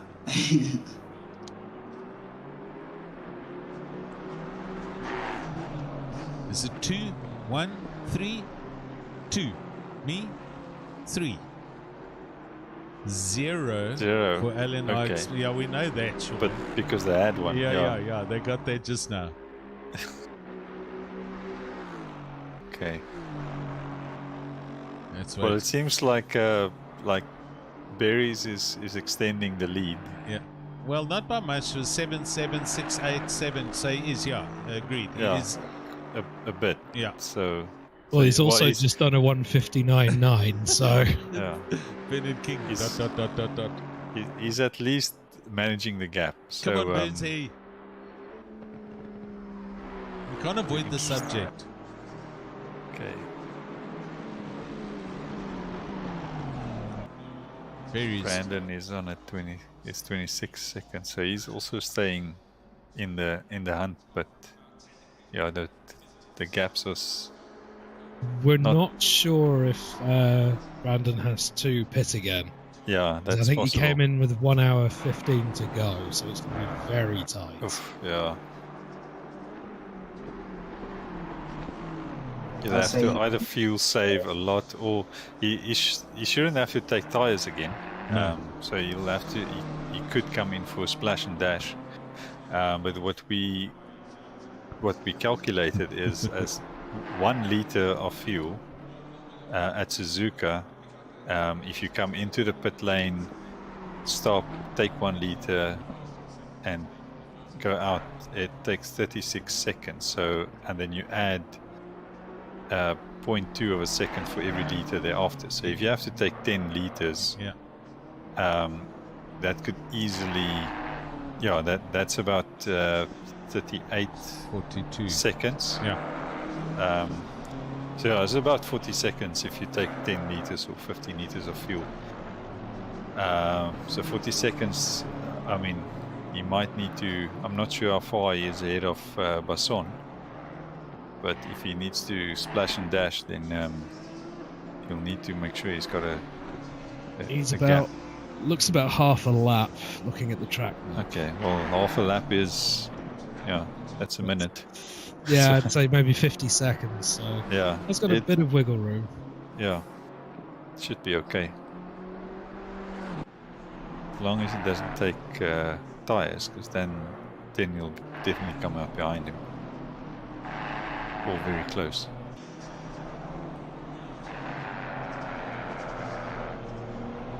Burns is saying 0, 0, 0, 0. Yeah, okay. he's totally avoiding it. I don't know. He's lying. I call lies upon this young man.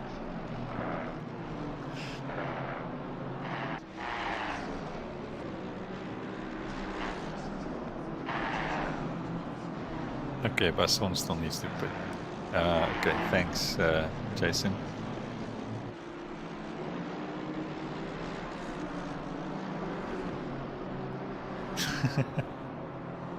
Yes, Lazar.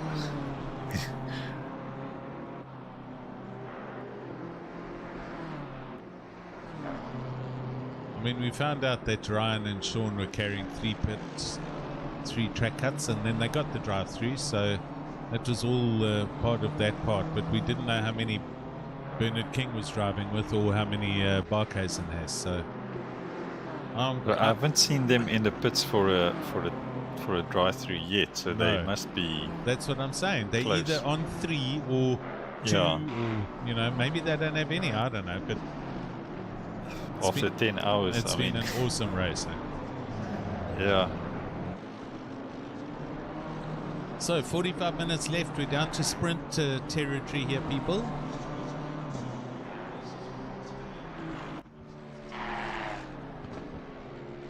A magician never tells. Alrighty, all good. Go ahead, Mr. Magician. One day, the trick will fail and we'll see the strings. Well, I mean, magicians don't tell unless their name's Penn and Teller. Yeah.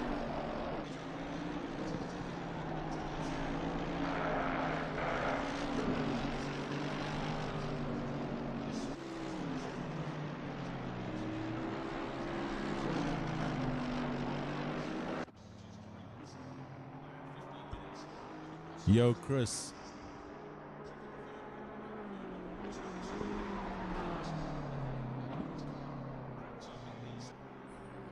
That Mr. Dos Santos.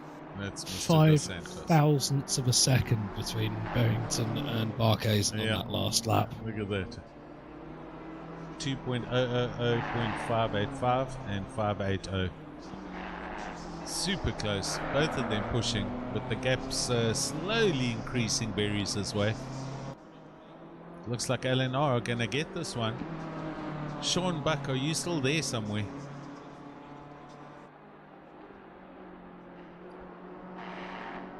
Oh, that was a little bit squirrely coming through Degana 1.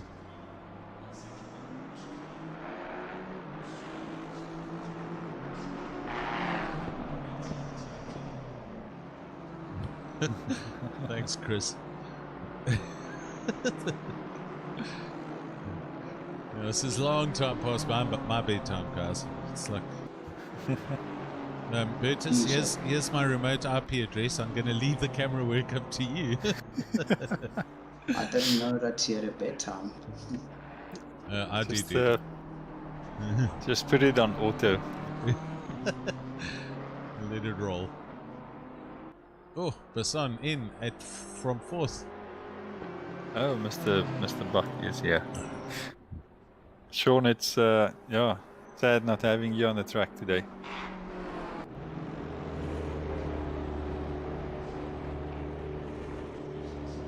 Basson should be more than clear for this pit stop. Oh yeah. Question is if Sean is Jason going to get back in or not, or if they're going to let Christos finish. Or anyone else get in. JW turning the car in or finishing for hybrid. Shake, he's put in monster lap times. Last lap was a 2:0.3, so rock solid performance as usual.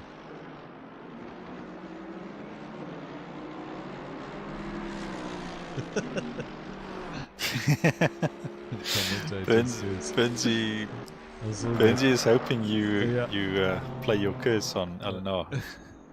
And we have Hall in the car for Retro. Oh, Dean Hall's going to finish for them. Here we go. Like he did last time.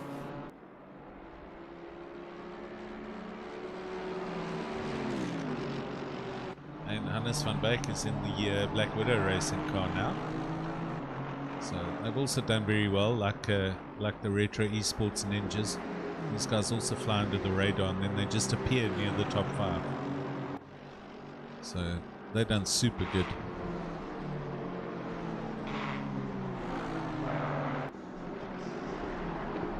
Well, family's important there, Mr. Buck, so don't worry too much, man.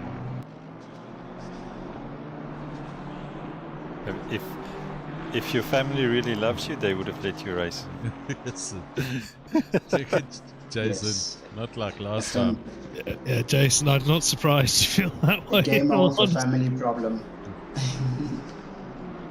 Oh, thanks, Sean. I had good moments, and it was there were a couple of bittersweet.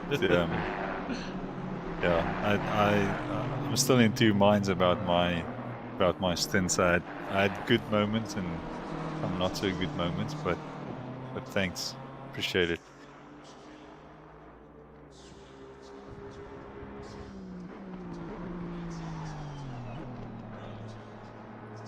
It was 3 wide through the snake.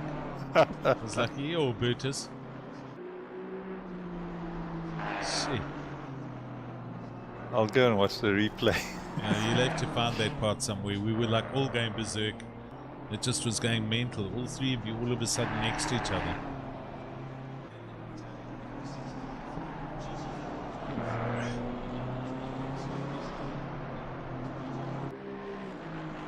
Yeah, sorry, Jason.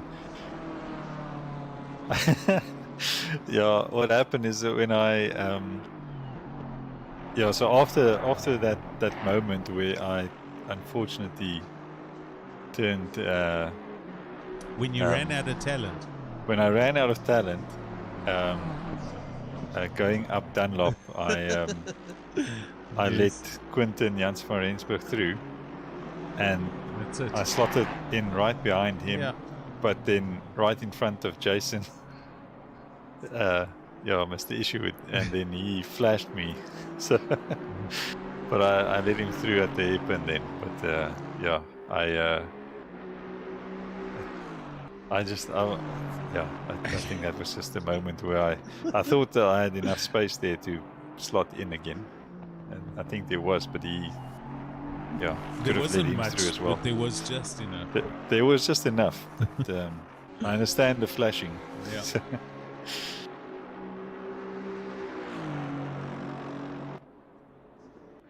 So, leading and leading from the back, it's Andries du Preez in the LNR Sleepers team.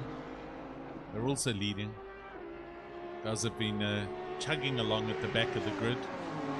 And, Sean, you can be super proud of your cars.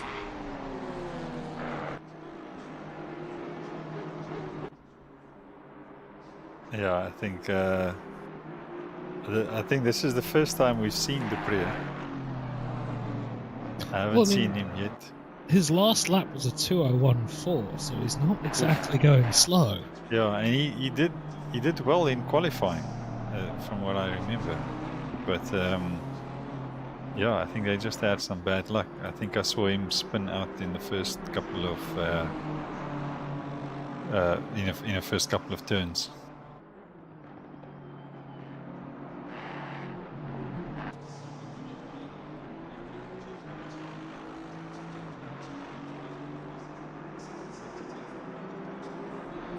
So Barrington Smith's pulling out a bit of a lead on Barkhuizen now. We're almost up to 10 seconds. So I think that's pretty much him settled in and off down the road he goes. Agreed. I'm going to just leave the camera here for 2 minutes while I go for a visit to the men's room. Please keep on talking, gentlemen. I'll wait until you come back to jump off. It has no action. Oh, there we go. So I'm saying du Preez had 2 really bad stints at the start. Yes, yeah. No, I noticed that. But it seems like he's got the pace. Well, I mean, again, his last lap was a 2:01.6, so he's happily in the mid 2:01s, which a good couple of seconds faster than the people down the road in front of him. Good couple of seconds faster than me.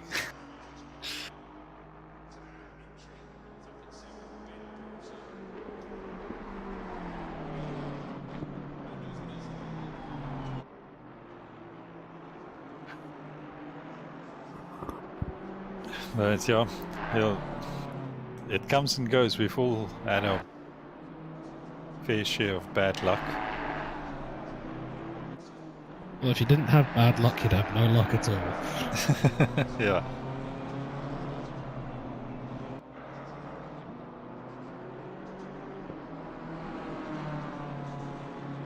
Now, Sean, if you spent the whole day with family while watching, tomorrow, I finished all of my snacks.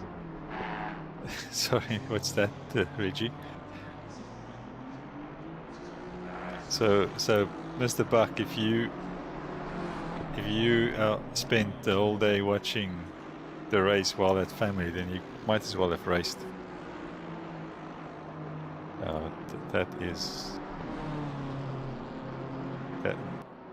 That's a good question.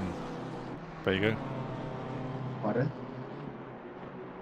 My internet is a little bit on the up and down side today.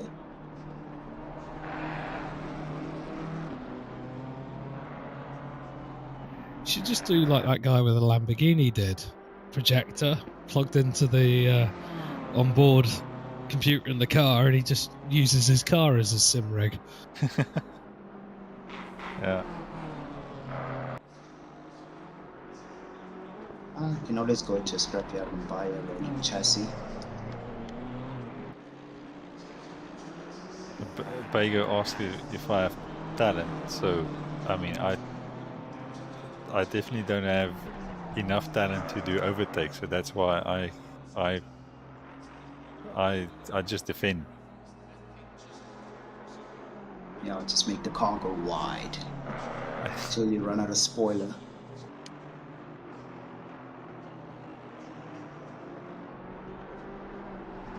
Jason, are you sure you want to complain about your driver being quicker than you? You know, it's a good thing in this circumstance.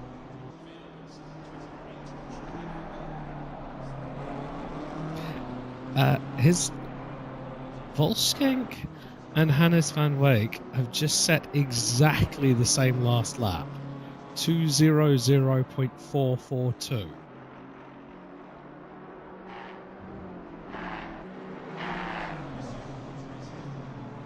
Still very good times. I was just more seeing the timing screen and seeing them both identical down to the 1,000. All broken. The game is like, nah, let's just give them like random times, put these ones together, and everything should be okay.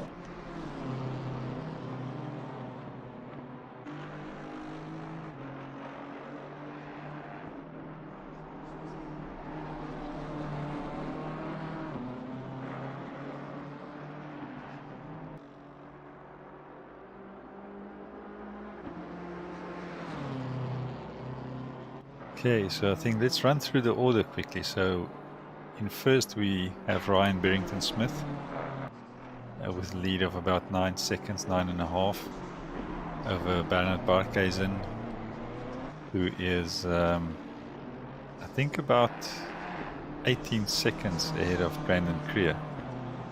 And then there's Dwayne Hall from Retro Esports, and then you have your Volkskank for Hybrid Academy, Hannes van Wijk in 6th for BWR, Jean Leroux in 7th for KSR Force, Flip van Zyl in 8th, Chris Heineke Slick Racing in 9th, Justin Lotus in 10th for the other hybrid team, and in 11th we have Gian Kleinhans for the Hawks.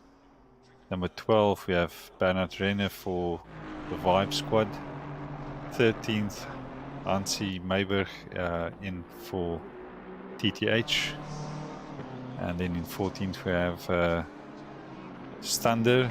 15th, the other TTH car, Werner Skuman. 16th, JT or Johan Ter Blanche, also for the Hawks. And then Andries de Pree in 17th. Bringing it home for Eleanor.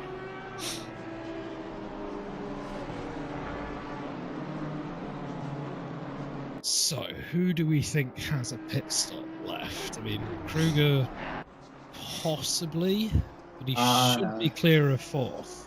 He's going all the way to the end. It's going to be a mighty stop. That'll be an hour and 14-ish minutes he pitted. The thing is, gotta remember that the Beamer has a bigger tank than most of these other cars, so chances are you can do like at least a proper like an hour 10 minutes on that fuel tank.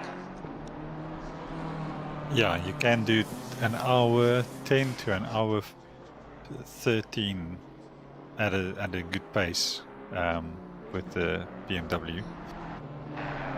So if he's fuel saving, because it seems like he is losing a bit of time, then he might be able to do it. But Yeah, it depends. And we know Barrington Smith is going to the end. They don't. Yeah. I don't think there'll be any more changes here. I think if anything, it's going to be a drive-through, a surprise drive-through somewhere. But otherwise, I think that's it.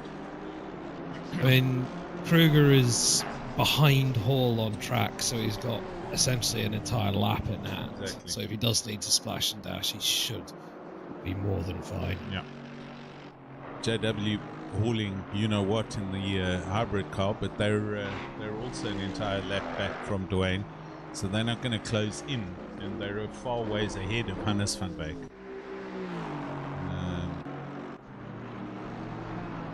14, almost 15 seconds. So, yeah, this we're watching just Chris Heineke closing in on Flip van Sale. This gap closing quite rapidly. Yeah, that's the only real battle on track at the moment in the top 10.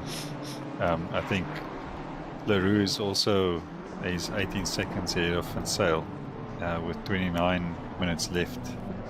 Going to be quite a chase for Heineke if he can get past Van Sale to chase down LaRue, who's been going at a very steady pace. And it looks like Van Sale hit traffic on the last lap, which could explain the 203. That could also be. And hi, Craig Hunter. Nice seeing you in the chat and on the track. I mean, Jason, if if Hall's causing you problems, I mean, we could just disqualify. Yeah. Jason, just let us know and we can sort something out. We can solve the problem, man. Yeah. Take all your problems away. Yeah.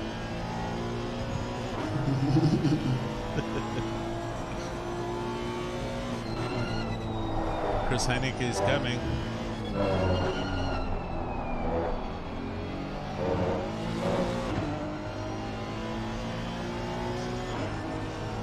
So LaRue in 7th, I can tell you, is not going to stop again.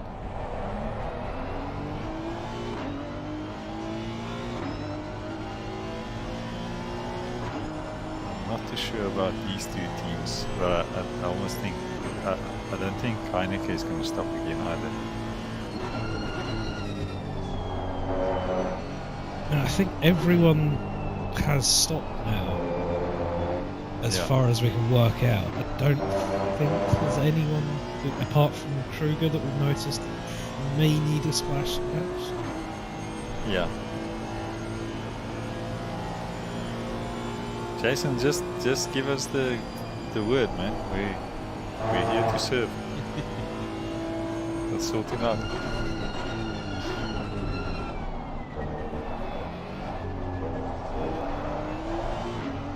That's a good point from William there, Berta. So you're going to be trading in the Bentley finally? Yeah. He will. I'll get him to get rid of the Bentley for sure. As I mentioned, I wanted to go with the BMW for the championship season, and my own admin error cost me the opportunity, so I'm stuck with the Bentley. Just too used to putting that car code in for yourself. Yeah, no, it was on the car by default because using when I updated the configuration, I just left my details as is, and then half an hour before the first round I decided, okay, I'm going to go with the BMW because that's the car I'm racing in the endurance series, and I've raced with it in the autumn or the summer league back in January, so I'm quite used to the car. Also did the 9 hour with it, so it's a good, and I mean it's a very strong car, so and I can ride the curbs, because if I had to change to a car that can't do curbs, after racing with the Bentley for so long, I'm gonna have to change my whole driving style. So it all made sense, and then 8 minutes into qualifying, I realized, oof, didn't change my car.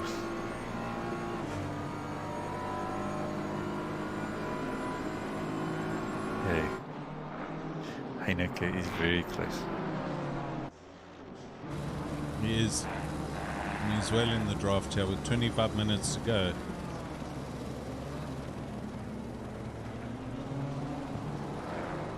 Got a bad line through there though.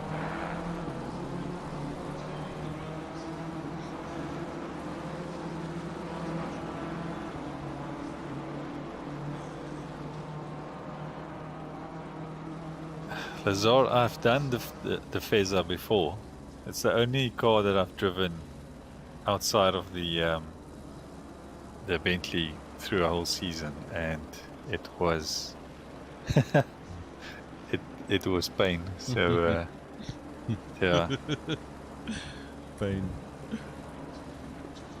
But that was the old Ferrari. That was before the 2020 Evo update.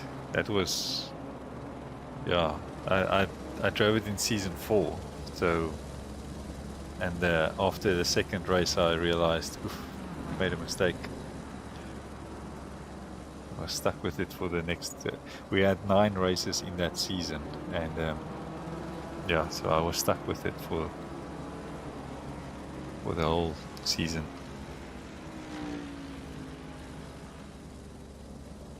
Yes, Jason, he'd be really upset when he found out that it was you that asked for it as well. He will, definitely.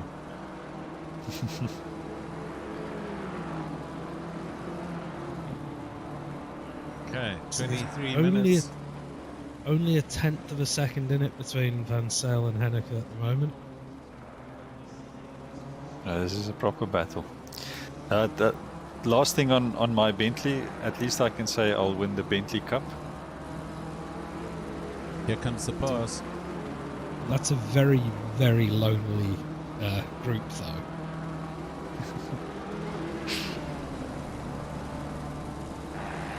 So he had a good drive all the way up the back straight there. It just goes to show the power of the BMW. It's good.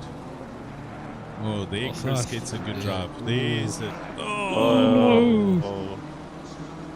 God, he got such a good drive out of that final chicane, and it just pushed him wide. Just ran out of space. Totally. Yeah, the dates we can't tell you, Sean. The next dates. Ah, okay. Bertus well, has just Sean, got I tell you what. TBA for everything. He can't announce anything. What's the commitment here? Spa, 24 hour. What's the date? December. When? I'm going to tell you now. It's going to be on the weekend of the 10th and 11th of December. Okay, cool. I'll put that date in. And Mazzano? But for the next one, Mr. Buck, I tell you what, you send me your family calendar, and we can work around that so you can race the next one. There we go. It'll be Misano at some point in September. Yes, and then in end of October, early November, we'll have the second last one, which would be. And which track are you choosing? We need to know this. The US one. Oh, you're so funny. You know, you should have been a comedian. Here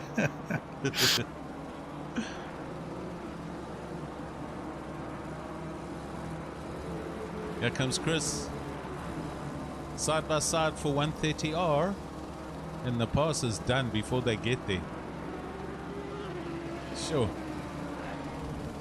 I think Van Zyl finally just gave up there. We lifted. Just to be on the safe side.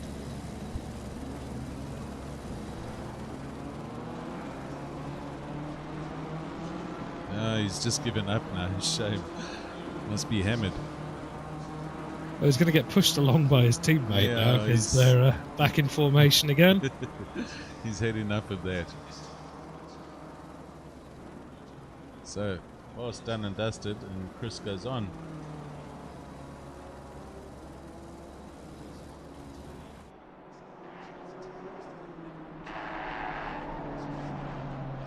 That's not, Bernsey, that's not late in December. That is, I mean, people only go on holiday after the 16th on that public holiday. That's true.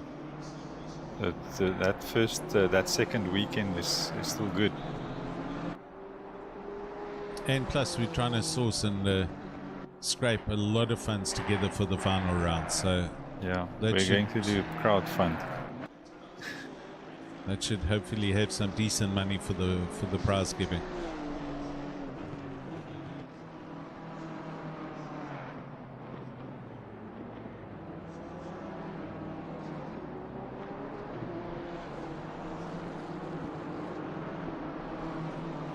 Okay, well, it's updated. It's 10th to 11th of December, and it's from 12 in the afternoon, midday to on the Saturday, yeah, to 12 on Sunday.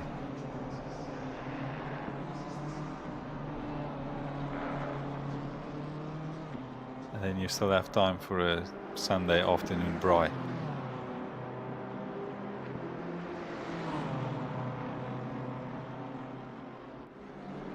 Now, do you make Spa 24 wet like Bathurst? Finish the way you started. Well, not consistently. I mean, it must at least have a weather cycle, but it mustn't be consistent. We will figure out something.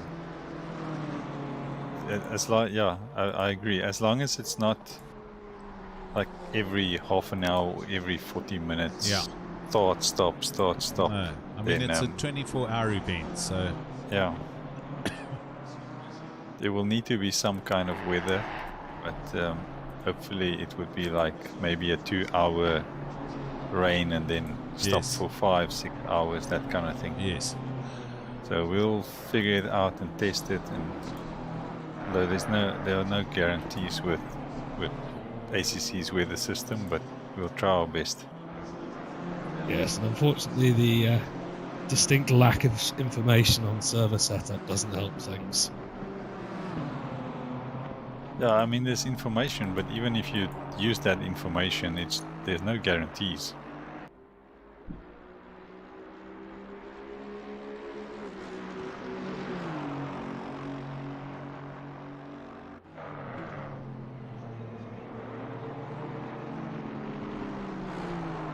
Good evening, ECGT Sim Racing. I assume that's Hilton. Oh yeah, I think We've so. got a drive-through for Bernard Renner in the 4 Aston. Yesterday, dying moments of the race, and he gets a drive-through. Bad luck. Brendan Kruger may have just disconnected.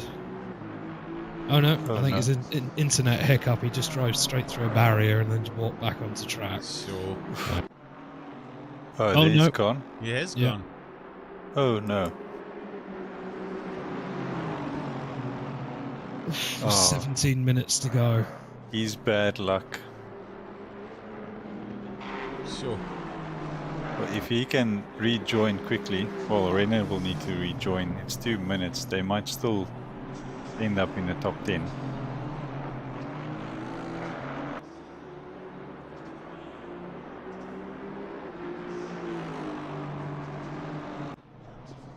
Who did you say has got to rejoin? Let me see if I can join their Discord.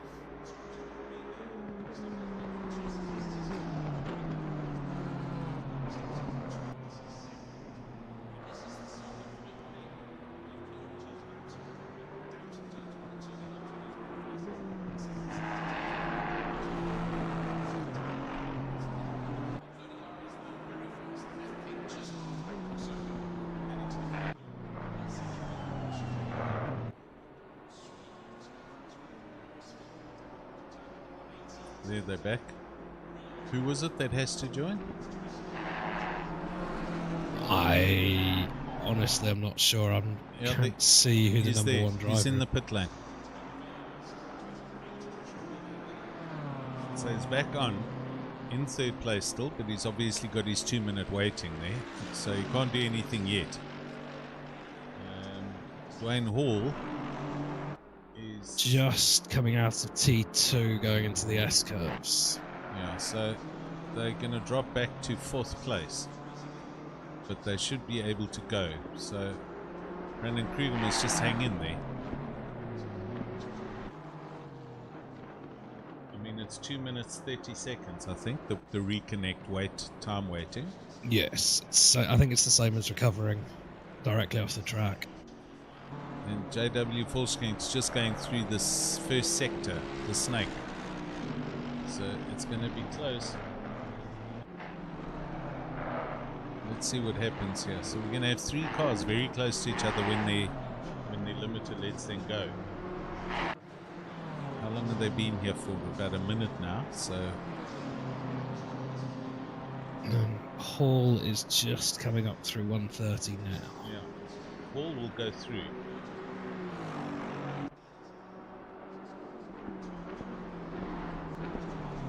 Interestingly, the track map is telling me that Kruger's currently 6th.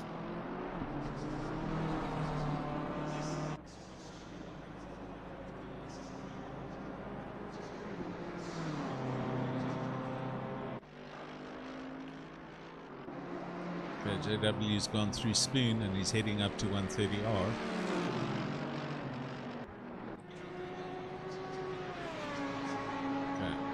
Kruger, yeah, no, he's 5th for me, and Volkswagen is 4th. So it may be... it's just on the track map. It's saying everywhere else it says something different. No, he's going now.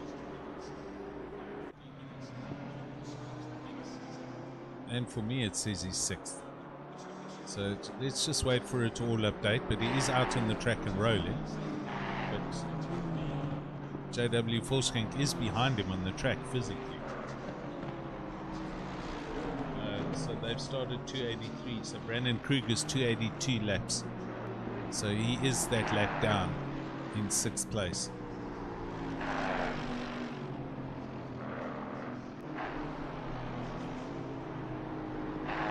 So Barrington Smith leading, Barkhuizen 12.6 seconds back in 2nd place. Dwayne Hall now in 3rd for the Ninjas, the Retro Esports. JW Volkswagen now back up into 4th place for Hybrid, with Hannes van Beek in 5th.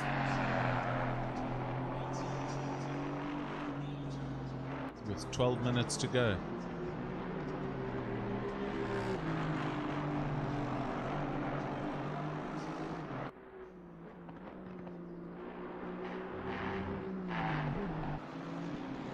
Yeah, the internet disconnects, they're really, really tough. They affect all the teams when it happens. Especially with that little to go, and just it's got to be extremely painful for him. Yeah, I feel for them, but at least they got back on and go. The PWSR guys also had the disconnect, and it's unfortunate when it happens, but it's not the server issue. The server's bulletproof and the data center's bulletproof. It's just the interconnects between the various cities in the country, Oh, 100%. The server's in Joburg. I'm looking at the server latency, and it's been going between 30 and 40 ms just for no reason. Unreal. And that's in this country. It's supposed to have a 3 to 5 millisecond delay. Mm-hmm. It's terrible.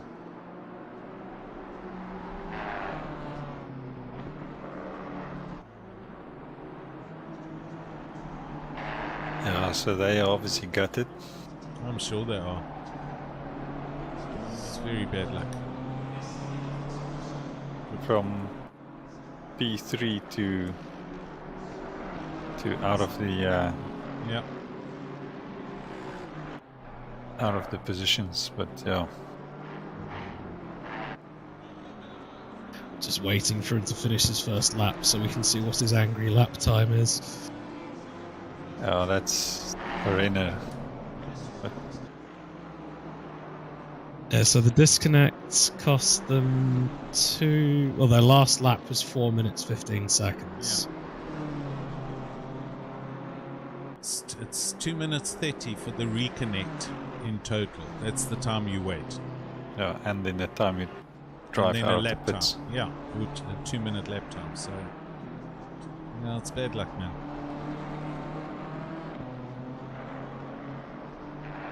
Drama at the end of the race.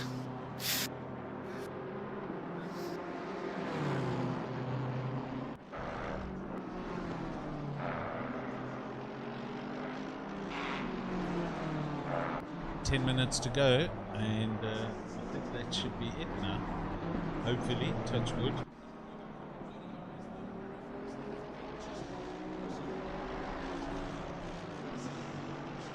It's a dash to the end now. What is that? Four, probably 5 laps to go. Yeah. And 13 seconds between first and second after 10 hours. Not bad.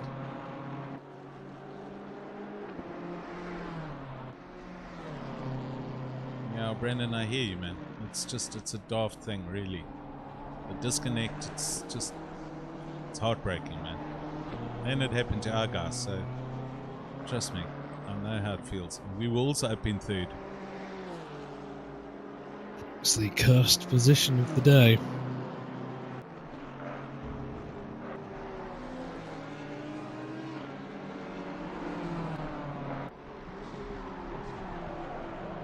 So Renner's first lap out was a 0.9. Yeah.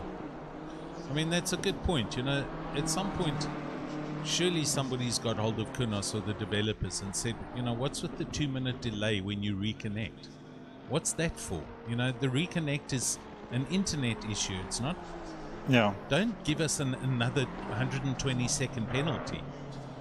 Why can't And they I just don't see connect a and way drive? you could cheat the system either by disconnecting and reconnecting. No, you so can't. it does seem a bit strange. It's a complete general, you know, it's a position drop completely, but why drop the lap and wait 2 minutes for everything to... That's rubbish, you know? Yeah, I would say make it 30 seconds, because remember, if you start in the pits again, you can load the setup and add fuel, so you can...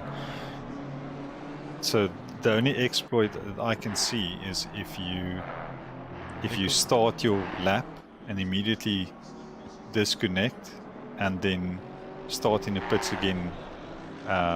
Like if you would have done if you were out of fuel and you had to do a pit stop and you disconnect just after crossing the line and starting in the pits and then just driving out, it means you basically score pit stop. But if they make it 30 seconds time penalty, then no one is ever going to be able to score a free pit stop instead of 2 minutes. Yeah, I mean, the only other one I could see is if it started absolutely bucketing it down and you just missed the pit lane entry. Yeah. But I mean, there's such unique cases. I'm surprised they still do it. Yeah. Yeah. Well, yeah, Baker also raises a good point, you know, stopping people disconnecting if you have major damage and then rejoining with a fresh car. But, I mean, there must be ways to you know, have that in the... Like, the game knows how much damage there is on the car, so if that car disconnects and reconnects... Give it the damage back. Put the damage back on and add time for towing, like iRacing does. Yeah. Depending on where you were on the track. I mean, it must save all the... Not save, but it must know logs. where the car was. Yes. There's got to be a record. Yeah, the car was last seen in this sector or in this mini sector, and that's X amount of time away from the pits, so add time for towing to the pits, and yeah, I mean, it can't be that difficult.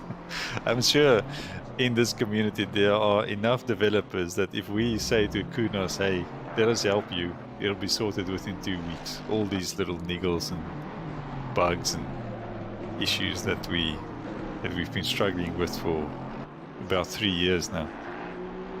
The thing is, it's too critical with the pings or whatever the net drop is. The netcode issue is the problem. It needs to be a little bit more robust there, you know? Yeah. It's like a streaming buffer sort of thing. yes, you know, carry some kind of element of backup as far as the IP address goes and whatnot, so that if there is a flapping port or, you know, you have a minuscule disconnect, it doesn't completely drop you. You know, there's a bit of high availability there, and you've got some kind of backup to go to fall back on. Yeah. I mean, as Jason says as well, it's a lot to do with the way that you have to join the server. I mean, look at the hoops we have to jump through to get the first driver in, then the second driver, etc. Yeah. I mean, I did a 24-hour race on iRacing last weekend, and the multiplayer functionality on iRacing is just light years ahead of ACC. I mean, you just join in. You don't have to join in a specific order. If you're in a team, it already knows who's who in the zoo. You know, you just join in, and the team and the driver or the teammates who are watching or viewing, they can select to become the crew chief, and then you can do the pit setup for the next pit stop. So the driver in the car doesn't need to fiddle around with tire pressures and things like that. You drive through for 5th place. There's 3 minutes to go. Yo, Hannes van Beek. That might be a little bit of redemption for Renner.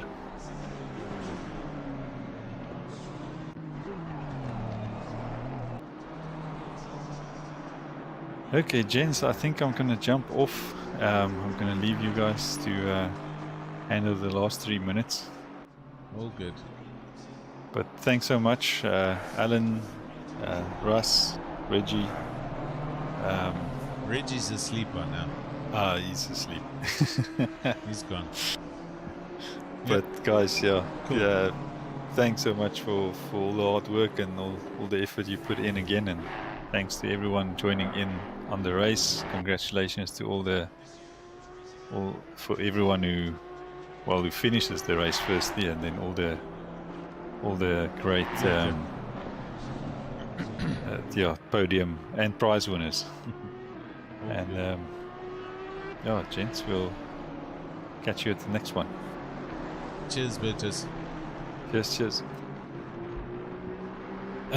Wolfman to Blanche went wide in Degner 2 and lost he didn't hit anything, he just got caught up in the gravel and it slowed him right down. We've just lost 5th place. Hannes van Beek. Looks like he's disconnected. He has disconnected. No, he's back in the pits. Right. It looks like Clue's taken over the car, so I don't know if there's a network problem there. Yeah, that was a disconnect reconnect. So now they're going to sit there for their 2 minutes 30 seconds. So if they finish with the drive-through, though, does that not disqualify them? Or it'll have that 130-second penalty at the end. Oh yes, it does have that option. Yeah. So I think. Oh, it's a stop-go that's a disqualification. Yes, that's right. Renner might in fact get this position back to 5th then. Just started his lap now, coming out as T2. Yeah. Yeah, but the Van Beek car should automatically bump down a lap. Like yeah. Oh no, it has. It's done the same as before. It's saying he's in 6th on the in-game track map. How do we not see that?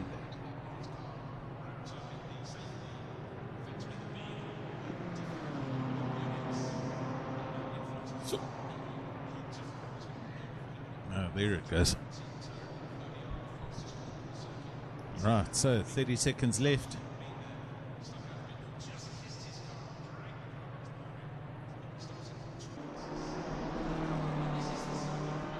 Barry's starting another lap, contemplating whether he can slow down and end the race now, but it's not going to work. Okay, the leader is on the final lap now. Give it all you can. Hey Reginald, wake up, man. Reggie, it's the last lap. Reggie's fallen asleep, dude, on the jump. The sugar crash has taken him. Unreal. Yeah, lekker Mr. Buck. Good one for you and the boys. Berries, and great result for the guys. I'm sure that's it. 10 hours done and dusted. It's Suzuka, all finished. Bernard Barkhuizen, Burnsy, my man, and the rest of the team. A good second place there. But yeah, let's watch the winners do the final lap here. Van Beek's left the pits. Has he? He has. He's out. He has. But he's still got the drive-through, so it'll be the penalty, I think, that they'll have to serve. But yeah, these disconnects, terrible luck, man.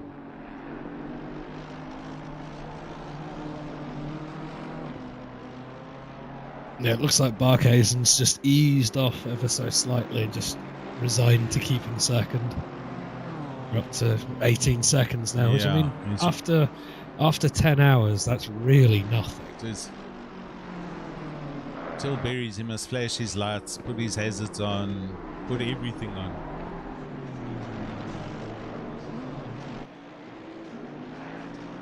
YouTube chat saying Dupree's may run out of fuel before the end. Oh my word.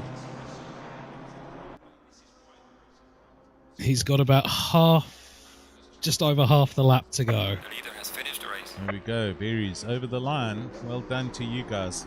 LNR Speed Juice, LNR Expendables. They win the Suzuka 10 hours. Bernard Barkhuizen coming over the line, and a good second place for them. Where's Mr. Hall? Here he comes through the final chicane now. Flashing away. And Retro Esports, solid third place there. That's a great result there, Jason and team. JW Fullskank for Hybrid coming up the back straight to 130R. Also good result, and damage limitation to an absolute minimum.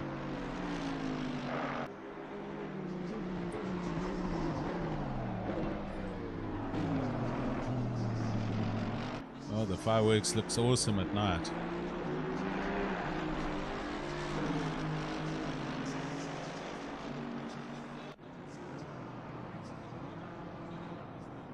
Well done, JW. Okay, so there we go. Clue is the drive-through is giving him a 30-second penalty. Okay. And Gideon Renner then does get 5th place, so they finish right there. So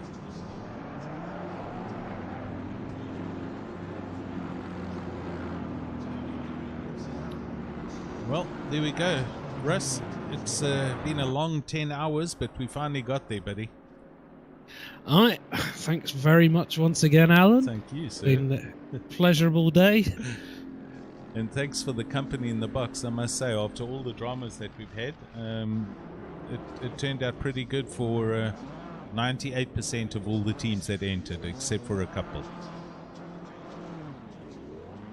Oh, and there we go. Dupree ran out coming out of casino. Did he? Did he run out of fuel? That's what chat's saying. Ran out of fuel 200 meters before the end. Oh dear. Right, I'm going to take that channel and that picture off, and the chat's off. There we go, all done. Thanks to everybody on the YouTubes, guys. It was great having you. Hope you enjoyed the coverage, and really do appreciate everyone being there. Russ, thank you for the companionship. It was very helpful, and helped to watch the race go by with the company. So thank you, sir.